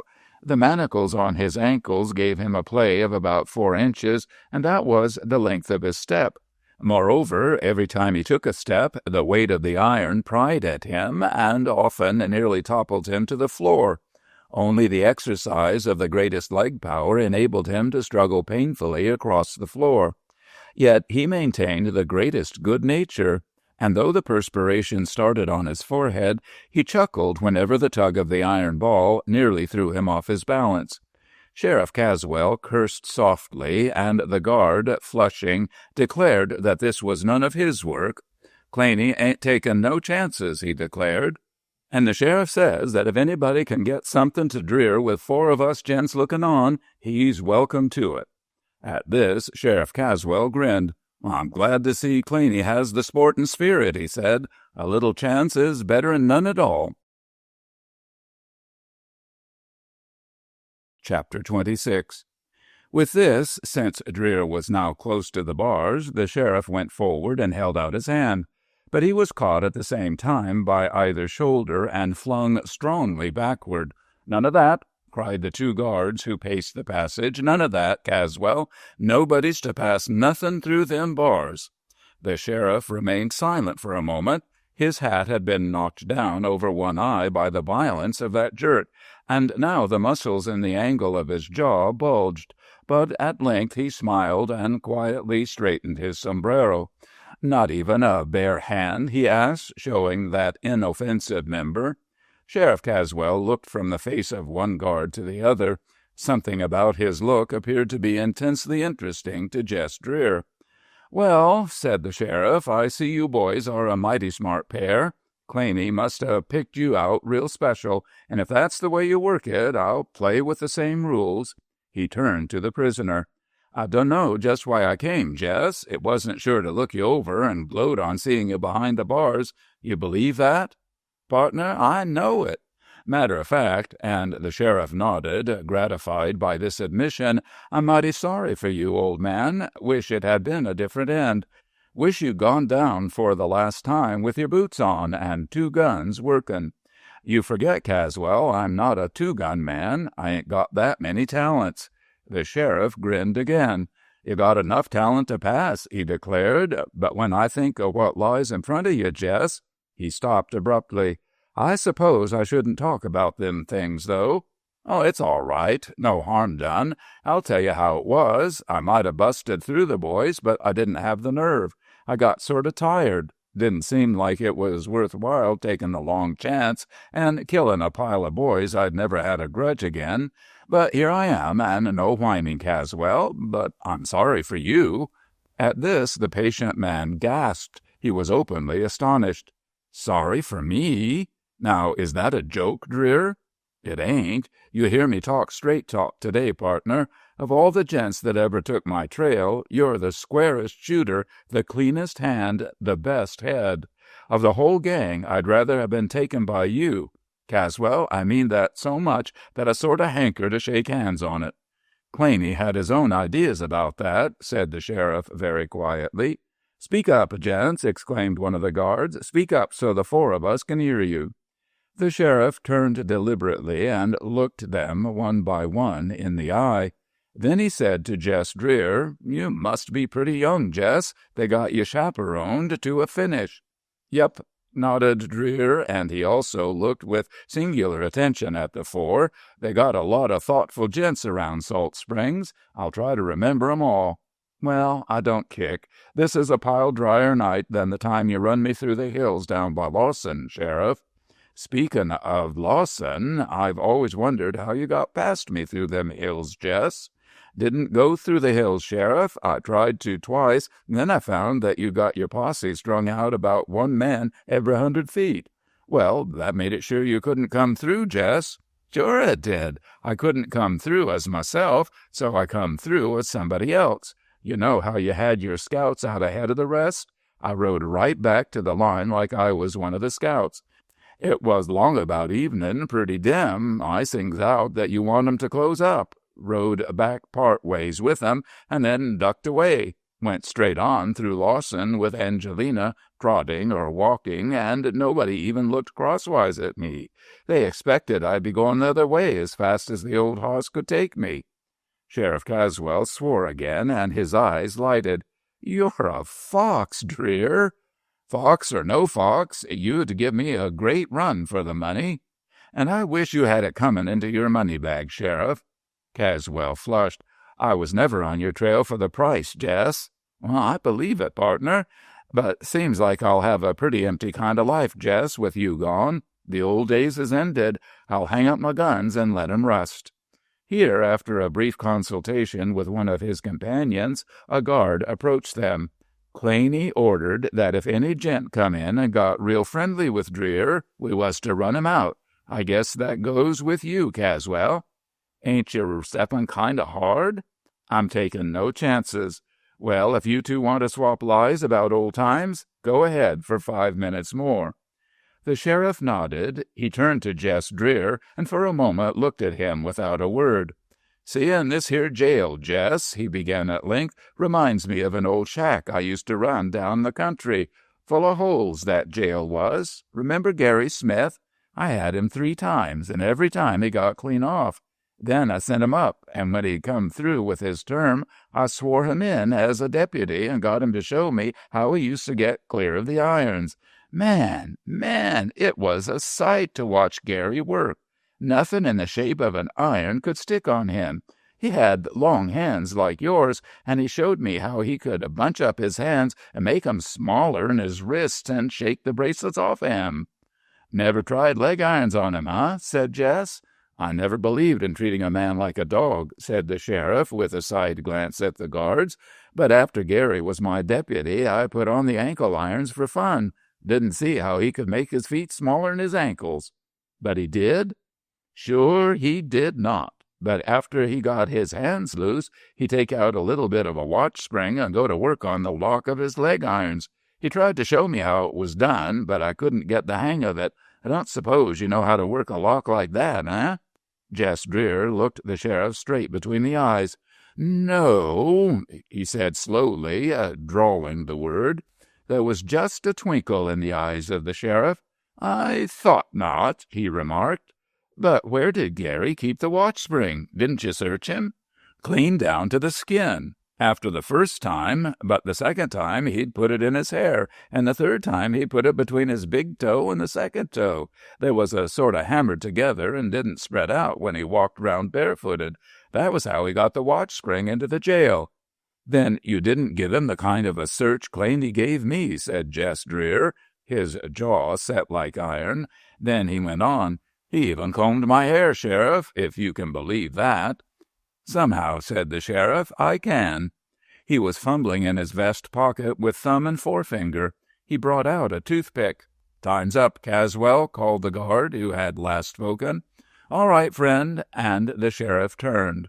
The cells were dimly lighted from a skylight, brown, back above the passage where the guards walked up and down on their beat.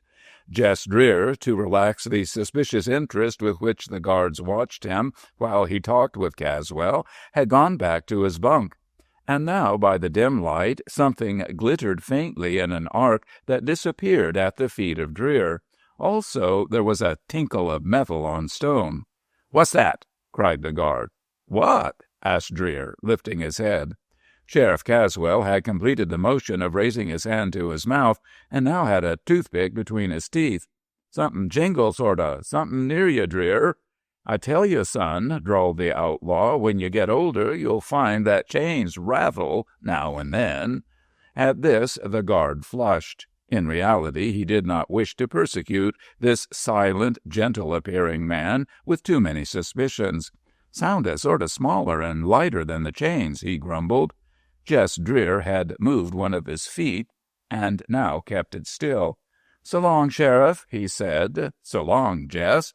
If there's a slip, Sheriff, and I get loose again, I'll be glad to have you back on my trail." "Jess, don't you make no mistake. If you was to get free, I'd follow you to the end of the world and drop you if I got the chance." "Same here, Sheriff. Thanks for looking me up. Goodbye." He tried to make a gesture of farewell, but the manacles checked him, and the best he could do was to rouse a harsh rattling of the chains. "Now there's what I call a friendly man," said Jess to one of the guards, and he began to roll a cigarette. "He talks too much," answered two of the guards in chorus.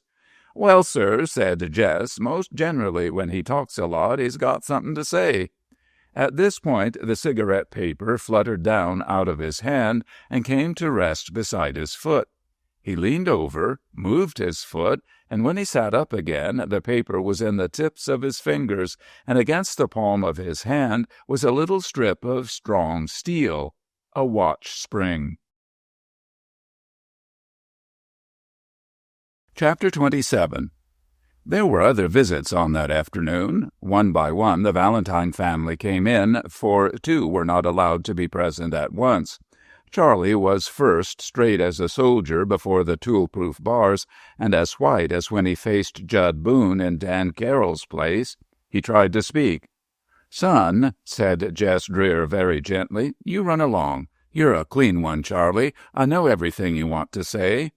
I'd a lot rather have you think it than say it. So long, old man." And the boy blundered out. Even the guards were moved by him and his silent anguish. Then Mrs. Valentine and Elizabeth, for the exception was made that the two women might come and stand huddled against the wall and stare at Jess Dreer. It was dusk now, but two big lanterns with powerful reflectors behind them were trained upon Dreer and made his face appear older, more seamed, paler than before. Also, it kept his eyes altering between black shadows as he lowered his head, and a flash of the pupils as he looked up.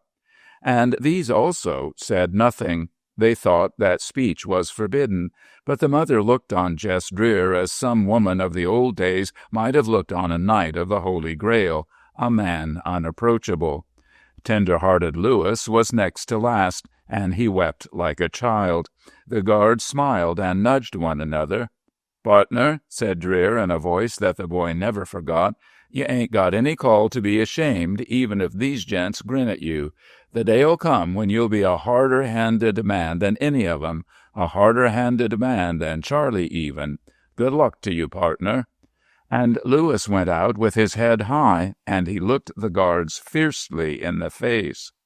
Last of all, the father came. He was such a man that even the guards stood back from him. They knew Morgan Valentine. He spoke with a ring in his voice that had never been there since his brother died. "I've sent east for a lawyer," he said, "and I've started to get at the governor. I know him myself, and I know he'll listen. You're going to get every chance that exists, Dreer." Then he outlined briefly exactly how his influence would be brought to bear, all the little cogs that would be turned. But in the end, Dreer said, "Valentine, you're wasting your time and your money. I thank you for it, but it won't do any good. Law is law, and a dead man is a dead man. Why, looking at it impersonal, I'd say the law was a joke if it didn't hang me. So long." After that, it was night. But just before the complete dark, Sheriff Claney came in from the country. He looked over his guards and noted their readiness with words of approbation. They were chosen men. He told them what their duties were, just as a good general keeps repeating his instructions to his subordinates on the day of the battle. Tomorrow, he said, they would have him on the way south to the county seat, surrounded by men day and night, and well on the way to the gallows, unless he were lynched on the way when he reached his own country. In the meantime, the thing to watch for was an attempt from the outside. He might have friends in Salt Springs who would make an attempt. The Valentines were indirectly struck at in this. 4 choice men patrol the outside walls of the jail, and they would keep off any surprise. Yet, in spite of bars and shackles, there must always be at least one man in the passage, walking up and down and keeping an eye on the prisoner himself. And if he acts queer, don't take no chances. Shoot him down. I'll be your warrant for it. He faced Jess Dreer when he said this, and the tall man rose and elaborately bowed. "Mr. Murderer Claney," he said, as though acknowledging an introduction, and Claney showed his teeth when he grinned. To be sure, his part in the actual taking of Dreer had been almost nothing, but the very fact that he was intimately connected with such a man would make him a household word throughout the mountain desert. He would willingly have sacrificed 10 years out of his life rather than see this man go free. He heard himself talked of. In the eye of his mind, he saw future thousands point at him. There's the man who sent Jess Dreer to the gallows. And the thought was sweet to Claney. After this visit, the night watch began. Not that Sheriff Claney retired for the night. He kept coming back at half-hour or hour intervals and fastened his keen glance on his prisoner, almost as though he feared the famous outlaw would evaporate. For a time, Jess Dreer smoked, talked with the guards, who grunted their answers, and hummed softly to himself. But after a while, weary but unable to get into the little couch comfortably because of the leg chain and ball, he slouched over in a corner with one shoulder against the wall. The weight of the manacles seemed to pull his long arms straight down so that they almost touched the floor. At least it brought his hands upon the leg irons. As the guards saw him take this position of rest, they were inclined to show one bit of mercy by letting him sleep out the remainder of the night if he could. But the sheriff, the next time he made his rounds, cursed them for their tender-heartedness. Let Dreer sleep with a light in his face, and did they not know that if this devil were able, he'd kill them all in order to get away? So the guards changed the direction of the light from the 2 big reflectors and focused it carefully on the outlaw. And in that position he was forced to work, with the light flashing full upon him. In a way, it was a help, for even the most suspicious person would not suspect a man of trying to free himself in the glow of such a radiance, with 4 pairs of eyes turned on him again and again, a dozen times a minute. Joe Chalmers alone would have been enough. He was the most trusted of the sheriff's henchmen.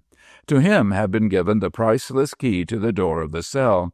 It hung at his cartridge belt. He had discarded his heavy, sawed-off shotgun, and instead of standing post, he walked up and down the passage steadily, hour after hour, and the little eyes never lagged for a moment in their wariness. There was something terrible, something of the animal in this endless patience. To understand it, one would only have to watch the wolf slinking ceaselessly up and down behind the bars of the cage. In sheer bulk of muscle, he might have been a match, single-handed, for the sinewy strength of Jess Dreer, and he had the facial conformation of a bulldog, the nose flattened away and the mouth and jaw huge, while his head was that bullet type which is incapable of holding more than one idea at a time. Yet for all his bulk, Joe Chalmers was an agile man. He was proud of the precedence which the sheriff had given to him. His pacing up and down kept him in the center of attraction as he walked in a narrow ellipse, turning toward the cell at one end of his path and turning away at the further end. and the other 3 interior guards naturally fell back and allowed Joe Chalmers to carry the main burden of responsibility. After all, it was he who had been reproved for not following the new position of Dreer with the lantern light, and it would be he who would be praised for their united vigilance. He was a host of watchfulness in himself. During all his pacing, he never took his eyes from the prisoner, except for the moment when, at the end of his beat nearest Dreer, he turned his back to take the back track down the passageway. And during this half-second, as the big man was turning, the active, strong fingers of Jess Dreer made a single deft movement, and between his fingers the stout little piece of watch spring turned in the lock. Yet when the guard bent his eye on the prisoner again, the hands were once more motionless.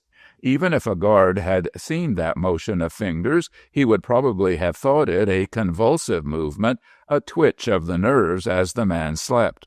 For his head was fallen, and only through the long sunburned eyelashes did he watch his guards and time the play of that watch spring. It was tedious work. His arms ached from the awkward position. He had only a second of contact through the spring with the lock within, and after that contact he had to wait, studying the lock in his mind, remembering what he had done before, guessing at the mechanism, and ready with some new movement when the next opportunity came. Still, nothing happened. The lock held firmly. The iron crushed into his ankles, for the manacles were too small. He had really given up hope some time before. His arms were numb and the nerves asleep from the shoulders down, yet he kept mechanically to his effort, one twitch of the spring each time the guard turned at the near end of his beat. And then he hardly knew what happened, except that the spring encountered something which resisted and yet yielded, and suddenly he felt the pressure of the iron about his ankles relax. His legs were free. They were free, but not yet useful. From having kept off his feet for so long a time, the pressure of the iron had shut off the flow of the blood, and now they were numb, paralyzed. He looked down. The irons remained apparently in place. Was it the weight of his hand that kept them there? He lifted his fingers. The manacles still stayed in place. But what if some unguarded movement should make the iron fall off with a rattle? Now that the blood began to flow once more, his feet tingled, and it was almost impossible to keep them motionless. He set his teeth, and the perspiration burst out on his face. Chapter 28. A movement with his arms was now necessary. He covered it adroitly by openly yawning, a sound that made every one of the guards whirl toward him. But they saw him straighten a little and drop his hands so that the manacles rested exactly between his knees. And then the pacing of Joe Chalmers began again, and the others relaxed. They were beginning to envy the resting figure of the prisoner. Once more Jess Dreer began the subtle, careful movements, of a different kind this time, and necessarily more open, for each time that Joe Chalmers turned his back, he had to fold his hands together and strive to draw them back through the handcuffs. But the manacles fitted close, and these tugs were far more obvious. Yet the looseness of the sleeves of his shirt covered the careful movements of his arms to some extent. Also, the 4 guards were convinced that the man was now asleep. Only Joe Chalmers continued to keep his eye on the figure under the brilliant light. Still, that patient work went on until his hands were wet with perspiration and the skin was chafed from his wrists. Indeed, it was the perspiration which made the thing possible. The bruised wrist bones suddenly slipped through. The broad part of the hand was crushed together under the strain, and now, oddly light, his hands lay free upon his knees. He thrust them quickly down between his knees and waited, though what he waited for he could not tell. At least it was impossible to do anything with 4 men waiting there in the passage. He suddenly realized how foolish, how futile all his work had been. Yet a great happiness was surging through his veins. His hands were free. Strength seemed to be descending upon him, showered out of the air. And then it came like a bolt on him. "Hey, Jess Dreer!" He looked up. There stood the sheriff outside the bars, grinning at him. Had the sheriff seen all those futile efforts and now come to mock the prisoner with his knowledge? Or worse still, was it dawn and time for the journey to begin? He looked up beyond the brilliance of the shaft of lantern light and saw that the square of the trap door onto the roof of the passage was indeed gray, the early light of day. Despair fell upon him. He was suddenly weak with it. And this was what Sheriff Claney said. "Dreer, I forgot to tell you. Angelina gets a slug through her head as soon as it's light enough for me to see her." The outlaw was stunned. "The boys tried to ride her yesterday, and she pitched Gaston and then tried to eat him. We're trying to put her out of trouble, seeing that you won't have no more use for her." "Claney," said Jess when he could speak, "give the old hoss a chance. Take her out into the hills and turn her loose." The sheriff laughed. "Sorta riles you, don't it, Dreer?" And the tall man studied him. "Why do you hate me, Claney?" "Why does any honest man hate a man-killing thief?" returned the sheriff. There was a long pause. Even the guards were stirred. Joe Chalmers stood scratching his head, and his face was troubled. Plainly he felt that all was not right, but he could not discover just why. Only something did not please him. "I'll tell you why you hate me," said Dreer. "You're one of them small-souled skunks that hate a man they're afraid of." The sheriff burst into a torrent of curses. "I'll find ways of making this up to you, Dreer." But the big man did not hear him. He said at length, "Well, goodbye, Angelina, and heaven help you, Claney, if I ever get clear of the jail." The sheriff smiled again. He had a most evil smile. "It'll be over behind Carroll's place in the corral," he said as he went out. "If you listen sharp, maybe you'll hear the shot. It'll be in about half an hour." And he was gone. The guards for a moment muttered together, but their commiseration of Dreer was interrupted by a clangor of tin in the outer office of the jail, and then a cheery voice calling, "Chuck, boys, leave one of you gents to keep watch, and the others tumble out here and have a doughnuts and coffee." It brought a shout from the three, but Joe Chalmers shook his head. "I ain't hungry," he said. "This is meat and drink for me." He gestured at the prisoner in the cage. So the three went out. They left the door wide. One of them came back and stood in the lighted opening, tempting their companion with a steaming cup and a handful of doughnuts. But Joe Chalmers shook his head doggedly and went on. "What if something happens?" he said. "Who'll get the blame? You gents have your lunch. I don't need none." He took a tug at his belt and continued the pacing, grumbling in his deep voice. He vented his anger by pausing at the bars and glaring at the prisoner. Then he resumed his pacing, but the moment he was on his way, a change began to take place in Jess Dreer's position. He did not wait now for the guard to have his back turned before he began to move. He had not time, for his plan was formed, and in that plan the saving of every available second was essential.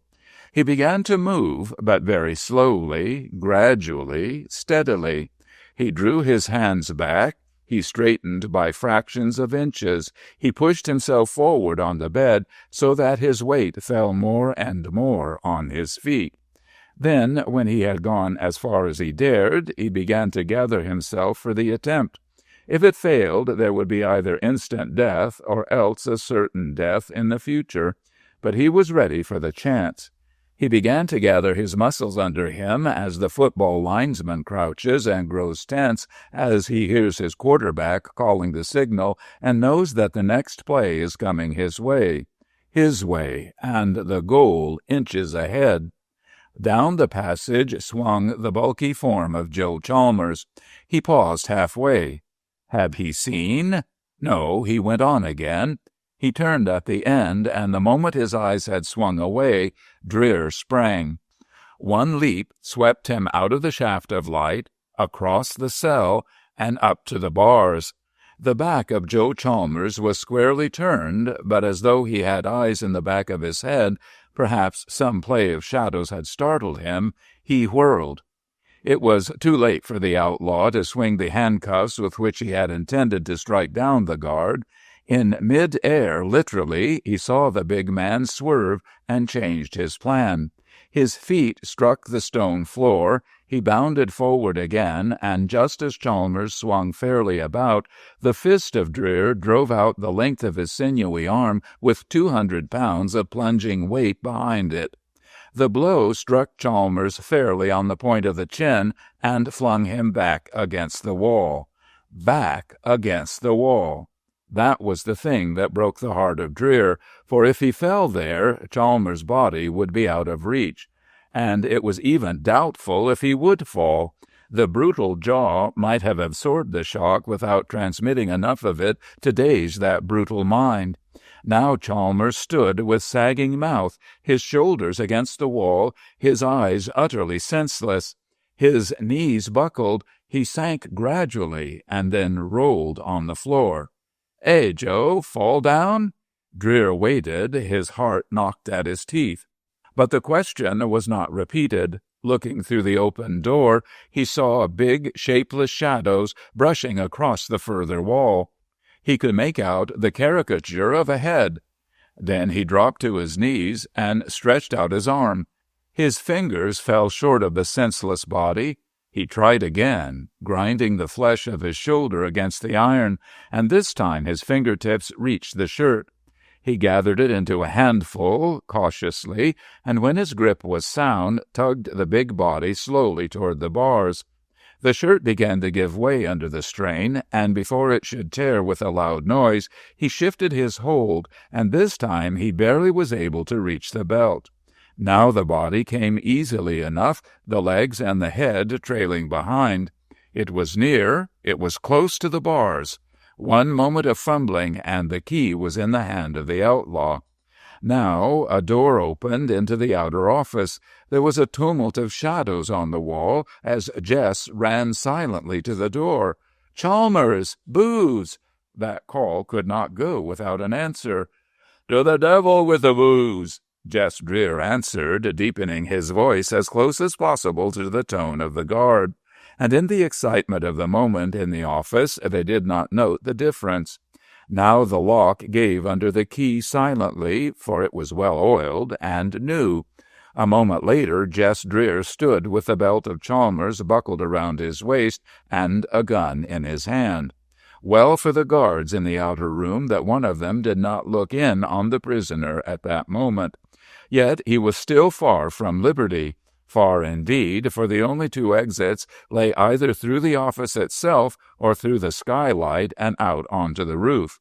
He turned the chances swiftly in his mind. He might rush through that outer office and escape without being shot in the flurry of excitement, but the chances were large against him. On the other hand, if he gained the roof, there were the 4 men who walked their posts, one for each side of the prison. Yet the dull light of the dawn would make for bad shooting. He made up his mind and drew back for a run and a jump at the edge of the trap door. Chapter 29. It was a big jump, and the great danger was that in missing, his impact on the floor would surely alarm the men in the office, so he gathered himself, ran swiftly on his toes, and sprang. His hands slapped on the edge of the framing, the fingers slipped and held.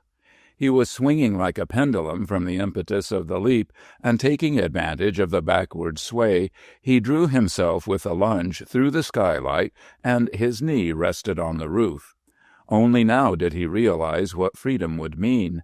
The gallows, which had been his familiar thought, the death which he had been nerving himself to die, became dim, misted ghosts behind his conscious mind, and he saw to the east a long streak of white light, and the black hills tumbled away under it.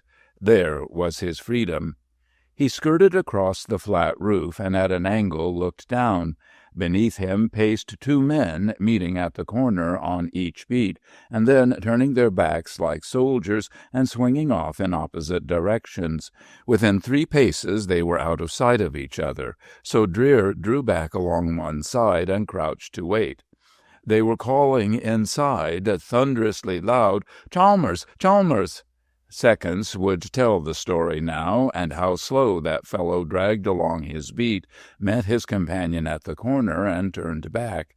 6 steps, a yell tore up from the inside of the prison, and the guard halted abruptly and looked behind him. At that instant, like a black panther from an overhanging bough, Dreer dropped. His knees struck the fellow in the nape of the neck, and the blow stunned him. He was pitched upon his face, and Jess rolled 6 steps away and came to his feet again, running low and fast across the clearing toward the nearest house, his revolver in his hand. But not a shot followed him.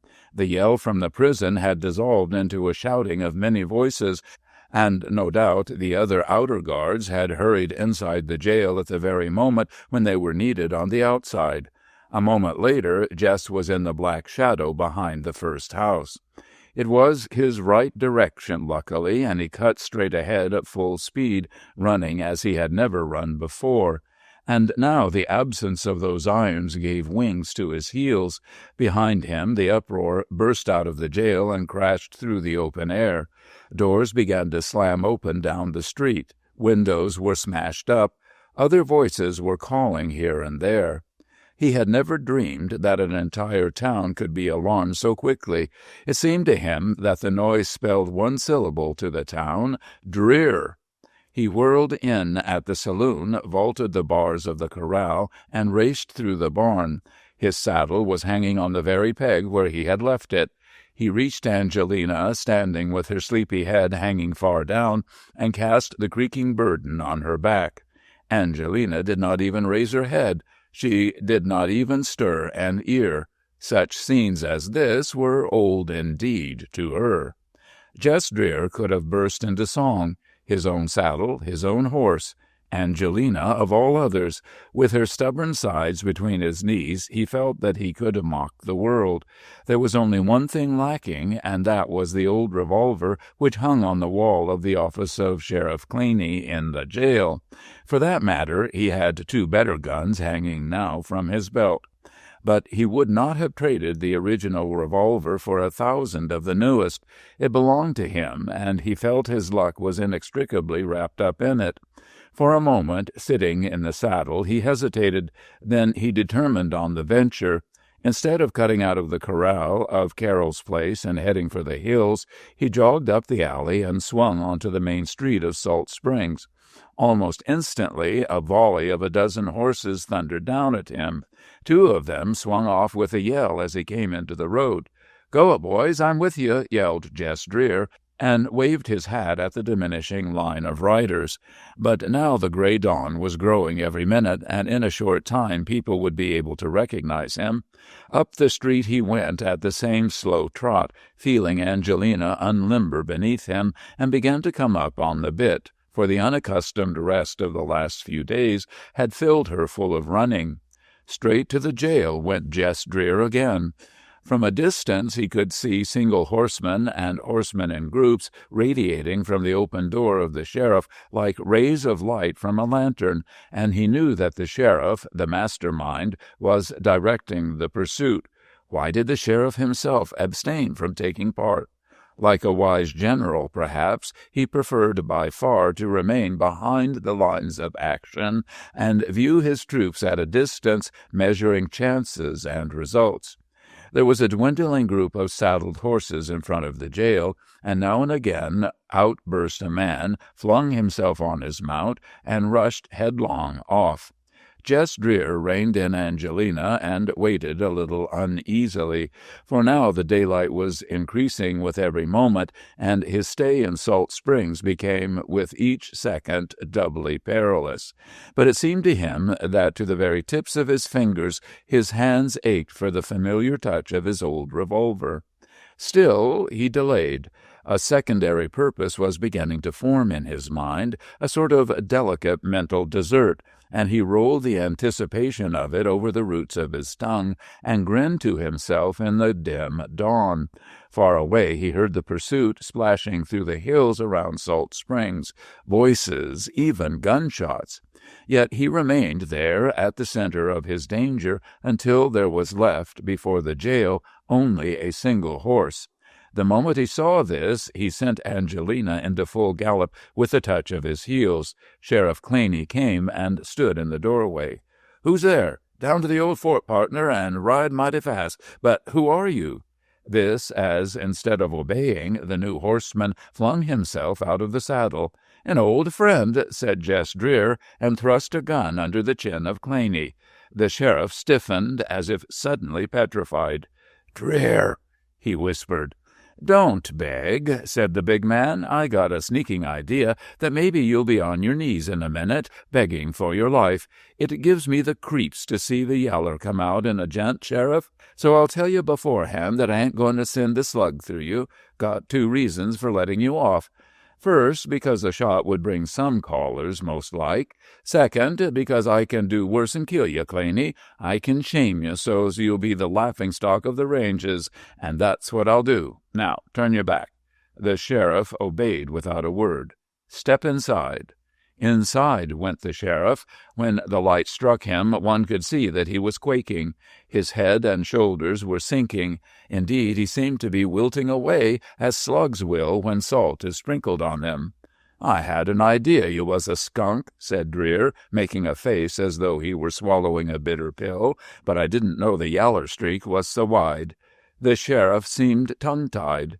Dreer took from the wall of the room a long rope and spun it dexterously around Claney, weaving him hand, foot, and body to the neck in a tight coil of horsehair. The sheriff's own wadded handkerchief made the gag, and it was wedged deep into his throat. After this, Dreer looked around the room. It was in the wildest confusion. Chairs overturned lay here and there, even including the sheriff's own priceless leather-seated throne. And in his mind's eye the outlaw pictured the excitement when the yell of the first discoverer sent the guards rushing into the jail. It was perfectly quiet in Salt Springs, but a ring of noise rolled farther and farther away around it. Dreer stepped to the door, looked out, and then came back and poured himself a drink from the uncorked bottle. He found his own revolver, already by the industry of the sheriff, enclosed in a glass case with an inscription burned into the wood below it, "Taken from the celebrated desperado Jess Dreer by Sheriff Claney."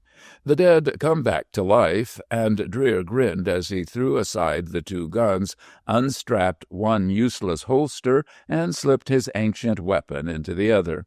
Instantly he felt a double reliance. Going out, he paused by the sheriff, smiled contemptuously into the man's face, and seeing the eyes widen with fear, he turned on his heel and went out. He was climbing into the saddle when 3 men plunged up to the jail. "What's orders?" they called, still from a distance. "Down to the 6-Bar Ranch," directed Jess. "Are you going that way? Show us down." "What's the matter? Strangers?" "Yep. Never seen Dreer?" "Just got in last night. Heard about him, but never seen him. What's he look like before we start?" "I'll tell you as we go along." "I'll be your guide, boys, and when I see him, I'll tell you what's what. Take him, all in all, he looks a good deal like me." "Thought he was a pile bigger." "Come to think of it, I reckon he is. Let's start." And the 4 comrades raced off into the early daylight. Chapter 30. Salt Springs was quick to rise to an occasion. It was equally quick to settle down after the crisis. For a week or so, every man over 15 years of age rode his horse to Gauntness on the trail of Jess Dreer, and then, as though by a sudden mutual agreement, every man returned to his habitual occupation. Jess Dreer, in a single day, was relegated to the past along with the raid of the Brown brothers, the fire of 10 years back, and a few other upheavals which had wrecked the mental peace of Salt Springs for a fortnight. Indeed, though each man would have given half of his life to gain the honor of capturing the outlaw, there was no personal bitterness to keep them on the trail, And as for the price on the head of Dreer, such money is not esteemed in the mountain desert. Yet, in spite of the numbers who had ridden their horses to a staggering condition during the past 10 days, no one had been so busy as Morgan Valentine. Sheriff Caswell, seeing him come down the main street of the town this day, went out from the veranda of the hotel and stopped him. Purple pouches lay beneath the eyes of the rancher, and beside his mouth were deep grooves, and his cheeks were flattened. The sheriff remarked these things aloud and concluded, "Didn't know you'd been sick, Valentine." "Not sick, busy," said the other. He added, looking closely at the sheriff, "You're staying with the old theory, Caswell? You're not following Dreer? You're waiting for him to travel in a circle and come back here?" The sheriff shook his head. "Takes nerve for a gent to change his mind," and he smiled. "I've got nerve. After the last little party, Jess won't come back to Salt Springs. His face is too well known." "You're taking your time about following him." "I've been hunting around for a new hoss, and I've got a beauty at last. Look yonder." He pointed to a pony chestnut with a ratty mane and tail. "Don't look particular like a picture hoss," said Valentine, controlling a smile, "but there's a nice set of legs and plenty of size around the girth." "Yep, it ain't a picture hoss, but it's the nearest thing to Angelina that I could find. I tried him out a couple of days back, and he done fine." He added, "But it sounds like you're set on having me catch Dreer, partner." He was surprised to find that this question did not bring an indignant denial from the rancher. The latter merely rubbed his chin thoughtfully with his fist. "Maybe I am," he admitted openly. "That don't sound natural, Valentine. After what he's done for my boy Charlie?" "Yep, and then being the sort of gent he is all around, I didn't figure you'd be hot on his trail." "I'll tell you," said the rancher, "if he was square in the eyes of the law, he'd be the sort of a gent that I'd work my hands to the bones for. I'd set him up in life and ask no questions, and he could have what he wanted for the asking. Maybe you think I'm talking extravagant?" "I don't. In your boots, I'd do the same thing." "But," said Morgan Valentine, "the point is this. He's not square in the eyes of the law, and he never will be.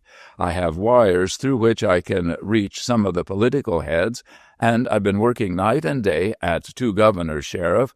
I've been trying to get them to call off the dogs and let this man live his life without being forced into harm to himself and the rest of the world. But they won't do it. In fact, they know what Jess Dreer is. He has a character that makes good talking, and every one of 'em knows that Jess would go straight if he had the chance, and that he never would have gone wrong if it hadn't been that he fell into a bad hole with no way out except by breaking the law. That's what I've told 1,000 people, most like. Well, they know all these things as well as you and I do, but Dreer is too big a gun. He's too notorious. Here and there and the other place he's shot up, the second son of some rich family, or he's made a fool out of some sheriff who's strong in politics. I'm not hitting at you, Caswell. It's all right if you are. I'd rather be made a fool of by Dreer than praised by most men. The end of the story is that the governor who pardoned Dreer would be ruined in politics. He'd have a host of enemies, and most like he'd be accused of having taken a bribe. They'll hear reason. They'll even be glad to have Dreer taken in some state outside of their own. But when it comes to a pardon, they won't hear of it. I've tried 'em all. You look worked out, Valentine. There ain't any doubt of that. Yes, because I've worked harder for him than I would have worked for myself. But he can't be saved, and besides—" He stopped. Now, Sheriff Caswell was by no means an old acquaintance of the rancher, but he knew him well enough to understand that Valentine was not a man of many words. For that reason, this sudden outburst of talk surprised him, made him suspicious. After the first moment, he had begun to wait for some unusual climax to the talk, and now he said frankly, "Valentine, what is it?" "I'm talking pretty free," said the other. "You're talking free to a man that keeps things to himself." "Well, it's this. If I can't save Dreer, I'm going to ruin him." The blow had fallen, but though the sheriff was prepared to be startled, he was nevertheless aghast at this revelation. "That's free talk, and it's queer talk," he said slowly. "I'm a sheriff, and my chief job is to get Dreer, but I sort of think that I'd rather you hadn't said that, Valentine." Do I sound like an ungrateful hound, Sheriff?" The latter shook his head. "A gent like you has reasons for what he does. There ain't any yaller streak in you, but maybe some of your reasons is wrong, Valentine. And why do you tell me all this? What's behind it?" "Because I can't very well touch Dreer with my own hand." "I'll tell a man, and I have to use someone else." "That's clear. And you, Sheriff, are the man." Once more the sheriff gasped. Then, "Go on, Valentine. This sounds like a fairy tale." "Walk on down the street with me. I get nervous standing still. First, tell me your plans about Dreer." As they sauntered along, Caswell outlined his theory briefly. Dreer had headed north in spite of the fact that other people were sure he was then riding south. He was heading north into a fresh country where his face was still unknown. He would travel slowly, not anxious to cover a great distance, for a man traveling too fast would be sure to excite suspicion. He might even stop here and there and work a few days. Such were the habits of Jess Dreer when he was on the road. Caswell intended to follow alone, weaving across the country loosely like the line of a lariat tossed carelessly on the ground, until he found some traces of a tall man with exceptional arms, wide shoulders, and a long, lean face.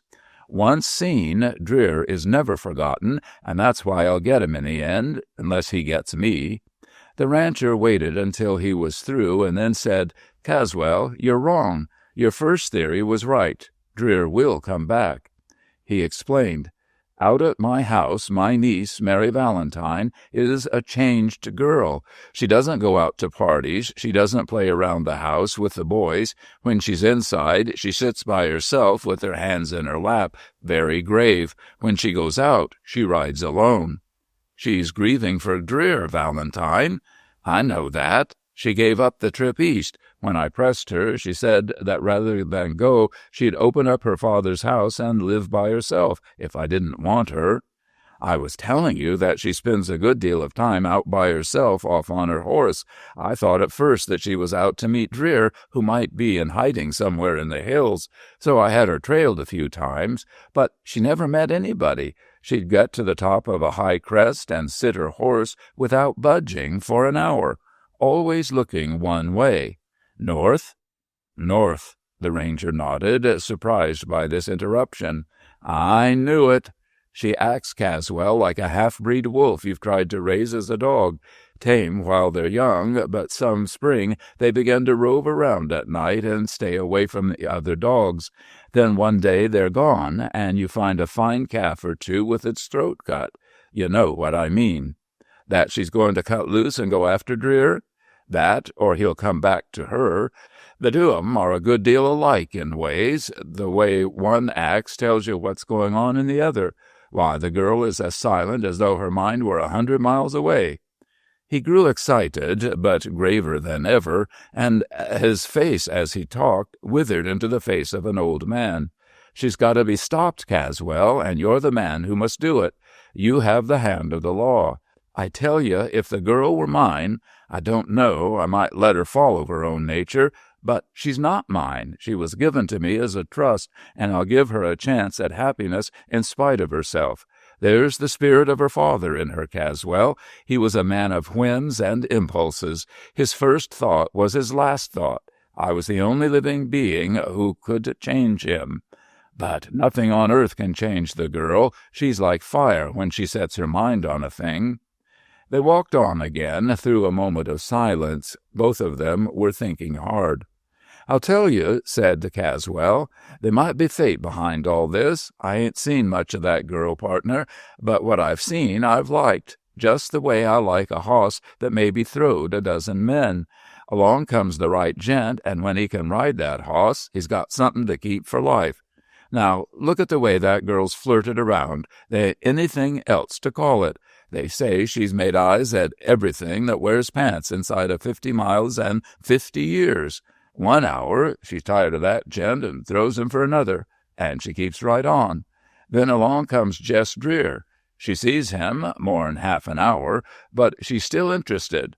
After a while he's gone, and she sits down and mourns for him. Or else she goes out on her hoss and waits to see if Jess won't come sloping over the hills. Valentine, if I wasn't so old, that'd put a tear in my eye." But the face of the rancher was set. "Fate or no fate," he said, "it can't happen. Go to a man like Dreer, lead the life of a wolf, hunted, no home, no children. My brother'd rise out of the grave, friend. Caswell, it's between Mary and Dreer has to go down. I'll strike him with you if I can. If you fail, I'll try my own hand, but if she sees the man once more, it's fatal. Nothing'll hold 'em." Chapter 31. Between the dusk and the dark of this night, a lone horseman halted on a cattle path which led to lowlands, and in the midst of the hollow was a broad, low barn. Even by that uncertain light, the traveler could see that one end of the structure had fallen in. He shook out a white strip of cloth which he had kept in his pocket until this time. He tied the rag around his left arm close to the shoulder, peered about him as though he feared this simple action might have been seen, and rode his horse to the barn. It was a gingerly progress. Coming a little closer, he saw that a faint light was burning in the barn.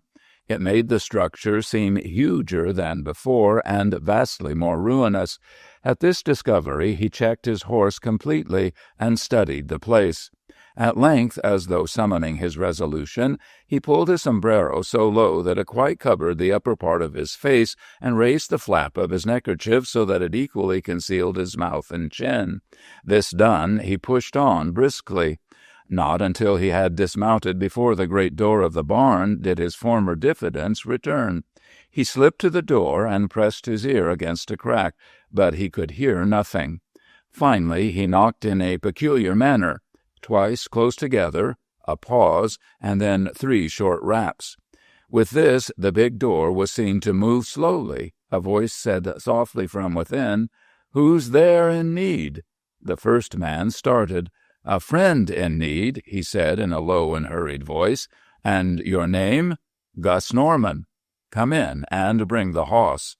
He now pushed the door wide open so that Gus Norman could see, far in the interior of the huge empty mow of the building, a scattered group of men and their horses around a single lantern.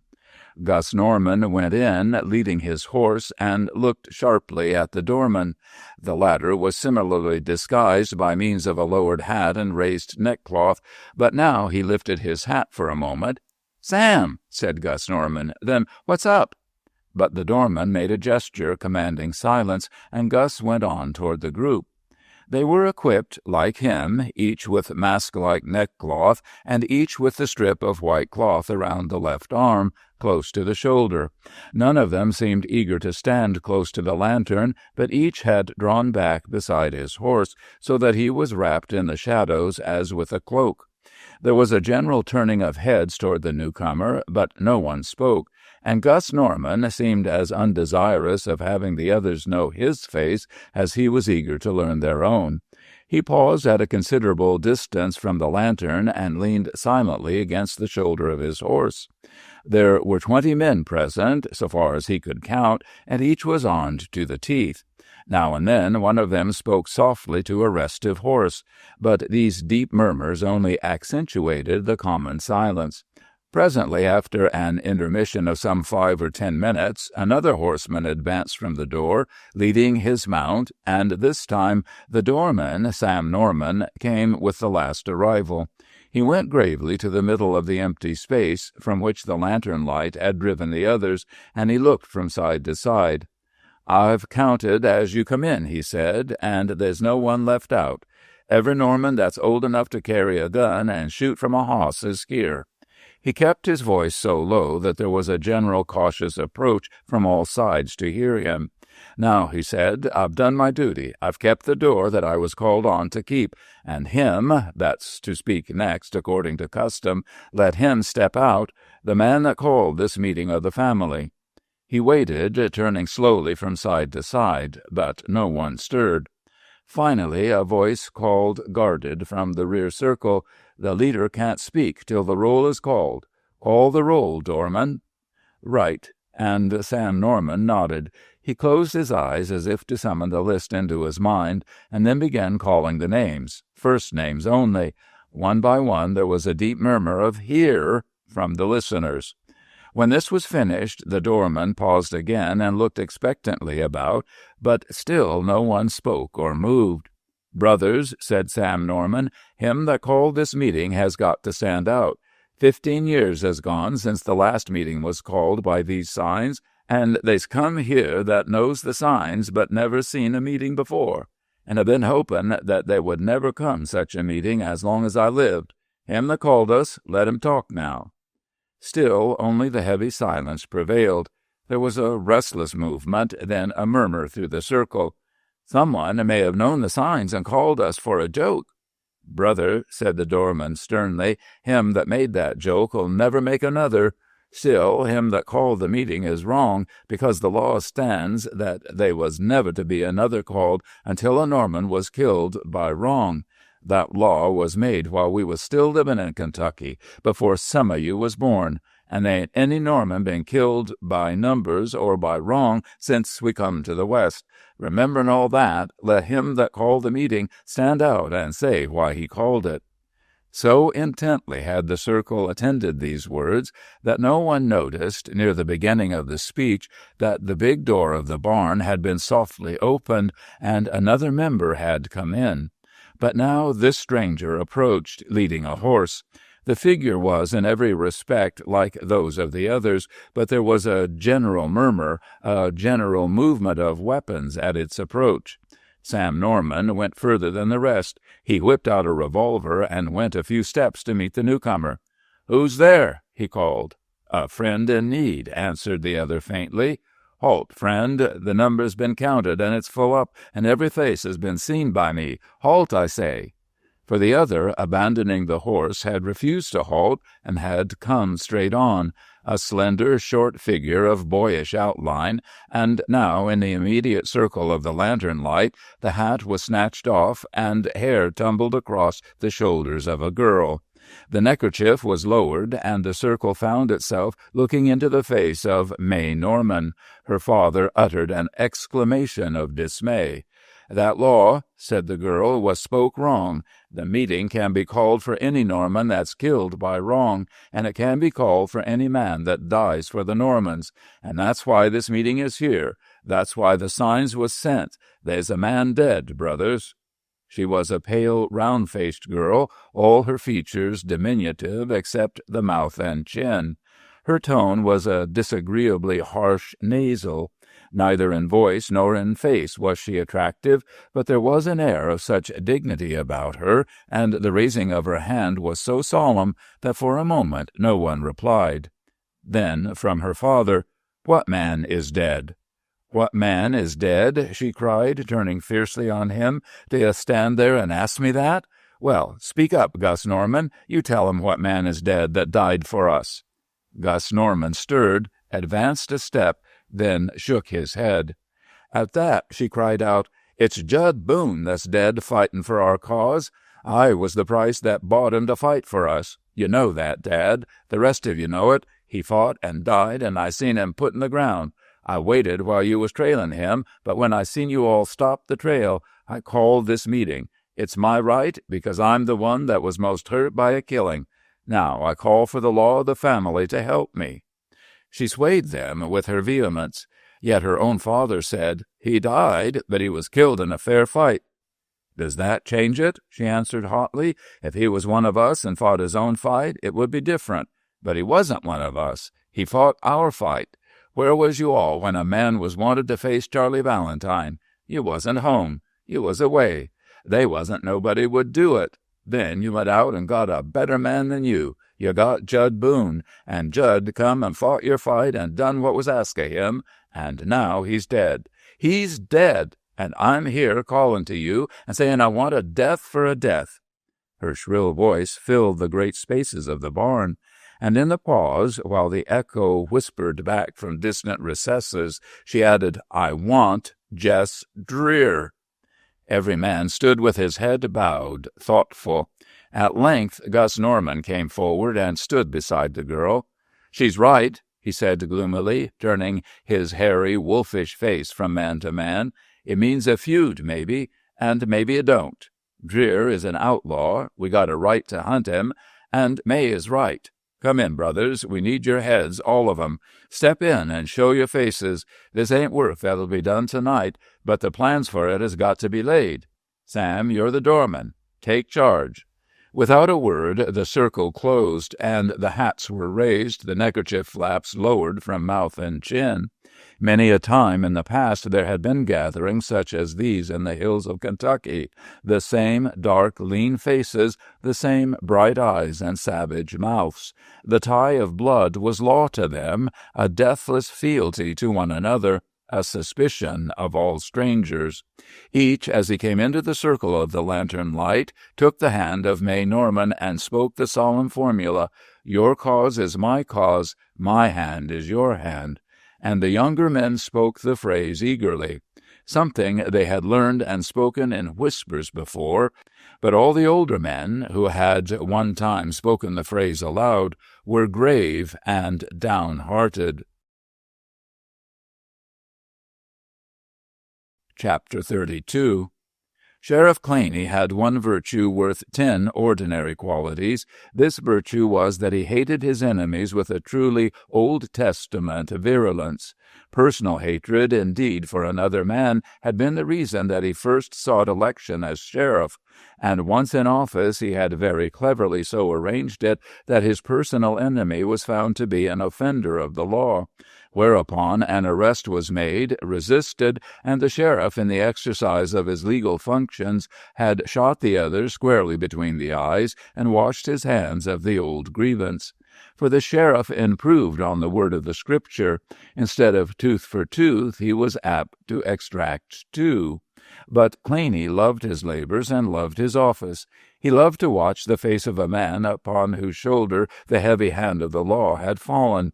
Whether the fellows were defiant, sullen, pitiful, venomous, or despairing, the sheriff found a part of his palate which could relish any and all of these moods.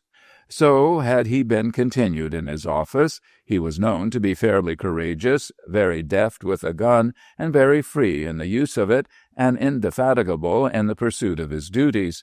Never before had Salt Springs enjoyed the ministrations of a man who seemed in love with his work. He was elected, he was re-elected. The men of Salt Springs were fond of showing off the industry of their sheriff compared with the sheriffs of neighboring counties. But all this changed. It was not that a prisoner had escaped, not at all. Salt Springs was even rather glad that Jess Dreer was not to hang. But Salt Springs saw itself in the role of a town that has talked too soon and boasted too often. The invincible jail of which they had so often vaunted had been treated as a mule would treat a paper barn. Holes had been kicked in it, locks had been magically opened, and a man under special guard had been whisked away from beneath the noses of the sawed-off shotguns. From the first, this thing was not pleasant. It became more distinctly annoying when men from neighboring villages drifted in the course of the next few days and dropped random remarks, such as offers of a loan so that Salt Springs could build a really effective jail, and offers of the loan of a man who would make a real sheriff. This was putting the burr under the saddle, and Salt Springs began to buck. Every time it came down out of the air with bunched feet and humped back, it jolted on the thought of Sheriff Claney, the man who had been tied hand and foot by a prisoner and turned into a joke. Moreover, other murmurs were added to the rising tide. Men who had been wrongfully accused of various crimes came out with dark testimonies of the third degree, harshly applied by the sheriff. In fact, things reached such a point that in Carroll Saloon a man in the heat of liquor suggested that they tie the feet of the sheriff under the belly of a bucking horse and send him out to explore regions unknown. Others advocated a ride upon a rail to give him a new start in life. But though these proposals never got past the stage of talk, one and all agreed that strangers in Salt Springs would never lack subject of conversation as long as Sheriff Claney was in office, and, to make matters worse, his new term was but newly begun. Friends called on the sheriff and suggested that he resign and go elsewhere to places where his undoubted talents could be employed and appreciated. But they did not know the sheriff. It was not that he wished to restore the affection of Salt Springs. He hated and despised them all, but he wanted to teach them to fear him again. He knew they were laughing at him and writhing because strangers joined in the mirth. It was dust and ashes upon the head of Claney. Every day he bowed his heart in prayer that some gigantic crime would wipe out 9/10 of Salt Springs so that he could demonstrate his efficiency to the remaining 1/10. His dreams at night were filled with prodigies of shooting, and he walked the streets of the town, hounding every man he met with the hungry eye that dared the other to smile. And no one smiled. A man who is drunk is dangerous. A man who is justly enraged will keep a whole town indoors, but a man who has been shamed is a devil incarnate. So he remained in Salt Springs, tormented by a dearth of crime and burned away to a shadow by his shame and his hate.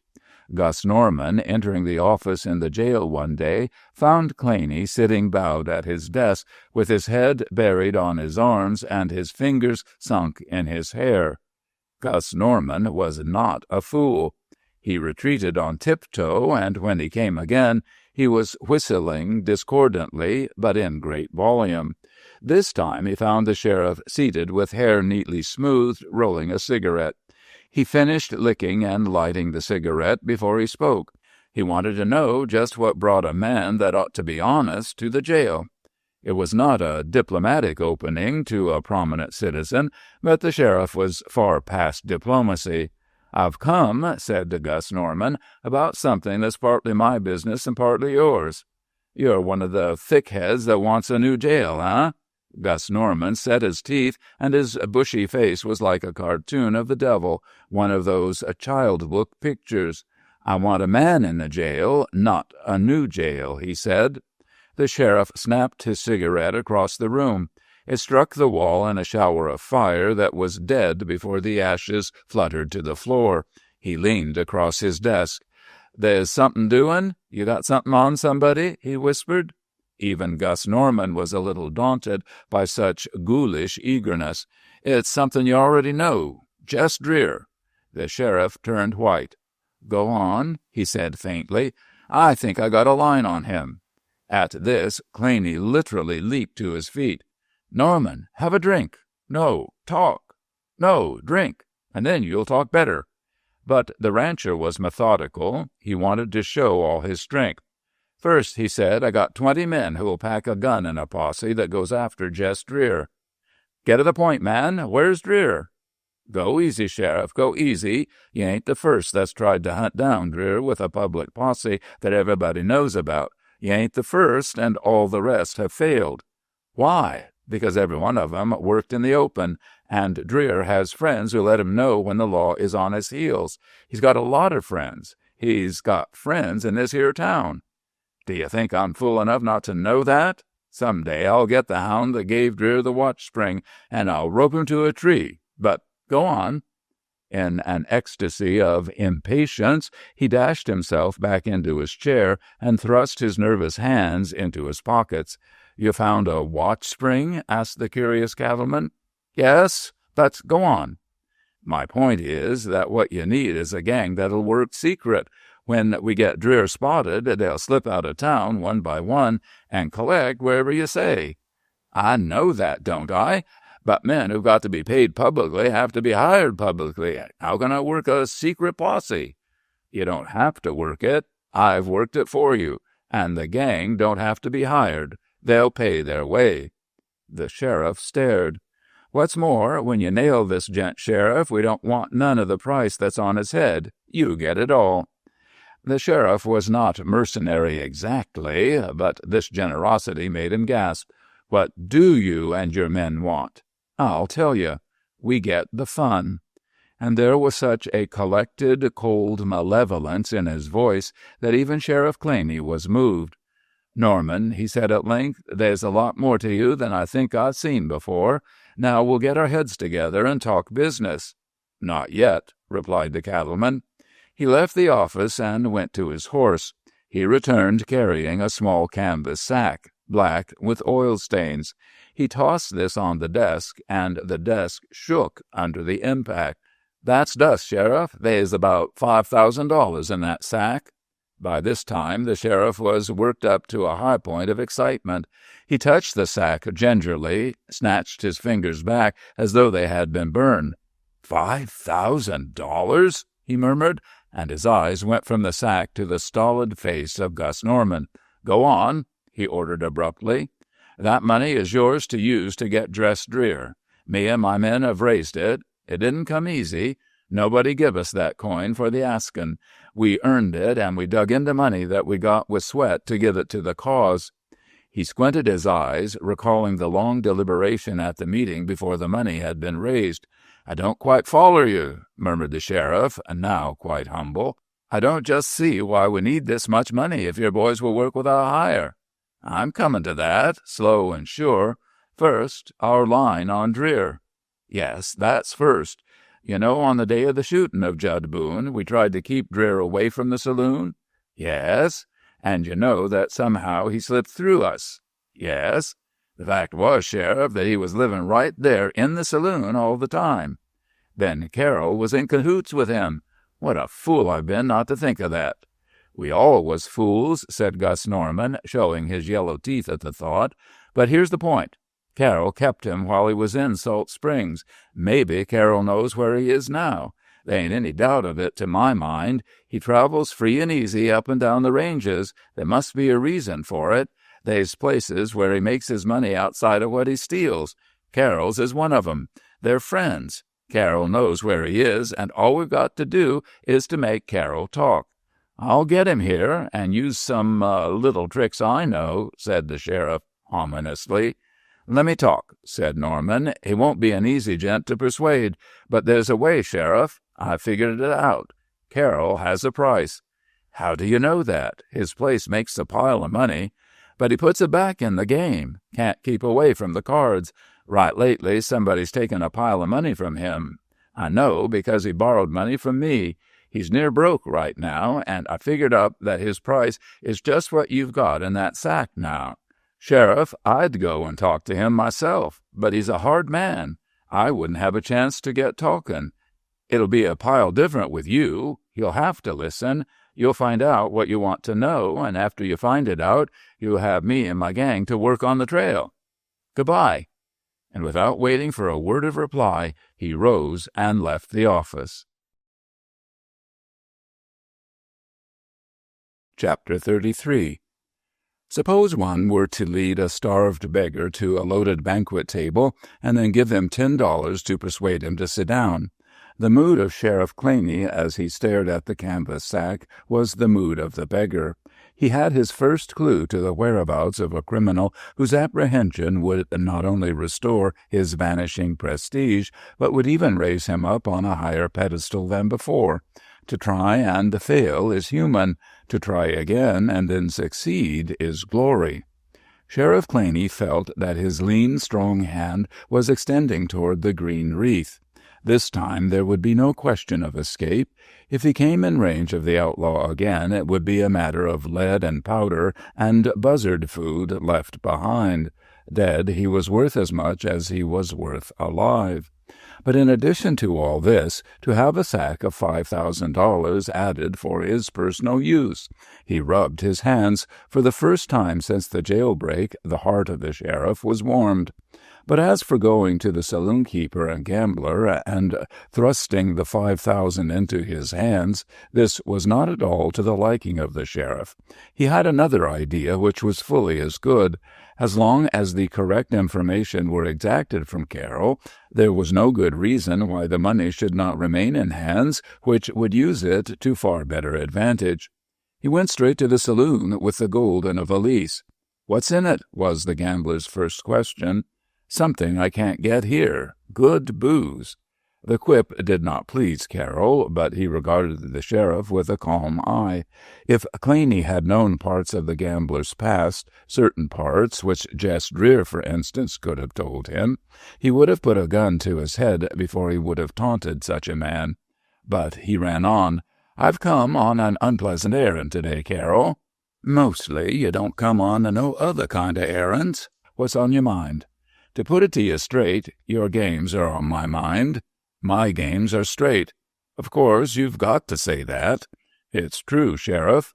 "I've been hearing stories. Let me see. There was a gent that blew through town, little squat, fat, half-breed sort he was. Said you was working something that looked like a brake on your wheel." "What about it?"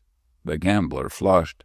"I had a fool working for me. That was 6 months ago. He came to me and showed me how he could fix up the wheel so it would make a pile of money for me. I told him I wasn't running that sort of a game. He thought I was kidding. I told him straight, but I took him on and give him a job. He was busted. Well, he was a snake. He knew how much I'd been used to making on the wheel. He fixes up a brake on the wheel, and of course he busts the boys for a great big percentage. He gives me what the house used to make right along, and he sneaks the rest of it into his pocket. In about a week I went over and watched the wheel one day. Seemed to me it was running queer. That night I looked it over and found the brake. I called in Tommy, gave him the licking of his life and $100 for luck, and sent him on his way. That's the only crooked thing that there's ever been about my house. I would have paid back the boys that lost their money, but how could I find 'em? And if they knew I was paying, would they have told me just how much they lost? No, there was nothing I could do. Besides, I didn't get the coin. It was the thief that done that. So there you are, Sheriff, and that's the truth." There was no escaping from the sincerity of the man. "It's the first time that I've ever been even questioned," he said gloomily. "That's the point," said the sheriff hastily. "You've been going on so long that some of the boys are kind of suspicious." At this, Carroll rose from his chair. "Look here," he said quietly, "what are you here for? Trouble?" "Sit down, Danny, sit down. I'm a reasonable man, and I got your interest at heart. You'll see that I have in a minute. Right off, I'm going to tell you that what some folks is kind of riled about. They don't like the sort of gents that you bring in and put up at your rooms, Danny." "My friends is my friends," declared the saloon-keeper grimly, "and if you and the rest of the town don't like 'em, you and the rest of the town can go to the devil. That's straight." "Is that fishing for trouble?" said the sheriff coldly. "You know it ain't, but you can take it any way you want. Name some of the gents that ain't been liked." "Jess Dreer." It shook Dan Carroll to his feet. Coming so smoothly, so unexpectedly, it was utterly impossible for him to control his expression, and his staring eyes had in a moment admitted everything. He saw at once that he was exposed. The sheriff had tilted himself back in his chair and was grinning complacently at the other. "It's a lie," was all he could say, more angrily than effectively. "Hush up, Danny, you done it smooth, all right, and I wouldn't never have guessed it if it hadn't been for one thing, Dreer himself." "Just done that?" muttered the saloon-keeper. "He told? I put him through the 3rd degree, Danny, and he busted down and told." Slowly, as though the strength were gradually melting from his legs, Danny Carroll sank into the chair. "He done that?" was all he could murmur, and he stared at the floor. "But I didn't want to ride you about it," went on the sheriff smoothly. "I'll tell you why. I like you, Carroll. You look square to me, and I didn't see no good in making trouble for you for shielding an outlaw." He paused to let the words sink in, and then went on. "But now things are different. Dreer is gone from jail. I've got to find him, and I come to you and say, Dan Carroll, you know where Jess Dreer is. Tell me." As he spoke the last words, he leaned over and thrust his fingers under the nose of the other. Dan Carroll raised his eyes slowly from the floor. "Sheriff," he said, "I don't know. But if Jess is a hound, then I'm worse than a hound, and no matter what he's done to me, I still got to stand behind him. And if I knew where he was today, you couldn't drag it out of me." "Carroll, go easy. I could bust you. It'd be a black case agin you. First, a charge of using a brake on the wheel." "Would you scrape that up?" "Business is business. First the brake, then this shielding of an outlaw." "You can't prove it." "I'll swear you've admitted it. Besides, I can prove anything on a gambler and saloon-keeper. You ain't got a chance." Perspiration broke out on the forehead of Carroll, but he shook his head stubbornly. "Me and Jess has been pals. Go ahead with your dirty work. I won't blab on him. Besides, I'm tired of talk, Sheriff. I need a drink." "So do I," admitted the sheriff, "but I'm not through." Carroll sighed and settled again into his chair. The strain had been great, and he was weary. "There's one thing I want to bring up in your mind, Danny. If you lose this place, you lose a lot. You wasn't no church-attending saint a few years back, but you reformed. You settled down. You played square. You got a place for yourself in Salt Springs, and people trust you. You're willing to risk all that in order to shield Dreer?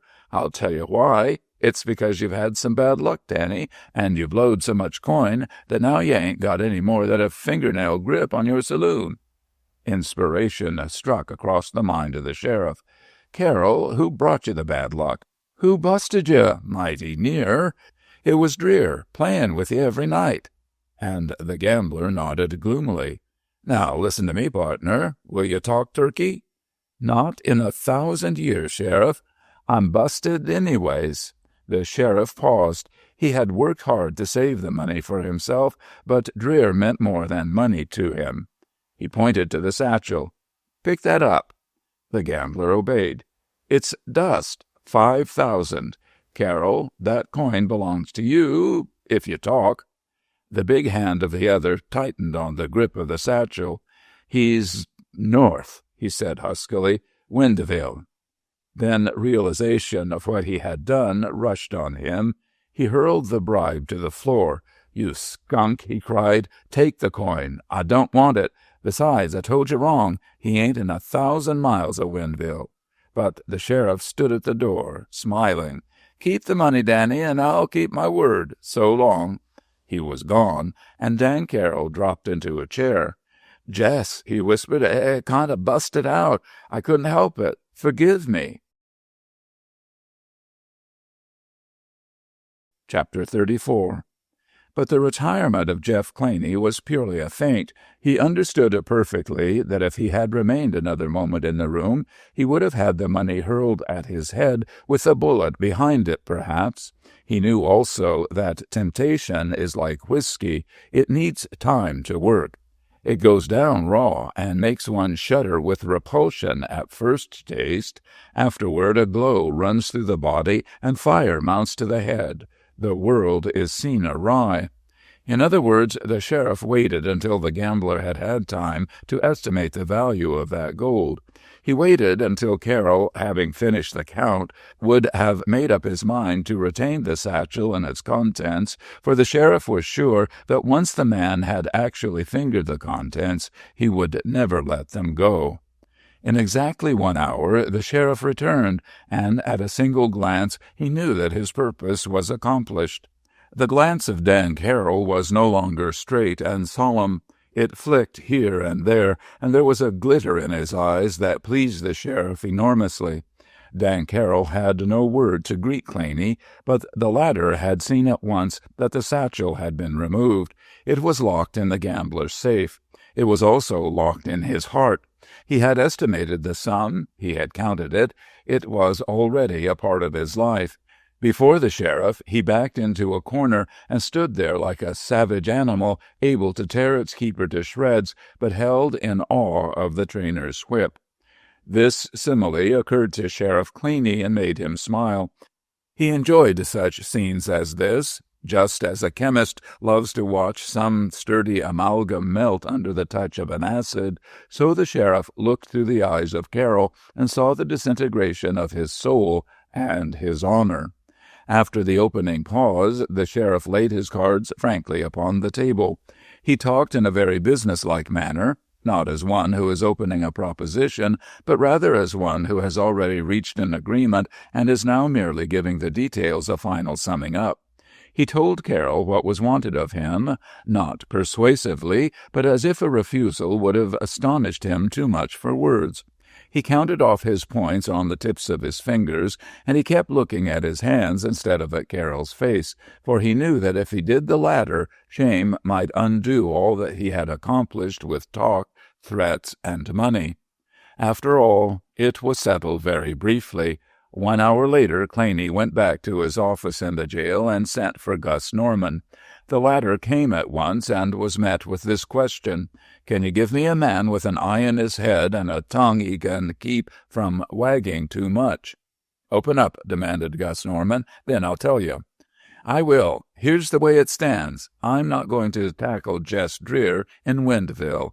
"That's where he is?" "It is, and I know the hotel he's living in. I guess there ain't more than one hotel there, for that matter.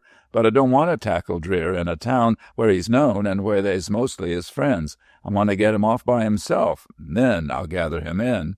"Well, that takes time." "And I got the time to put in on it. I understand he's fixed fine in Windville and won't be apt to leave for a long time. Windville is so far in the hills that it don't hear nothing about what goes on in other places. It ain't ever heard of Dreer, maybe. Anyway, he's showing himself open up there, and everybody's for him. That's what Carol says. First, I want to send up a man and make sure he's there, and then give Dreer a letter." "To tell him you're coming?" asked Gus Norman dryly. "It's a letter from Dan Carroll," said the sheriff. Gus Norman gaped, and then the two grinned in silent enjoyment. "My boy Joe is the one for you. He's just up and around, and I guess he ain't got any reason for loving the Valentines, and them that stand in with the Valentines. I'll bring Joe to you. Besides, riding is his long suit." And Joe Norman was brought. He was a very short distance into his 20s, a dark, handsome boy. His eyebrows met in a straight black line, but the eyes themselves were rather wide and weak. His chin, too, was of a Grecian roundness and strength, but his mouth lacked decision. He was the sort of youth about whom one would not venture to predicate much that was good or much that was bad. He obviously needed ripening. 10 years would tell the tale with Joe Norman. He had taken one great step toward full manhood in the past month. He had stepped up and faced his first gunfight without flinching. He had felt the tear and burn of a bullet through his arm, and now that he was himself again, the experience had fully doubled his self-reliance. Into his hands the sheriff, after a moment of explanation, delivered the letter, and the next morning in the early dawn Joe started north. There were 2 ways to Windville. One was a straight cut through the mountains, a journey uphill and down dale, dipping into little valleys where there were miserable ranches, and rising again to rocky heights. It was a leg-breaking shortcut. The other means of approaching the town in the mountains was by no means simple. It would have wrecked the staunchest buckboard that was ever built, but it did not embrace half as many precipitous drops and back-breaking climbs. It was 50% longer in time and 100% less in effort. So Joe took the roundabout way. He was a skilled judge of the strength of a horse, and he handled his mount so well that he reached Windville a short time after dark. He went straight to Windville's one hotel. Not that this was any imputation against the size and wealth of the little city in the hills, but Jack Turner had gathered most of the business of the place into his own hands, and he had built this rambling structure which contained blacksmith shop, general merchandise store, hay, grain and wood, saloon, and hotel, all in shed after shed, shack after shack, story after story, a confused jumble of which the proprietor himself did not know half the details. It had grown up in the course of 2 or 3 generations as wildly and as freely as if it had sprung of its own strength and its own volition out of the rocky soil. To find a man in this place was like finding the proverbial needle. Joe Norman went straight to the source of all information, the bar, and to guide his inquiries he had only one bit of information. Jess Dreer was a gambler. It was an old situation that met him in the saloon. 2 men were doing the spending. One stood at one end of the bar, each trying to set up more drinks than the other, and each drawing his own crowd of followers about him. Joe Norman instantly took a place in the exact middle, neutral ground it might be called, and there he remained while the bartenders served several rounds of drinks. He kept his own first drink untasted on the bar before him, and presently this sign that he wished to speak privately across the bar was noticed. The saloon-keeper approached and lent a hasty ear, for he was perspiring with his labors. "Is there a game running around here?" he asked. "Sure," and the other nodded and lifted his eyebrows as he made the reply. "Go straight back. First door on your left. You'll hear the noise where you start going down the hall." The first impulse of Joe Norman was to follow this advice, but it occurred to him, as singular indeed, that Jess Dreer, no matter how bold, should be sitting in at so public a game. So he remained standing at the bar with his drink still untasted, until the bartender bent close to him again, this time with a frown. "Anything wrong?" "Nope, but ain't there a game where I won't hear the noise?" The bartender returned no answer. He scurried down the bar, and presently he flashed a keen glance at the stranger. "Harry," he called, and to another man in a white apron he said, "Take my place for a minute, Harry. I see a friend." He came from behind the bar. Joe Norman had already taken the hint and retired to an obscure corner. "Now, who are you, and what do you want?" was the first query. "I want a game, partner." "Sure you do. But why?" "Because I got a friend sitting in on it." "Who?" "His name don't matter," said Norman cautiously. "Well, he's a tall gent, 3 inches taller than me, broad shoulders, long pair of arms, long lean face, steady sort of eye. Know him?" The bartender continued to dry his hands on his apron. He said, "And who, I say, is here?" "No name. Just tell him that a friend has got a message." "Give me the message, then." Joe Norman hesitated. It might be that this fellow knew nothing, but he had to take the chance. Looking the bartender squarely in the eye, he smiled and waited in silence. It seemed that this smile meant many things. "Oh," murmured the other. "Oh, that's it, huh? Well, come along. Maybe he ain't right, but I'm no mind-reader." He led past half a dozen little flights of steps, through many a crooked hallway, and came at length to a door which was totally black. No edging of light showed around it, yet on this he rapped. After a moment it was opened a little, and the light burst out. Joe Norman saw now that the edges of the door were padded with felt, the better to shut out light and sound.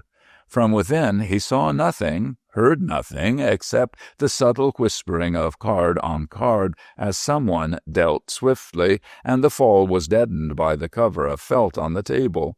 It was the most exciting sound Joe Norman had ever heard. In the meantime, the bartender was conferring with an unseen man at the door, and in a murmur. At length the door was closed, and he turned to Joe.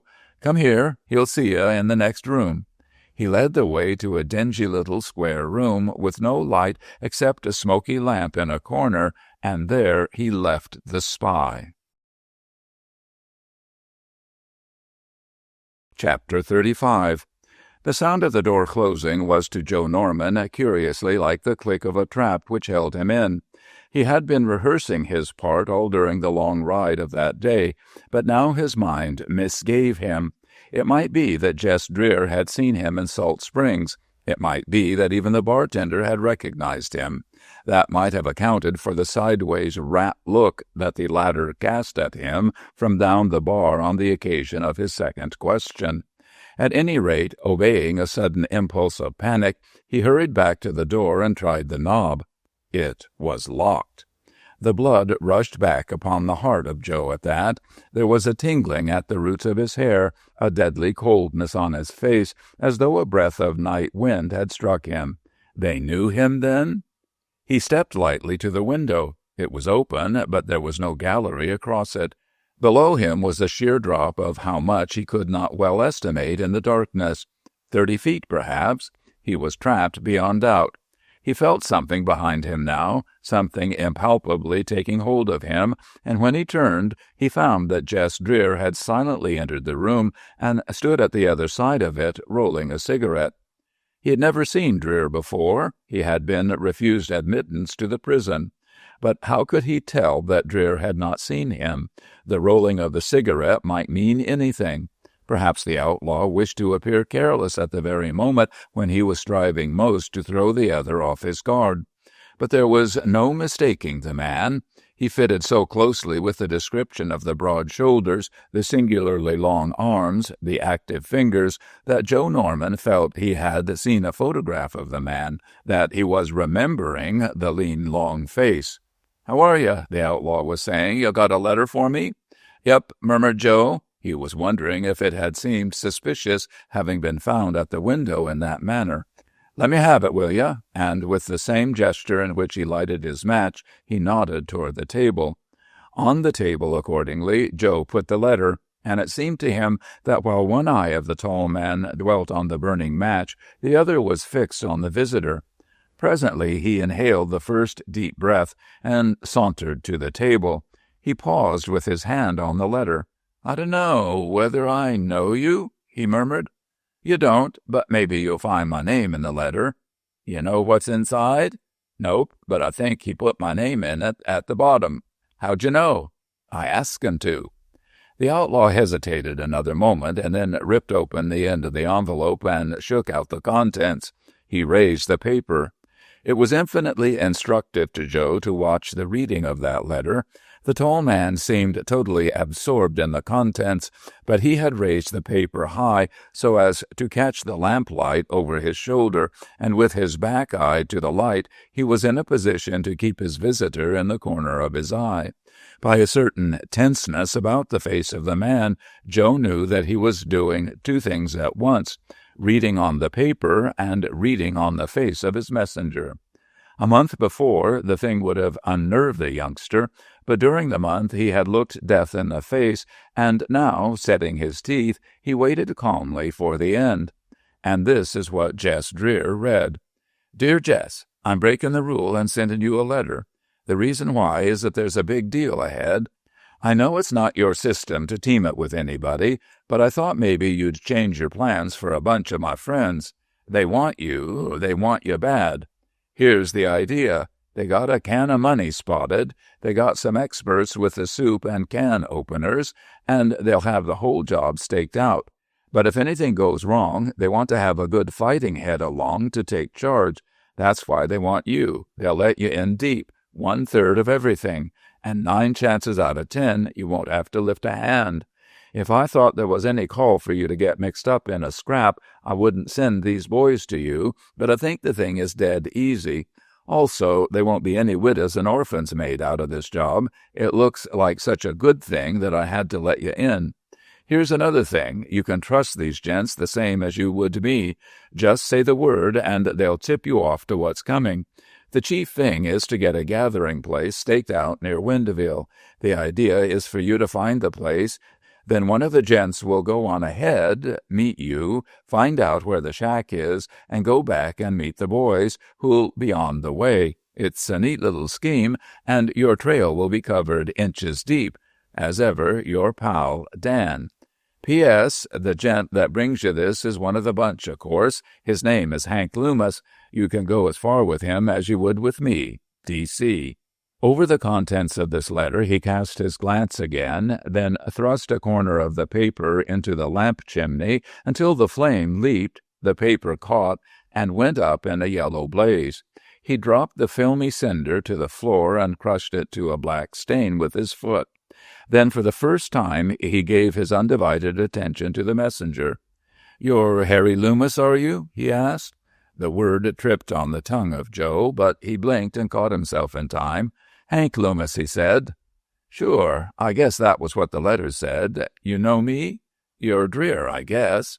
"Sure, glad to know you. Sit down." "Thanks. You must have known Dan quite a while, huh?" "Oh, tolerable long."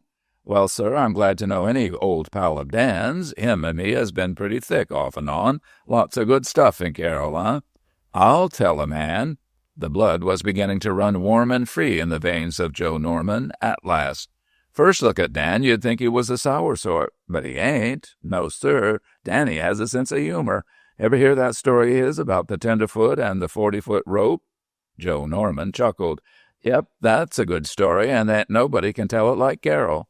"That's right, they ain't. Well, old Dan and me has had our times together." "I reckon you have, right enough. I remember one night down to Lawson. But maybe Dan told you about the time him and me rode the old spotted bull?" Sure, I'd like to died laughing at that yarn, and the way that old bull jumped the fence and I fell off. Yes, sir, he thought you was a goner. Tell you how it was, we'd been drinking just before. I remember Dan saying you'd blotted up some red-eye just previous, and I didn't no ways have no control over my legs. Well, that's natural enough, but I'll tell you one queer thing, Hank. Go ahead. Joe leaned forward, grinning. He had heard of taciturnity in this man, and such voluble and friendly talk astonished him. Here it is, continued Jess Dreer, smiling broadly in turn. In my time, off and on, I've known some gents with pretty strong imaginations, but I never seen one to match you, Hank Loomis. And as Joe stared at the tall man, he saw that the other's smile was set, mirthless, derisive. Because you got a pile of ability to remember things that never happened. He dropped his right hand a little and leaned in his chair so that he had a perfect chance for his revolver. But Joe Norman had made no move to fight. The blow had fallen and stunned him, and he remembered again, for the 100th time, that he was actually in the presence of the slayer of Judd Boone, and how many others. Speaking personal, continued the big man, I've known Dan Carroll for a long time, and I've never heard him tell a funny story, and it wasn't me that rode the bull, and Dan Carroll wasn't never in Lawson.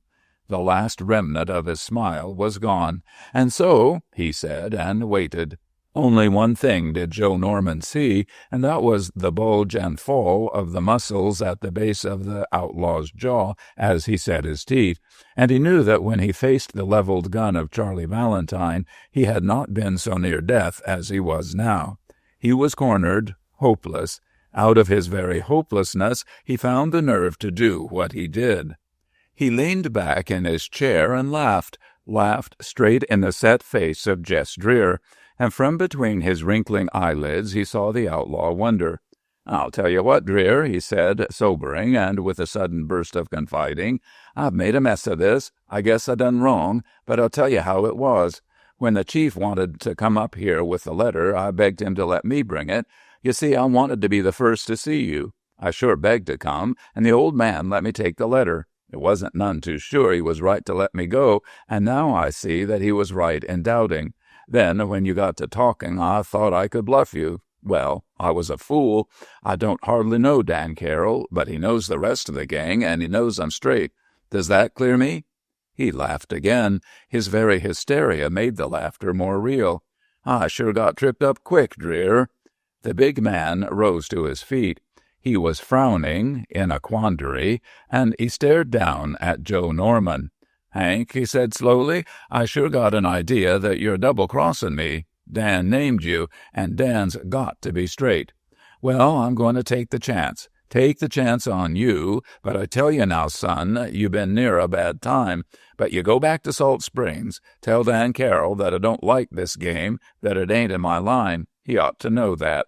But tell him that I know the luck was agin him the last time we was together. He'll know what I mean by that, even if you don't. And now, if he thinks it would sort of square accounts for me to play this game, I'm his man. I'll do the job, but the profits goes to Danny and not to me. Will you make that clear? Oh, sure. Well, be on your way then. I guess there ain't any too much time.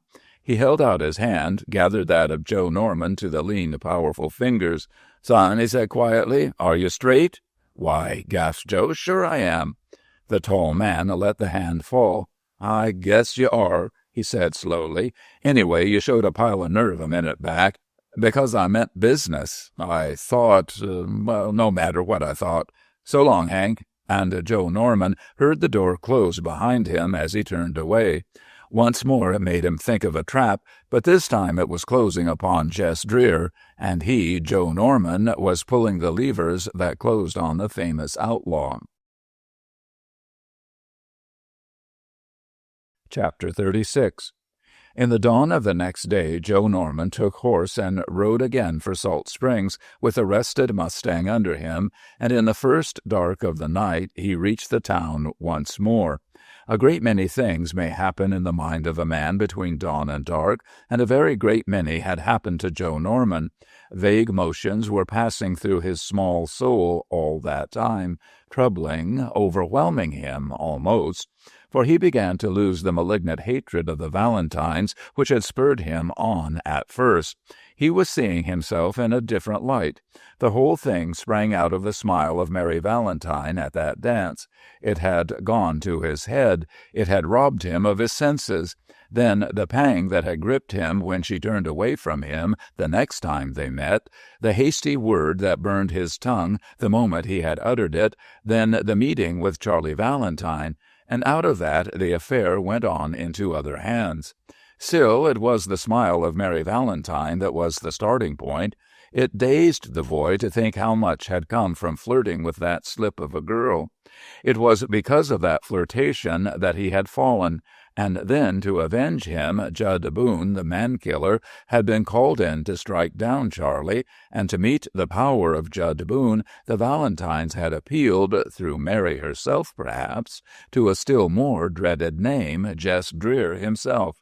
So Judd Boone had died, but still that smile of Mary worked. It was poison running through many minds. Judd Boone was dead, and now the cause was taken up anew.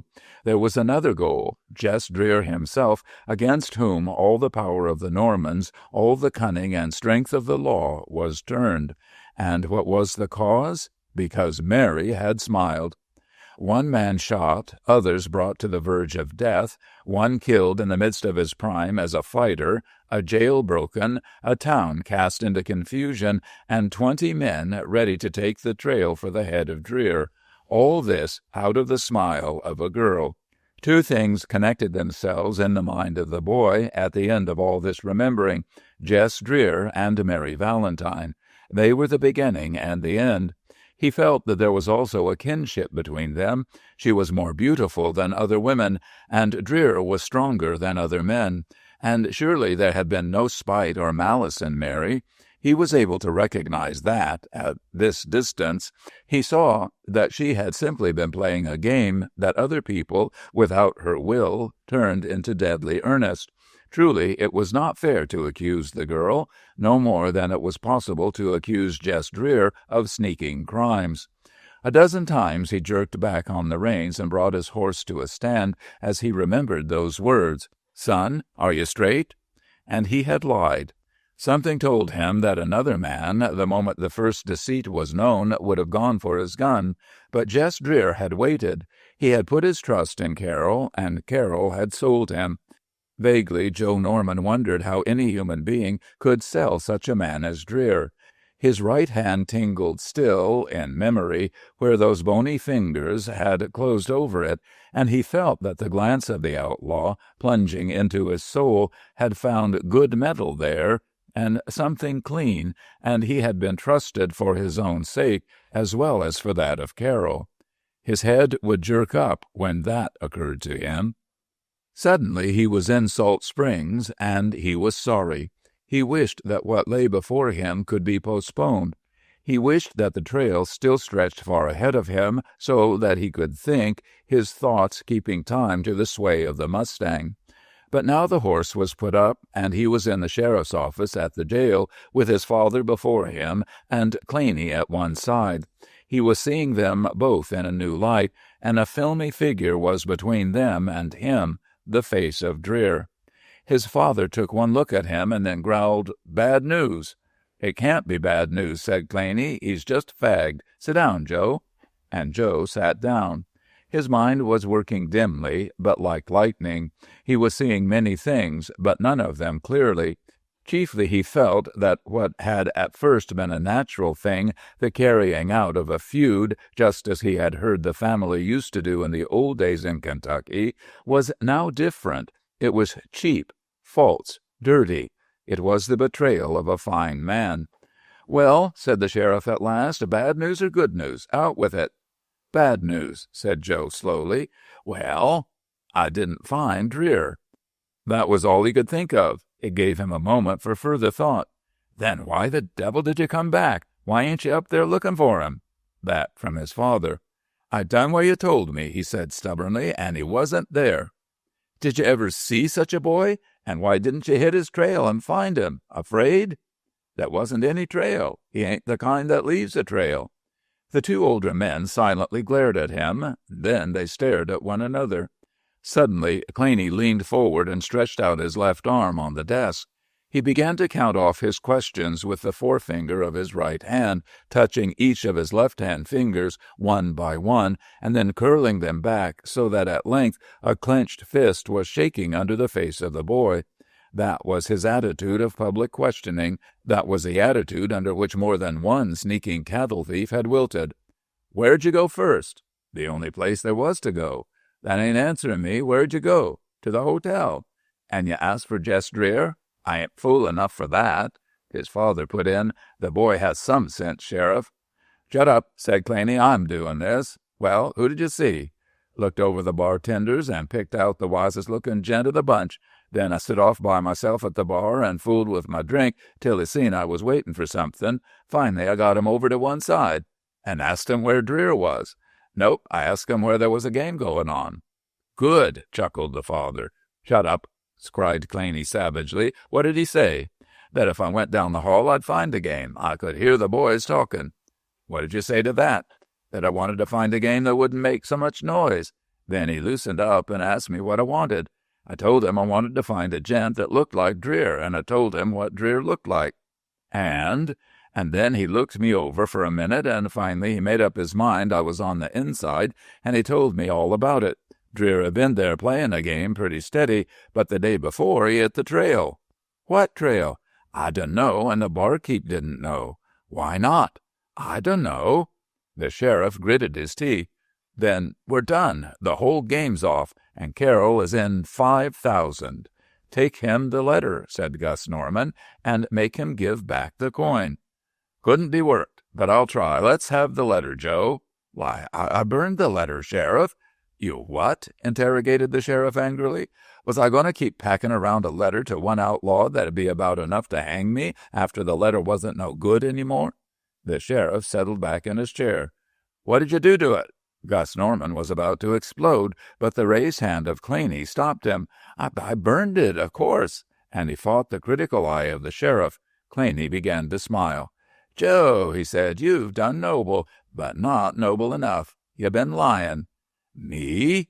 "Don't stand up. Don't pretend to get mad. You changed color the minute I mentioned the letter, son, and I seen it. Talk turkey now. What happened between you and Dreer?" Gus Norman cursed and exclaimed, "He's been bought off. You'll forgive him if he tells us the straight of it. Now talk, Joe. You're among friends, but if you double-cross us, we'll make it hot for you." "It'll be the last day he spends under my roof," declared Gus Norman fiercely. "Steady, Gus. Here, Joe, have a drink. That'll help you." The nerve of Joe Norman had remained steady up to this point. The offer of the drink, the tacit assumption of friendly superiority, crumpled his powers of resistance, and all in a minute the lies of the interview were torn to pieces and thrown away.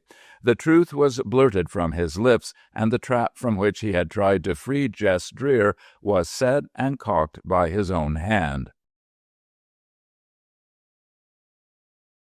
Chapter 37. From her window, Mary Valentine watched the moon go up. She could have named every hill as the pale light picked it out, but her mind was too absent for that.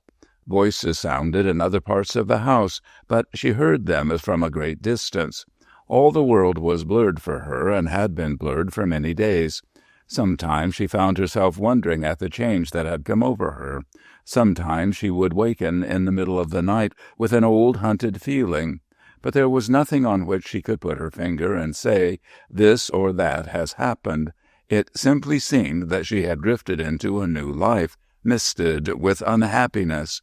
No wonder, then, that the knock was twice repeated before she called, and the door opened to Morgan Valentine. He came slowly across the room to her. "Sitting here in the dark?" he asked. "It is dark. I was watching the sunset. I didn't notice how the time ran." He waited for a moment, then, "There's a caller for you, Mary." "I'm not feeling like callers, Uncle Morgan." "Honey, I wish you'd make an exception." "Well, if you wish it." She rose. After all, it made little difference, except that she had grown to have a singular preference for being alone. "I do wish it. You're going to fly out at me for asking you to see him when I tell you his name." I won't fly out at you, I'll promise that. Oh, girl, sometimes I almost wish you would have the old tantrums. Well, it's Joe Norman." "Joe Norman? There you go. I couldn't help it. Joe Norman?" An intolerable disgust crept into her voice. "He's a pile changed, honey. He asked me to see Charlie first. He shook hands with Charlie, told him he knew he'd been in the wrong, that he was sorry so many things had come out of it. Charlie shook his hands right off, and now they ain't any malice between 'em. Will you see him, Mary?" "You want me to?" "I'll tell you why. I sort of feel that if you shake hands with Joe Norman and call it quits, we'll all get back to the old standing, same as we used to be before all these things happened, all these things that begun with the shooting of Joe Norman." She shook her head, but in the darkness he did not see. "I'll go out and see him then." "Thank you, Mary." They went out through the living room. "Joe's in the parlor. He said he'd wait in there alone." Chapter 38. Mary passed down the hall and paused a moment at the door. Joe Norman was the man who indirectly had exiled Jess Dreer. But finally she opened the door and stepped in with a calm face. Joe rose to greet her. He was so changed that she almost cried out. The youthful curves were gone from his face. He seemed suddenly to have grown up. His eyes were dull and very deeply shadowed. All her anger, all her loathing melted away. She went straight to him and took his hand. "If I'd known it would be as easy as this," said Joe Norman, smiling faintly, "I'd have come before." She brushed that remark away. "But you're changed, Joe. What happened?" She checked herself suddenly. "I was thinking the same thing," murmured Joe. "You're changed, too, Mary. Thinner, not so much color, but it sort of makes your eyes look bigger, and you're quieter, too." She was wondering why there was no sting in seeing him. "Do you know, Joe," she said suddenly, "we were both too young, and what's happened has waked us up, changed us both. If there have been any bad feeling, it's all gone now." "I'm glad to know that," said the boy soberly. "I'm leaving Salt Springs and going off. I wanted to shake hands and know that it was square between us before I started." "But where are you going, Joe?" "I'm cutting loose. I don't know where I'll land." "You've been in trouble, Joe?" "Pretty bad. You see, me and my folks, well, you'll hear about it anyway, so you might as well hear it from me. We had a difference, and they sort of threw me out, Mary." "I'm sorry, Joe, very sorry." "Thanks, but between you and me, I have an idea that it was the best thing that ever happened to me. I was different all the time, and just lately I found it out." He began to study the floor, hunting for something to say and finding nothing, and the girl was silent likewise. "I suppose I'll be going, but we don't see you around much lately. I hear folks talking about it." "I've settled down. I stay about the house. You'd think I were waiting for something to happen to see me. Goodbye, Joe." He took her hand, but at the door he turned again. "Something sort of bothers me about what you said just now, Mary. You can talk straight out to me, Joe. We're old friends. I was wondering if you really wasn't waiting for something or for somebody." She flushed at that.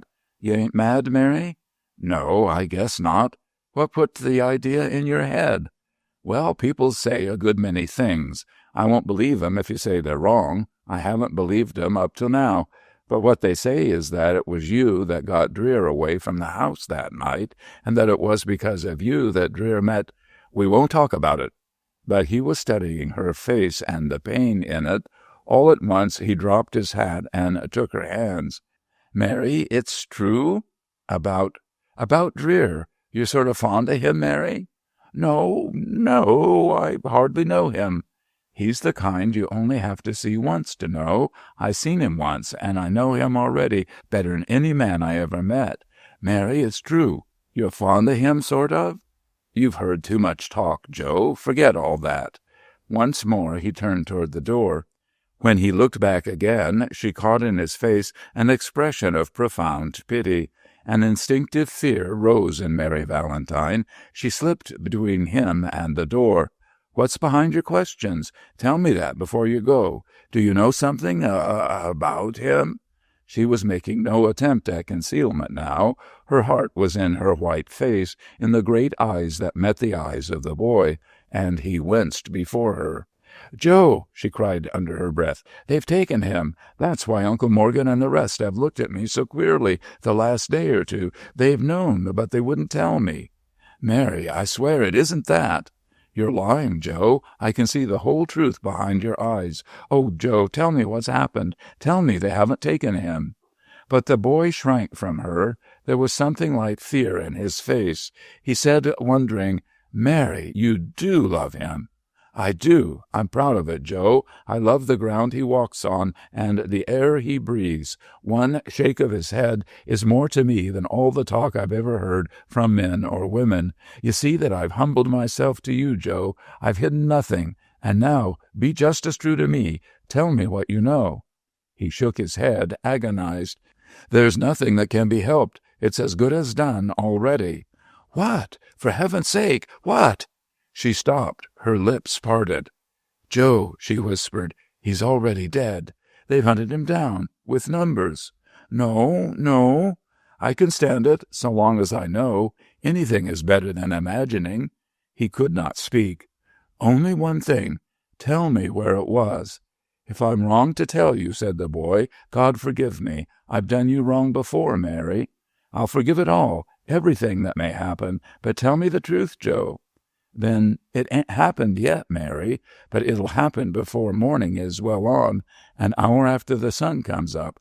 That's the time they've set." "Then why are you here? Why haven't you raised the town?" "To save an outlaw?" It crushed the words unspoken on her lips. "Besides, they kept me at home under guard for fear I'd do something. When I got out, I came here. It was too late to follow 'em when they let me loose." "When did they start?" "Late this afternoon." "And now it's night." "Yes, too late to do anything, Mary." "Where?" "Near Wendville." She ground both hands against her face, and then she heard him say, "It's too late. Even if it was day, it'd be too late, though then I might try to ride across the hills on a shortcut. But by night, it'd be suicide, Mary." She had come to life suddenly. "Oh, Joe, you know that short way? Would it take me there before morning?" "Even then it'd be an hour too late, even if you killed your hoss, Mary." "But I could ride all night and come within an hour of saving him." "Joe, you'll show me the short-cut?" "I'd do more than that. I'd ride with you, Mary. I got a debt to Jess Dreer that needs paying terrible bad. But it ain't possible, I tell you." She became calm, though her hands were shaking. "I'm going into my room to change my clothes to an old suit of Charlie's. While I do that, you go out to the barn and get the boys to saddle Uncle Morgan's gray tom for me. You'll do that, Joe?" "Will nothing change you, Mary?" "I'm not going because I have hope, but simply because I got to do something. Joe, will you help me?" "I will." "God bless you." And she was gone through the door like a flash. Chapter 39. Hope is contagious. Even Joe Norman was touched by it as he hurried out to the stable. He gave the word from Mary Valentine, and it was obeyed with some hesitation, for no one on the ranch had ever heard of another person than Morgan Valentine himself riding the gray stallion. But they were accustomed to taking the word of Mary as a law second only to that of the master of the house, or even before it on occasion. So they let out Gray Tom. He was a fine fellow of 15-3, muscled beautifully for speed, with long antelope steps, and enough bone in him to write poems about, as Joe Norman himself had said. The saddle of Mary Valentine was cinched on the long back of the stallion, and then she came herself, running as freely and swiftly as a man in her boy's clothing. One word to Joe, one wave to the stableman, and they were into the saddles side by side and off at a rattling gallop. The difference between the two mounts was at once apparent. Joe Norman rode a fine horse that would have rejoiced the heart of the most particular cattleman, a sturdy, stout-hearted, durable-legged animal with speed enough for any. But in the very beginning the cow-horse was straining his utmost to keep up, and Gray Tom was running well within his strength with a wide-stretching gallop. He carried his head high and free, while Norman's horse was stretched out straight as a string. "You'll kill your hoss before we're halfway there," shouted Joe. "Rein in, Mary. You'll kill Grey Tom." "Let him die," she answered through her teeth. "Morgan Valentine'll never forgive you. I'll live without his forgiveness. Faster, Joe." "My hoss won't stand it. He's busting himself wide open now." She looked across at the laboring animal and at once saw the truth.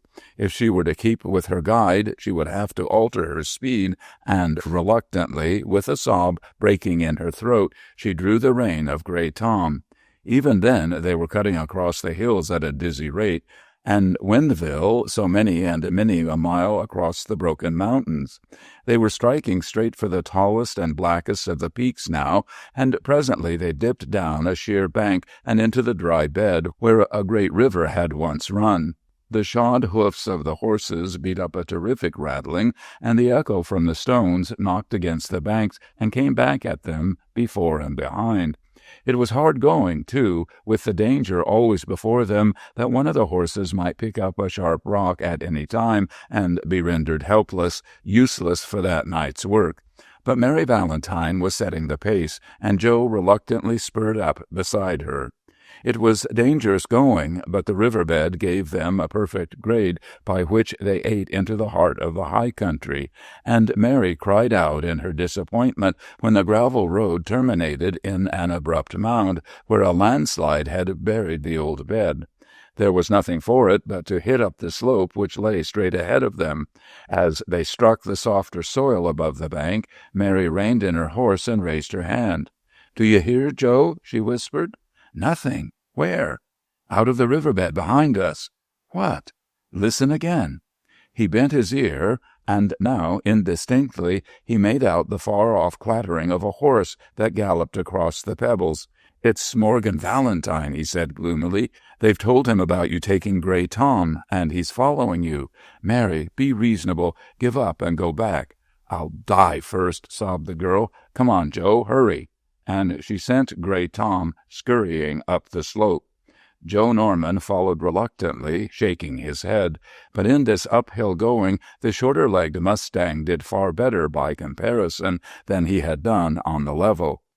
He was made for the sweat and grind of climbing, jumping, sidestepping rocks, vaulting over fallen trees, and obstacles that maddened the high-spirited Grey Tom were taken in the most casual manner by the cow-pony.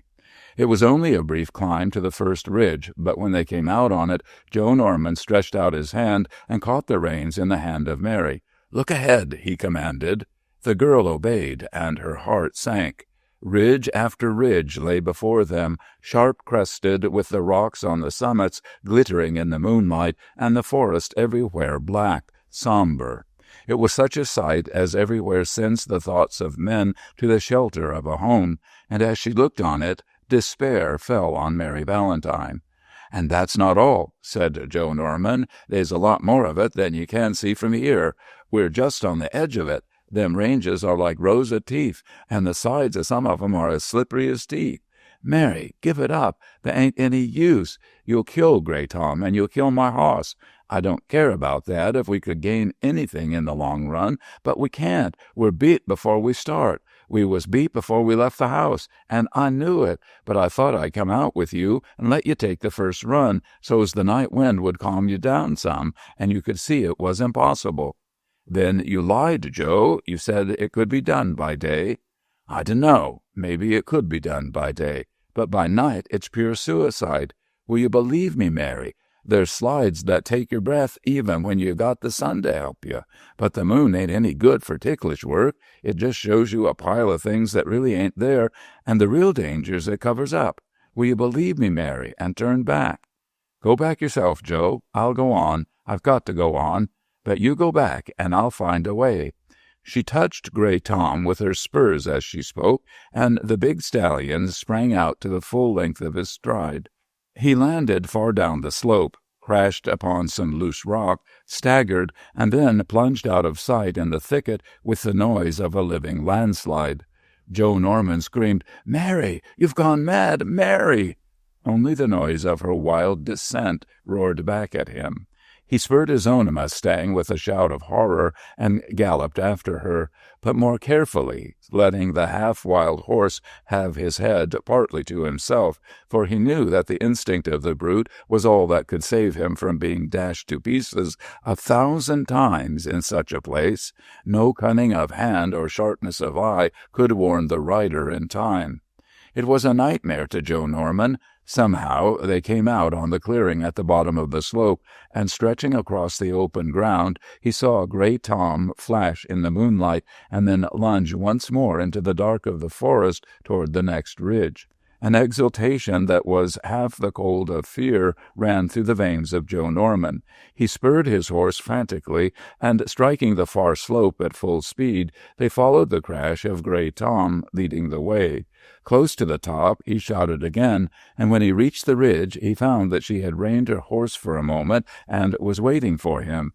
Gray Tom was panting as if he had run 20 miles. "You're killing him," he warned her. "But let him die, then. More to the left, Mary. You see that tall, bald rock? Holy Mount, they call it. Strike toward that." "Thanks, Joe. But faster, Joe. You keep me back." "I keep you back to sense. But come on." But there was no keeping the girl back. Once more she spurred Gray Tom, and once more the stallion, frantic in this wild ride, leaped out through thin air, smashed into the thicket far below, and went thundering toward the bottom of the slope. A sort of frenzy seized on Joe. With spur and quirt, he sent the mustang flying down after the girl, and the wild horse went snorting, dancing like a sparring pugilist through the maze of young trees and shrubs, and coming out at the bottom almost even with Gray Tom. In the middle of the narrow valley floor, Joe Norman drew rein with a low cry of warning. The girl checked her horse. "Look up and back, up to the top of the last ridge, just where we come over it." She obeyed, and distinctly outlined, black against the moonlit sky, she saw a horseman top the ridge and shoot down into the forest with a noise that came distinctly to them. "That's not your uncle, Mary. Your uncle would never ride as crazily as that. Who is it?" "I don't know. It might be Uncle Morgan, but there was something I recognized about the way he sat the saddle, sort of sidewise. But come on, Joe. Whoever he is, he can't catch us." And they drove together at the next slope. Fear was in them now, not so much of the dangerous trail which they were following, as of the unknown man who rode so desperately after them. For if he had been a friend, surely he would have tried to hail them. From the top of that last ridge he could easily have reached them with his voice, but they had not heard a sound. This slope was not so heartbreaking as the others, but nevertheless Mary Valentine kept Gray Tom in. The harshness of his breathing was beginning to alarm her, and she knew that it is possible to break the heart of a horse in a very short time if he is allowed to run himself out. So she nursed the stallion up the slope. He was in a better condition already when he reached the top, and as they swung in a canter down a more moderate fall of ground beyond, Mary swung close to Joe. "I've remembered who that was like," she called. "The man who's following us is Sheriff Caswell." Chapter 40. It was a calamity of the first water. What was the use of riding to Jess Dreer if they brought his deadliest enemy in their wake? One hope remained, and that was to distance the sheriff and reach Jess far enough ahead to allow him to escape. So they gave their minds grimly to their work. They had not even time to talk, save a broken phrase here and there, but as the ride continued, she gathered the full details of the plan of the Norman clan against Dreer. Gus Norman was to ride ahead of the rest and go straight to Dreer. There he would interview the outlaw and take him to a shack which he knew in the hills near Windville. Mary learned the location of the place by heart from Joe, who had heard Gus go over its description a dozen times to a dozen different members of the gang. He would take Jess Dreer to this ruined old cabin as to a rendezvous. Then he would leave the outlaw there and go to meet the others under pretense of calling in the members of the crew who were to take part in the fake robbery. The moment Gus had joined the others, they would swing down around the cabin and open a plunging fire from the rocks above. If, as was apt to be the case, they did not kill Dreer at the first discharge, they would nevertheless have him in an utterly helpless position. At worst, they could easily set the cabin on fire and kill the outlaw as he attempted to flee from the cover. To make his escape entirely impossible, the first discharge would be chiefly directed against the roan mare, Angelina. On foot, Dreer's chance of a dash for liberty would be less than zero. Mary did not hear this story in one fluent narrative, but an interrupted series of exclamations, and phrases here and there gave her ample groundwork on which to build the complete picture of the plot. Sometimes, as her hatred of the whole clan of Norman swelled in her, she felt like snatching a revolver from the holsters and firing it into the breast of the man beside her. Sometimes a great wonder grew in her that out of the very list of Dreer's enemies had been furnished the man who gave life to this wan ghost of a last hope. Now the labor of the ride cut off the very possibility of thought from her mind. They had struck what Joe assured her was the longest and most severe of the hillsides that they would encounter on the entire ride. It led up to a dangerous slope beyond, generally called the Slide, on account of the precipitous angle of the drop of ground. And now Joe Norman, who had been a weight upon her spirits in the beginning, was rapidly reviving. He began to throw out hopes. Never, even in daylight, had he ever heard of such a distance through the hills being covered in such a short space of time. To be sure, the hardest part of the ride lay before them, and they would have to take it with horses completely fagged. But nevertheless, there was the glimmering of the first dawn of hope. It might be done. Half the night was spent, but the other half, before that fatal time of an hour past dawn, they might reach the shack and give the warning to Jess Dreer. He told her this while the horses sweated and grunted up the long rise. Once on a shoulder of the slope, they paused by mutual consent to give the animals a breathing space. Then, far and dim below, they heard the horse of the pursuer coming up the slope. At this they hurried on, the mustang now showing a condition fully as good as that of Gray Tom. But when they came out on the brow on the crest, Joe Norman stopped the girl with a yell of alarm. The face of the hill was dished away. It had literally disappeared, and the head of Gray Tom was hanging over an abyss. "A landslide!" groaned Joe Norman. By the moonlight they could make it out plainly now. First there was a straight fall of cliff for a dizzy distance. Below this an apron of debris was spread, covered with what seemed to be stubble in the distance, but what they knew to be the splintered hulks of trees. Even as they stood, their horses side by side, looking at one another in utter despair, the ground quivered beneath them. They were barely able to spur onto firmer ground when the entire table where they had stood before gave way, shuddered, yawned wide, and a thundering avalanche rushed down the slope. The noise of the fall died away. A thick silence fell. Then the echo from the far hillside picked up the noise and sent it rumbling and rushing back at them, as if the landslide had roused some monster in the valley and made it roar defiance. When that echo died away, they could hear another sound distinctly from the hillside behind them, the noise of the pursuer following up the slope. He would be upon them in a moment. "Quick, Joe," pleaded the girl. "What can we do?" "There's only one way out," said Joe Norman sullenly, "and that's to go back. We've had our work for nothing. I tell you, there has to be a way. None in the world. Straight yonder, there's the direction for us, but we'll never get there." She swung her horse around with a cry of grief and impatience, and rode him along the ridge, desperately close to the edge of the landslide. Her shout brought Norman beside her. She was pointing down through the moonlight. "Don't you think, if we put our horses back on their haunches, they go down that, sliding all the way to the bottom?" He looked over and shuddered as he craned his head to look, for she was much nearer the edge on Gray Tom than he had dared to ride. At this place the landslide had not ripped away the soil to the sheer face of the rock. There was no right-angle face of stone, but a skirting of the raw dirt came up to the edge of the ridge and swept away down to the floor of the gully at a dizzy angle. Halfway down, it veered out toward a more generous angle. "Mary," he said, lifting his head, "you got a pile of courage even to think of it. I'll tell you what, it'd be just the same as jumping a hoss over a cliff, except that a cliff would kill him a little quicker. But if we had luck—" "No kind of luck would save us, Mary. Plain suicide. Suppose a hoss could keep upright sliding down, he wouldn't be able to pick his way. All he could do would be to sit back on his haunches and slide. And if he struck a big rock or a tree stump or anything to knock him over, why, he'd keep right on rolling over and over till he hit the bottom with a smash. He'd be dead long before that, and his rider would be just a red smear trailing out behind him." The moonlight somehow helped to paint the picture vividly. She saw herself on Gray Tom shooting down the slope, the rock lifting suddenly out of the moon haze, the crash, the toppling of the horse upon his side, and then death.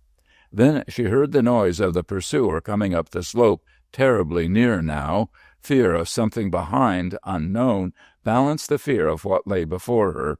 "Joe," she cried, "goodbye. I'm going."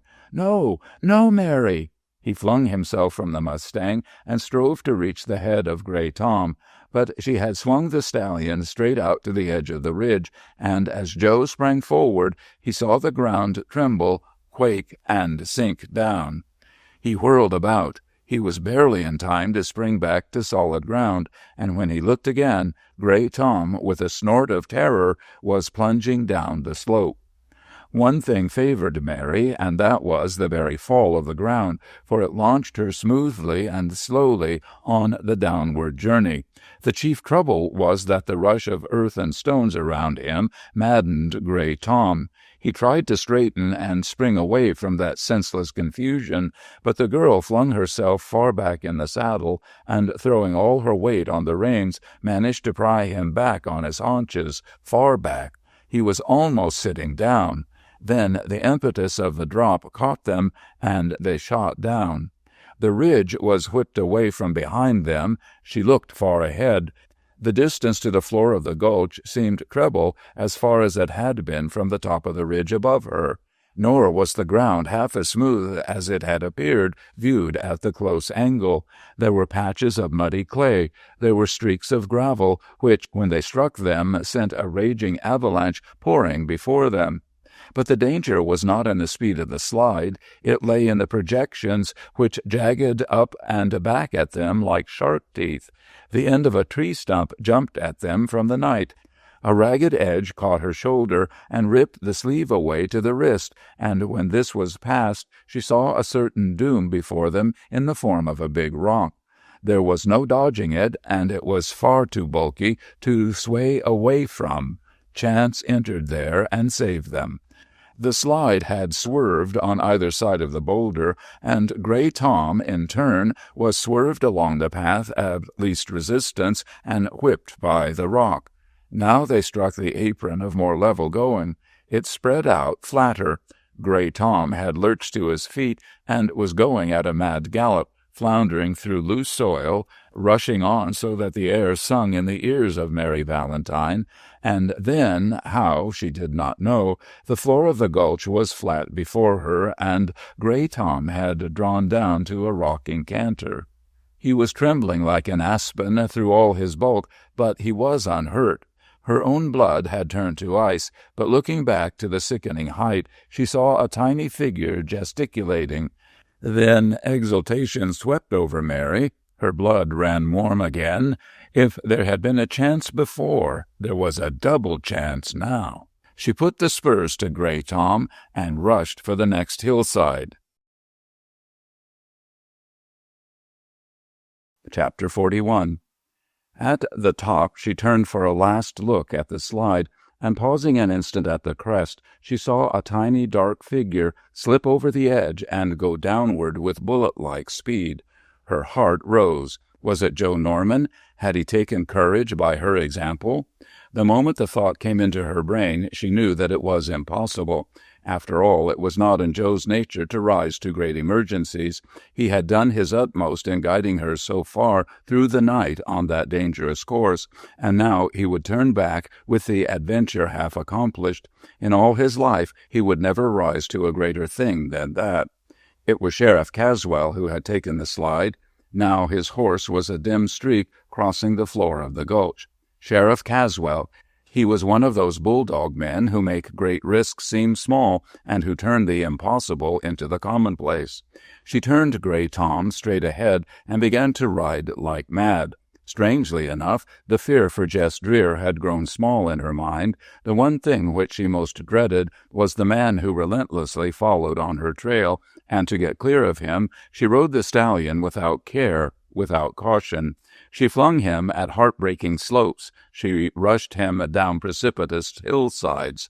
But always looking back from crest to crest, she could see the dark figure following, but growing smaller, to be sure. Then, at length, the pursuer had disappeared.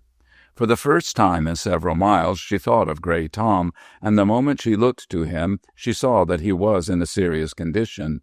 His breath came with alarming harshness, his neck and shoulders were lathered, and he staggered under the burden of his rider. Yet he kept gallantly to his work up the slope, and when she reined him, he came up on the bit and fought her to get ahead. Only a moment of this, then his hindquarters sank. He stopped. She thought for an instant that he had stepped in a hole until the great shuddering of his body told her what had happened. Then she sprang from the saddle, but it was far too late. Gray Tom had crumpled helplessly to the earth. She caught his head in her arms, and, as if he thought that this was a signal for him to stand up, he pricked his ears, tossed his head, and lurched forward. It was the last effort, and it broke his heart. When he struck the ground again, he was dead. Beside him, the girl kneeled, and seeing his eyes dim in the moonlight, she closed the lids as though he had been a man. And truly, Gray Tom had died a man's death. She was helpless now, but in spite of her helplessness, a great assurance was filling her mind. One death had been paid for Jess Dreer, and surely there must be some reward for that great effort. In her first frenzy, she even dreamed that she might complete the journey in time on foot, and she ran stumbling to the next hilltop. There she paused with a cry of joy, for in the low, wide valley below her she saw the dark, huddled outlines of a ranch house and its outlying buildings. Back to the body of Gray Tom again, running now as she had never run before. She untied the girths, and after a fierce struggle was able to draw them through under the body of the horse. Then, drawing the stirrups over her shoulders and pulling the saddle high on her back, she began climbing again at a shuffling run. A 35-pound saddle is the clumsiest burden ever invented. Even a man would have groaned under it before the walk was over, but Mary Valentine was staggering with exhaustion before she reached the door of the house. In answer to her knock and her shouting, footsteps at length ran toward her from within, and the door opened on a man in his shirt, a lantern in his hand, his feet not yet worked down in his boots. He was one of those black-haired fellows whose beards grow up to their eyes. Another time she would have been terrified by that face. Now she minded it no more than if he had been a painted thing. She told him swiftly, briefly, how her horse had dropped. She must have another. She had money to pay any price he asked, but speed was the thing she needed. The man was maddeningly slow. "Sellin' a hoss by night," he declared, "is like marryin' a girl whose face ye ain't never seen. Don't you see," she cried, "that I don't care if I'm cheated, but I want the best thing on 4 legs that you can give me? The best thing I got comes high, lady. I wouldn't take a penny under 300 for my Jerry, and I wouldn't be hungry to sell him at that." She assured him that she would add another 100 to the price if he would throw the saddle on the horse quickly and let her be off, and with this assurance the rancher came to life. 5 minutes later he came out of the corral with a long, low-built brown horse with Mary's saddle on its back. She thrust the money into his hand, and without waiting for him to count it, she was off again at full speed. Her new mount had not the reach of Grey Tom, had not the same elastic spring in his gait, but before she had gone up the first slope, she was delighted with her purchase. Jerry was raised among these hills and trained to the work in them. He seemed to have eyes in his feet, and he wove among the shrubbery and trees and over the loose rocks with hardly ever a pause or a stumble. The hill ended in a broad plateau, the first level going in many a mile, and she leaned over and gave Jerry his head. He did surprisingly well in spite of his short legs, and with every jump the heart of Mary rose. It was not dawn yet. There was not even a glimmer of light in the east. Surely Windville could not be so far away.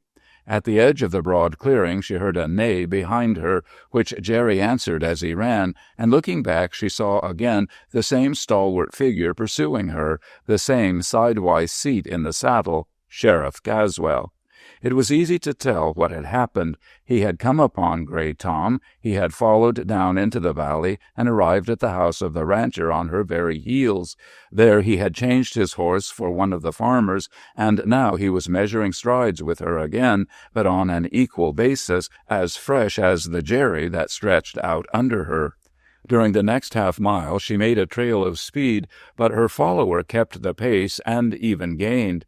It told Mary Valentine, more plainly than words, that she must do something more than stretch the legs of her horse if she wished to shake off this bulldog of the trail, and she made up her mind with the cold quickness of a desperate man. She swung Jerry from the trail on which he was running at that moment, and pulling him into a thicket of brush, she drew from its case the light rifle which she always carried when she rode. With the butt snuggled against the hollow of her shoulder and her left hand at the balance, she waited, hearing the sheriff come crashing after her. She wondered, as she sat the saddle in the patch of heavy shadow, at the steadiness of her nerves. There was not a quiver of fingers or arms. Now the head of the sheriff's horse shot snake-like from among the trees, and a second later the whole group was in view. She snapped the muzzle of her rifle up, steadied it, caught her bead, and let the rifle swing easily, following the speed of the moving horse. When she fired, the animal sprang straight up, straight down with a lurch and stagger, and then sank to the earth. The sheriff was already clear of the stirrups. She saw him run a step or two toward her, his revolver in hand, but then he paused abruptly. She had twitched Jerry round and sent him flying up the trail again.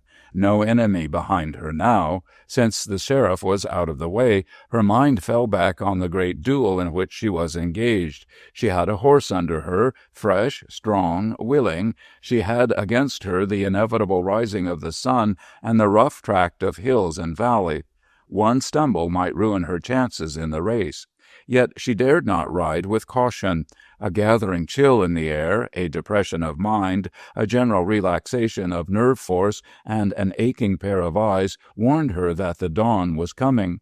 Looking up from a hollow, there was only the blackness of the forest above her, but topping a rise of ground, she saw that the trees on the rolling horizon were jagged as teeth reaching up. They were outlined by a light from behind. It was dawn. It brought her heart up behind her teeth, knocking.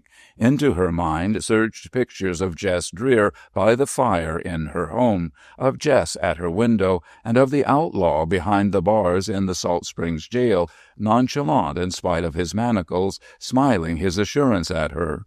It came to her that he had never spoken to her of such things as now went hot and thick through her blood. He had remained aloof, yet she had read in his mind the unspoken things. She had raised Jerry to a murderous pace. Would he stand it? The stout mustang ran with his head well down, like a cattle horse running a dodging cow. For a horse cannot dodge well when his head is high in the air. He spread out along the ground as he gathered speed, but never once did he miss footing. Once a rotted log crushed under his heels, once a pebble rolled and staggered him, but not once was Jerry at fault. Toiling up the steep slopes or zigzagging heavily down the precipitous mountainsides, he never once flinched from the labor. She could have blessed that honest brute heart, and she began, with the light to aid her, to help him with all her power of hand and eye. She kept well forward in the saddle to throw the weight an inch or so more toward Jerry's withers, keeping as near as possible to the direction which Joe Norman had plotted for her. She yet was able to cut off vital angles here and there, and often swerved from the straight line to give Jerry the advantage of better ground for running. And still the light increased with terrible rapidity. She topped a rise of ground. To the right, a point of flame startled her like a rising forest fire, but when she looked again, she saw a regular semicircle of red, and still nothing but ragged ranges ahead of her. When would they split apart and reveal Windville, and from Windville how far to the lonely cabin? In a sudden burst of grief, she clasped her hands against her breast, and the tears broke from her eyes. Chapter 42. From the broken door of the ruinous shack, Gus Norman looked up to the hills. Behind them his men were gathering, drifting slowly toward the hollow between the hills and the double-eared peak which rose like a mule's head. It was a black mountain now, with the rising light of the day behind it. The sun was well up. In a few minutes now he could ride to that hollow and find his men waiting, all the proven 20 who had started on the ride. Now that he was in the place, he was more satisfied with it than ever. The shack lay in a roughly cut bowl with a rim of higher ground all around that would give perfect protection to his riflemen in point-blank range of their target. Even if Dreer sought protection in the hut, having avoided the first volley, he would be a lost man. Through those rotten walls a rifle bullet would range from side to side. They could honeycomb the shack in 5 minutes of concentrated fire, half of them aiming breast high and half shooting at the level of the floor in case he tried to lie down. No wonder, then, that Gus was smiling when he turned back into the hut. Dreer had kindled a fire and was warming his hands over it. He kept his face religiously toward Gus Norman. Early in the night, Gus Norman had noted this. Indeed, he had had flashes of hope that events would turn out so that he could take this celebrity single-handed and gain the glory all for himself. One moment of carelessness, and his gun would flash and speak. But that moment never came. If Dreer had to turn his head, it was only for the split part of a second before he had his eyes on the other once more, and Gus Norman began to respect his companion as much as he hated him, just as a dog, say, might respect a wolf. "The time's almost here," he said, turning from the hills. "The boys will be waiting for me up yonder pretty soon." "Rainier," answered Dreer, "the thing I don't understand is why you didn't have a meet here in the cabin." "Because I don't like to have a meet until I'm with them. Each one of them boys, Dreer, knows that he's to ride to the hollow yonder and that he's going to meet me there, but about 3 of 'em don't know the others in the crowd. That's my system. I play a lone hand. I let in the other boys one by one on part of the game, but I keep everything dark except just the part each one is going to play." "Not a bad idea. I suppose Hank is one of the new men?" "Yep, he's new right enough. And raw, Rainier. I'm surprised that you use a boy like that." "I'll tell you what, Dreer, I was a fool to send him to you with that letter. I might have knowed that he'd try to talk too much or something like that, but he'd been on my hands for a long time without doing nothing. He wanted to earn his salt, so I told him to go along and fetch that letter to you. He told me it was that way, but he looked like a rat in a trap, couldn't meet my eye. You scared him, Dreer, same as you scare most of 'em. Tell you what, when I told a couple of the boys that I was aiming to get you in on my next job, they acted like a cyclone had hit 'em, acted as though you ate men alive." "And why the devil do you want me, Rainier?" "Because you're a good man to have, Dreer. You can keep a cool head. We'll strike up a partnership before we're through." "Not in 1,000 years. I've told you that before. I'm in on this one job, and the only reason I'm in on it is because my pal, Dan Carroll, has begged me to go through for him. After this, I'm out." "Wait till you count the easy money, Dreer. I've heard others talk like you until we've got the can opened and the stuff in our pockets. Then they change." He turned towards the door again. "I wonder if it ain't time to go now." "You seem sort of anxious to see them boys," remarked the outlaw suspiciously. "Fact is," replied Gus Norman, "that they's a couple of 'em I ain't laid eyes on for a long time. I'm kind of homesick for 'em." He went to the wall and took down a saddle from the peg. "Well, I'm off, Dreer. Back inside of half an hour." "Take your time." "But what's that?" A heavy matting of grass covered most of the valley, muffling the sound of all who approached, but near the cabin there was a gravel coating to the ground. On this gravel now came the loud clatter of a galloping horse and rushed on the cabin. Both men faced the door, but neither of them had time to reach it when a foaming horse lunged into view, and from the saddle leaped a slender youth who staggered when his feet struck the ground. He recovered himself, turned towards the cabin, and Dreer saw the face of Mary Valentine. "Oh, Jess," she cried hysterically, "I'm in time, but watch him." There had been one convulsive movement on the part of Gus Norman, but now he apparently saw that it would be impossible for him to reach his horse and escape. He stood with a sullen face in the corner. "What's the matter, Rainier?" "Rainier," said the girl. She entered the cabin and stood with her feet braced, her legs trembling with weariness. "He's no more Rainier than I am. Rainier is a mere robber. That man is a sneaking murderer, Jess. That's Gus Norman." My, said Jess Dreer softly, but his face was black.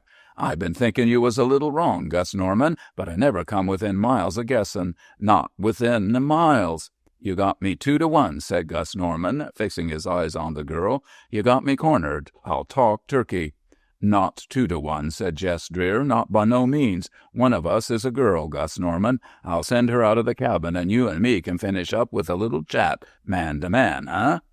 Norman's mouth worked convulsively behind his beard. For one instant his wolfish face grew so savage that it seemed he was about to draw, but he controlled himself.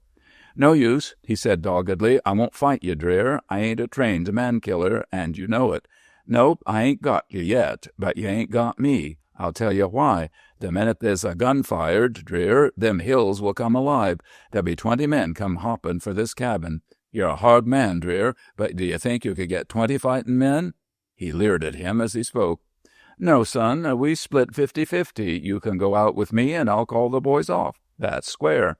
"Except that you lie," broke in Mary Valentine. "Don't you see it in his little animal eyes, Jess? The truth is that his gang of Normans and Sheriff Claney are all cached up yonder between the ears of that mountain. They're waiting until they get this signal that you're here, and they aren't expected to be there waiting until an hour after sunrise. That was the plan." Jess Dreer watched Norman silently, and under that stare the older man backed up slowly until his shoulders struck the wall. "Just step out to my saddle and get me the coil of rope you'll find on it, will you, Mary?" She obeyed, and a minute later Norman was trussed beyond hope of movement. "I'd ought to kill you, Norman," said Jess, "but I leave butchering for the slaughterhouses." He turned to the girl at last. Until now he had given her not a word of welcome, but now, as his glance went slowly, leisurely over her, words became too light for use. Her hair had fallen loose under the brim of her hat. From one white arm the sleeve had been torn, and now she was shrinking into the shadow as if ashamed of her man's dress. "Mary," he said at last, "what have you done for me?" "It was the shortcut that brought me here. I thought it was too late when I got the news, but now I'm here, Jess, and you're safe. I've been thinking on the way. I've been seeing you dead. You see? You seem more of a ghost than real right now." He raised his hand to stop her, growing thoughtful, and his lean face puckered until one might have thought that he was becoming angry. "You rode through the mountains from the ranch? You did it at night?" "There was the moon, and almost as bright as day, Jess." He shook his head. "I didn't know there was any women like you, Mary. I didn't know there was even any men. But stay away, Jess, stay away. I'm afraid of you. Don't come stalking at me like that." "I was going to shake hands," said Jess Dreer, "to show the world in general, and mostly to show you, that Jess Dreer has a pal at last. And heavens, girl, but I've led a lonesome life." A smile began to tremble on her lips. Surely she had never been so lovely as she was now, in the shadow, in those ragged clothes, but the hand which she extended toward him was arrested halfway. "Jess!" she screamed, looking past him. "Caswell!" He whirled as the first word left her lips. whirled toward Caswell, who stood, gun in hand, at the door, and the marvel of it was that he was able to get his gun from the holster and fire before Caswell could send home his shot. He fired, and the sheriff wavered as though he had been struck with a fist. Then his own gun spoke, and there was a clangor of steel. The revolver flew out of the hand of Jess Dreer, struck the wall, and dropped with a clatter on the floor, while Jess Dreer stood staring stupidly down at his disarmed hand. Mary, with a wail of terror, caught out her own weapon, but the slow voice of Dreer stopped her. "Put away that gun, Mary. You see, Caswell ain't like that thing in the corner. He's a man, and he won't fight a woman, so just put up your gun. I reckon this little play is all over." Chapter 43. She hesitated and then obeyed. "It isn't possible," she moaned. "He can't be here." Sheriff Caswell stepped through the door, his left arm dangling oddly by his side. "To tell you the truth," he said quietly, "a couple of times during the ride, it didn't look no ways possible to me either. Once when we come to the slide, and then when you shot my horse." He shook his head. "That wasn't hardly fair play, but then I never see a woman that wouldn't shave pretty close to the shady side of things. This is how I'm here. I went back to the ranch after you drilled my hoss and got another, and my second hoss was some piece of deviltry and leather. There wasn't no wear out to that hoss, but I wore him out anyways. He dropped a while back, and I come on by foot and staged this little surprise party just when I'd give up my last hope. Jess, I'll trouble you to go over there and cut my friend Norman loose. I see you've been entertaining him a-plenty."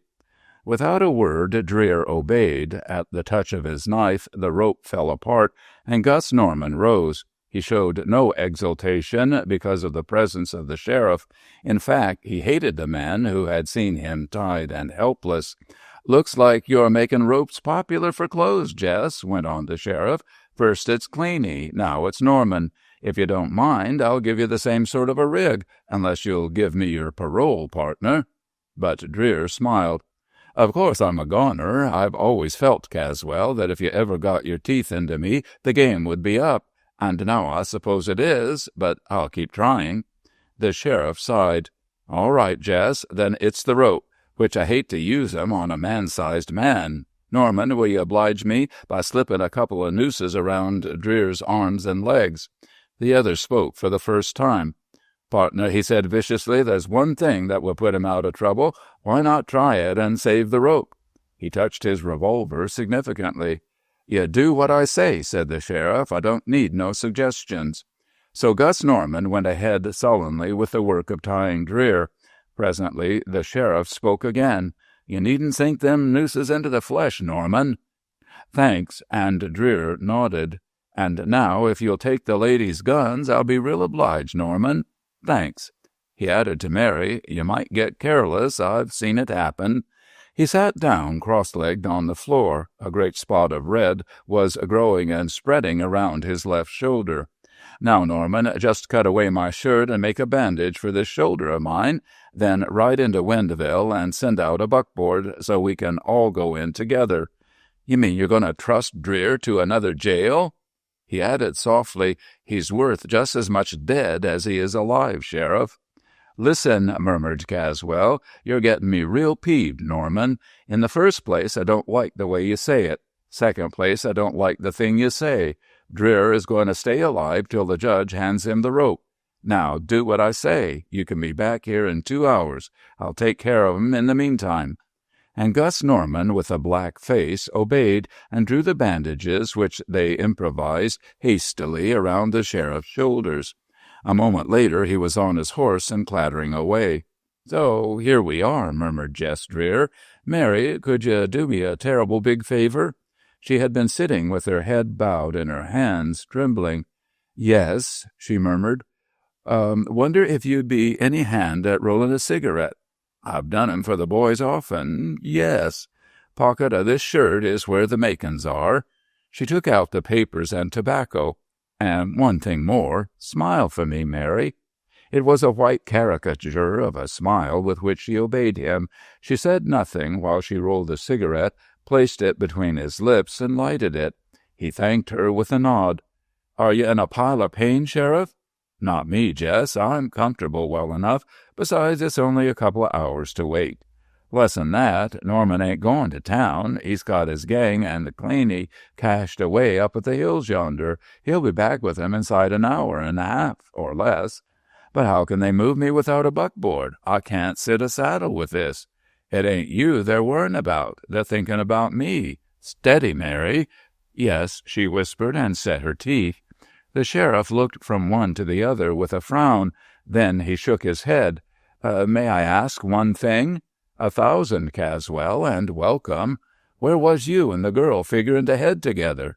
"I don't know," said Jess Dreer, as though the thought had just come into his head. "What was we figuring on, Mary?" She could not speak, but a pitiful ghost of a smile came on her face and went out again as she looked at him. "There ain't any use of feeling cut up, Sheriff. It was simply the end of my luck. The old gun went back on me." "Went back on you? Jess, that was the neatest snapshot I ever seen. There I was, standing with a gun in my hand, and yet you beat me to the shot." "Maybe it looked that, but as a matter of fact, she hung on the holster, and when I got the gun on you at last, I had to hurry the shot. 1/100th part of a second more, I'm sorry to say it, Caswell, and you'd have been dead as 1,000 years ago." The sheriff moistened his pale lips. "I kind of half believe you, Jess, but then wasn't it luck for you that my shot hit your own gun instead of hitting you?" "Oh, it wouldn't have hit me. My gun was 2 inches away from my side." "That snapshot of yours was traveling wide, Caswell, when it hit my gun. No, I figure the luck was with you." The sheriff cautiously raised the back of his hand that held the gun and wiped the perspiration from his forehead. He shifted his position a little to one side so that he could look at a more favorable angle on the girl, but as he did so, forgetfully, he threw his weight on his left arm. There was no muscular reaction, of course, but the bones of the arm shoved up against the injured shoulder and strained heavily against the bandage. The sheriff, white with pain, settled suddenly back in the shadow. "That hurt you, Caswell?" "Not a bit, Jess. Just a twinge, that's all." But a moment later he knew that he had belied the situation. The strain had loosened the bandage at the same time that it opened the raw wound, and when the pain subsided a little, he was aware of something hot running down his side in a steady trickle. He tried to raise his shoulder so that the bandage would press again on the wound and cut off the bleeding. It was no use. With a touch of coldness, he realized that an hour at least must run before Norman returned, and in the meantime, what might not that steady flow do to him? It would render him helpless as a woman. As the simile occurred to him, he looked at the girl. Aye, more helpless than this girl, certainly, who had ridden with the daring of more than most men that night. Dreer himself was securely bound, but what of the girl? How would he disarm her in the same manner? "Jess," he said, "they's one thing I want to ask." "Fire away, Sheriff," replied the outlaw, maintaining his unvarying good nature. "I could 'a' had Norman tie the girl, you know." "Sure, I know it." "And if it come to a pinch, I'd sort of run agin nature for me to fight a woman, Jess." "I know that. You're white through, Caswell." "Well, then, all I ask is that you won't let the girl help you in no way to escape." "I'll promise I won't take no help from her." "Don't!" cried Mary Valentine suddenly. "Don't say it, Jess. I tell you, something's happening, and he knows it. He knows it." The sheriff grinned feebly at her. "I know it, Mary Valentine, but he's promised. You tricked it out of him." "You got something to learn, lady," answered the sheriff. "No matter how you get it, Dreer's word is good as gold. I'm going fast, but mind you, Jess, not a finger of help from the girl." "What the devil is the matter?" cried the outlaw. "What's got into you, Caswell? You look like a ghost." "Look!" He swayed over and showed a thin pool of crimson beside him. His smile was ghastly. "I bursted her open again." Jess Dreer groaned. Then, "Caswell, you fool, would you die like this?" "I dunno, Jess. Yep, I'd put death under taking you. I've got you, son, and I'll die sooner than let you go loose." "Let's dicker, Caswell. Mary here will bandage you up so's you'll be safe. There ain't any danger of that bleeding can be stopped. You're safe, and you let Mary cut my ropes." The sheriff sighed and then shook his head. "Here I stay," he said, "living or dead, and there you stay, Dreer, until they come for you." Chapter 44. A silence fell between them, and the bright, desperate, hopeful eyes of Mary Valentine went from one to the other. She had risen to her feet. The head of the sheriff sagged. He jerked it straight again with a mighty effort. "Your oath, Dreer," he said hoarsely. "Yes, I intend to stay by it. I'll take no help from her. But if you won't make an exchange, then Mary'll fix you up anyway. Mary, tie up his shoulder again. Caswell, you're going under." The sheriff turned his shadowed eyes upon the girl with a last appeal. "Will you do that?" he asked. "And let Jess die?" said the girl. "Trade you for him?" "There's no question of a trade," broke in Dreer. "I'm a goner anyway. There's no chance for me to get loose without the use of my hands or my feet, and without your help. There's no question of an exchange. It's only a matter of saving the sheriff." "If he drops," said the girl, very white of face, "then you can try to get away. As long as he has his sense and that gun, you haven't a ghost of a hope. I won't raise a hand for him, Jess." "Caswell, won't you talk to her?" "I've never begged for bread or money," said the dauntless sheriff, "and I won't start now begging for my life." "Then I command you, Mary, do you hear me? I command you to give Caswell a hand." "I won't do it, Jess. That's flat." "Ain't you got a drop of mercy in your body, girl?" "Not for your enemies, Jess. Not a drop. I'll tell you a thing I never thought to talk about. It was Caswell that gave me the watch spring, that gave me the chance to break away from the jail. He saved my life once. I got a life that I owe to him. He wouldn't let the dogs take me. He took his own chance, and now he's got me in a fair and square fight, the first time any man on earth ever did. Mary, for heaven's sake, be a woman. Go help him." "You can break my heart, Jess, but you can't budge me with your talk. You're more to me than he is." "It's a question of what's right, not one man agin another. Girl, I tell you, he's always played fair on the trail. He's never once used a dirty trick agin me." "No," she said faintly, "I won't raise a hand." Jess Dreer groaned, for the sheriff, the gun falling from his hand, lurched suddenly sideways and lay on the floor. There was a hoarse cry of satisfaction from Mary. She ran to Jess, whipping out and opening her pocket-knife as she came. He stopped her with a shout. "Keep off! If you touch the ropes, Mary, I swear I won't stir after my hands are free. I won't stir. He has my word, Mary, and my word stays good, whether he lives or dies." "You're mad, Jess. It's your chance. Our chance together. Oh, Jess, is your word worth more to you than I am?" She was on her knees, imploring him, wet-eyed, and the face of Jess Dreer turned gray with pain. "Aye," he said slowly at length, "worth more to me than all the men in the world and all the women. I've got myself the name of a murderer and a robber, girl. What have I got left except my own honor?" "Who knows it? Who gives you credit for it? Who in the wide world would believe what you're doing now?" "Me and God know it," said the outlaw quietly. She changed her tactics swiftly. "Are you going to give up like a woman, Jess? Aren't you going to make one try for your life? Aren't you going to fight? Aren't you going to use your own strength, even if you won't let me help?" "Tear off the old bandage and put a new one on Caswell, and I shall." "What if he comes back to life? What if he comes out of his faint?" "We'll risk it." She obeyed him then with frantic haste, first casting one glance through the door, and then seeing no sign of horsemen sweeping down the long hillside. Seconds were worth hours now. The old bandage was ripped away under her knife. She tore off her own outer skirt, and after tearing it to strips and knotting them together, she managed to make the bandage strong and firm, and the welling of the flow ceased. The sheriff still breathed, though faintly. "Jess, now yourself." But he was already at work. He had planned it swiftly while she worked over the sheriff. Had there been a single cutting instrument in the cabin, so much as a blunt-edged mud-scraper at the door, he could have in time frayed the ropes that held him. But there was nothing he could use. His own knife was in his pocket, but how could he reach it without the use of Mary's hands? If there was no steel to cut the ropes, there was at least the fire. But how to reach it? He had no use of his hands to get out the coals, even if the few sticks in the flimsy old stove had not already burned away to ashes.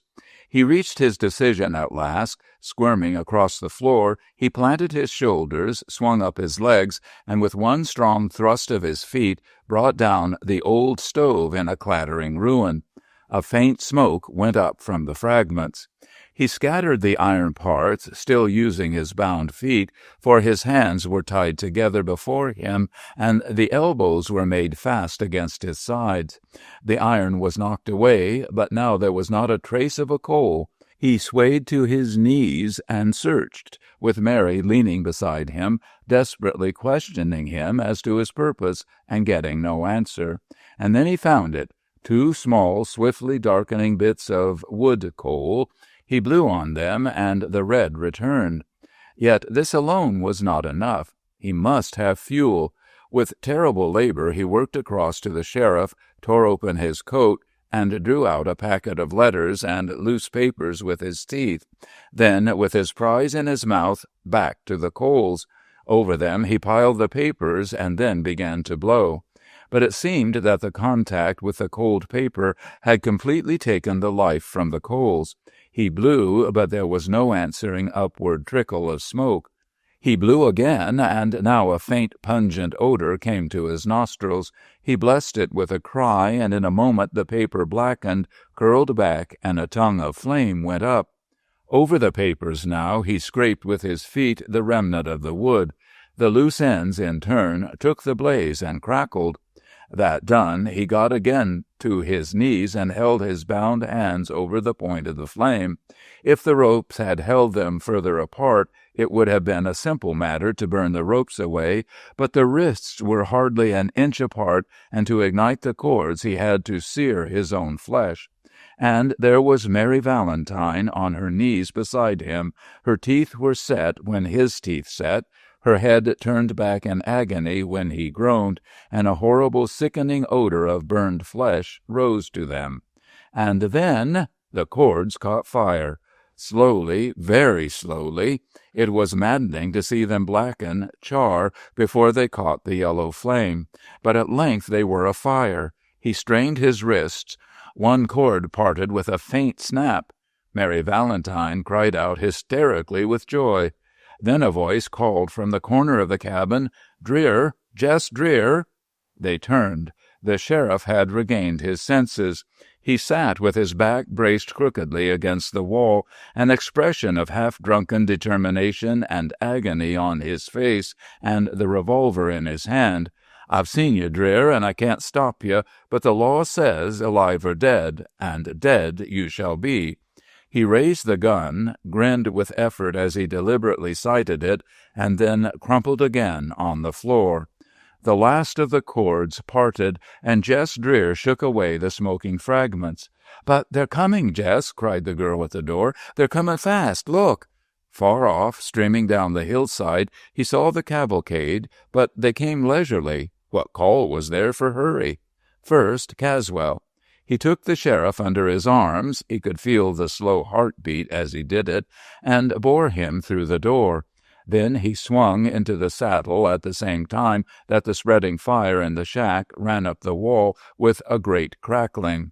The smoke and the flame had been a signal to the posse. It came now on the dead run. He could tell, even at a distance of 1.5 miles. "Is your horse good for anything?" "A little. He was played out, but he's tough as leather." "Then ride on first. I'll drop behind a little and keep him off till they should press us." "Not in 1,000 years, Jess. Besides, the cowards won't dare to press Jess Dreer on an open trail. I know 'em." He answered her with a smile. "How far do you think, Jess Dreer?" "To the end of the world, I reckon." "We won't argue the point," said Mary, and they cut up the slope at a sharp gallop and dipped over the rim side by side. End of The Long, Long Trail by Max Brand.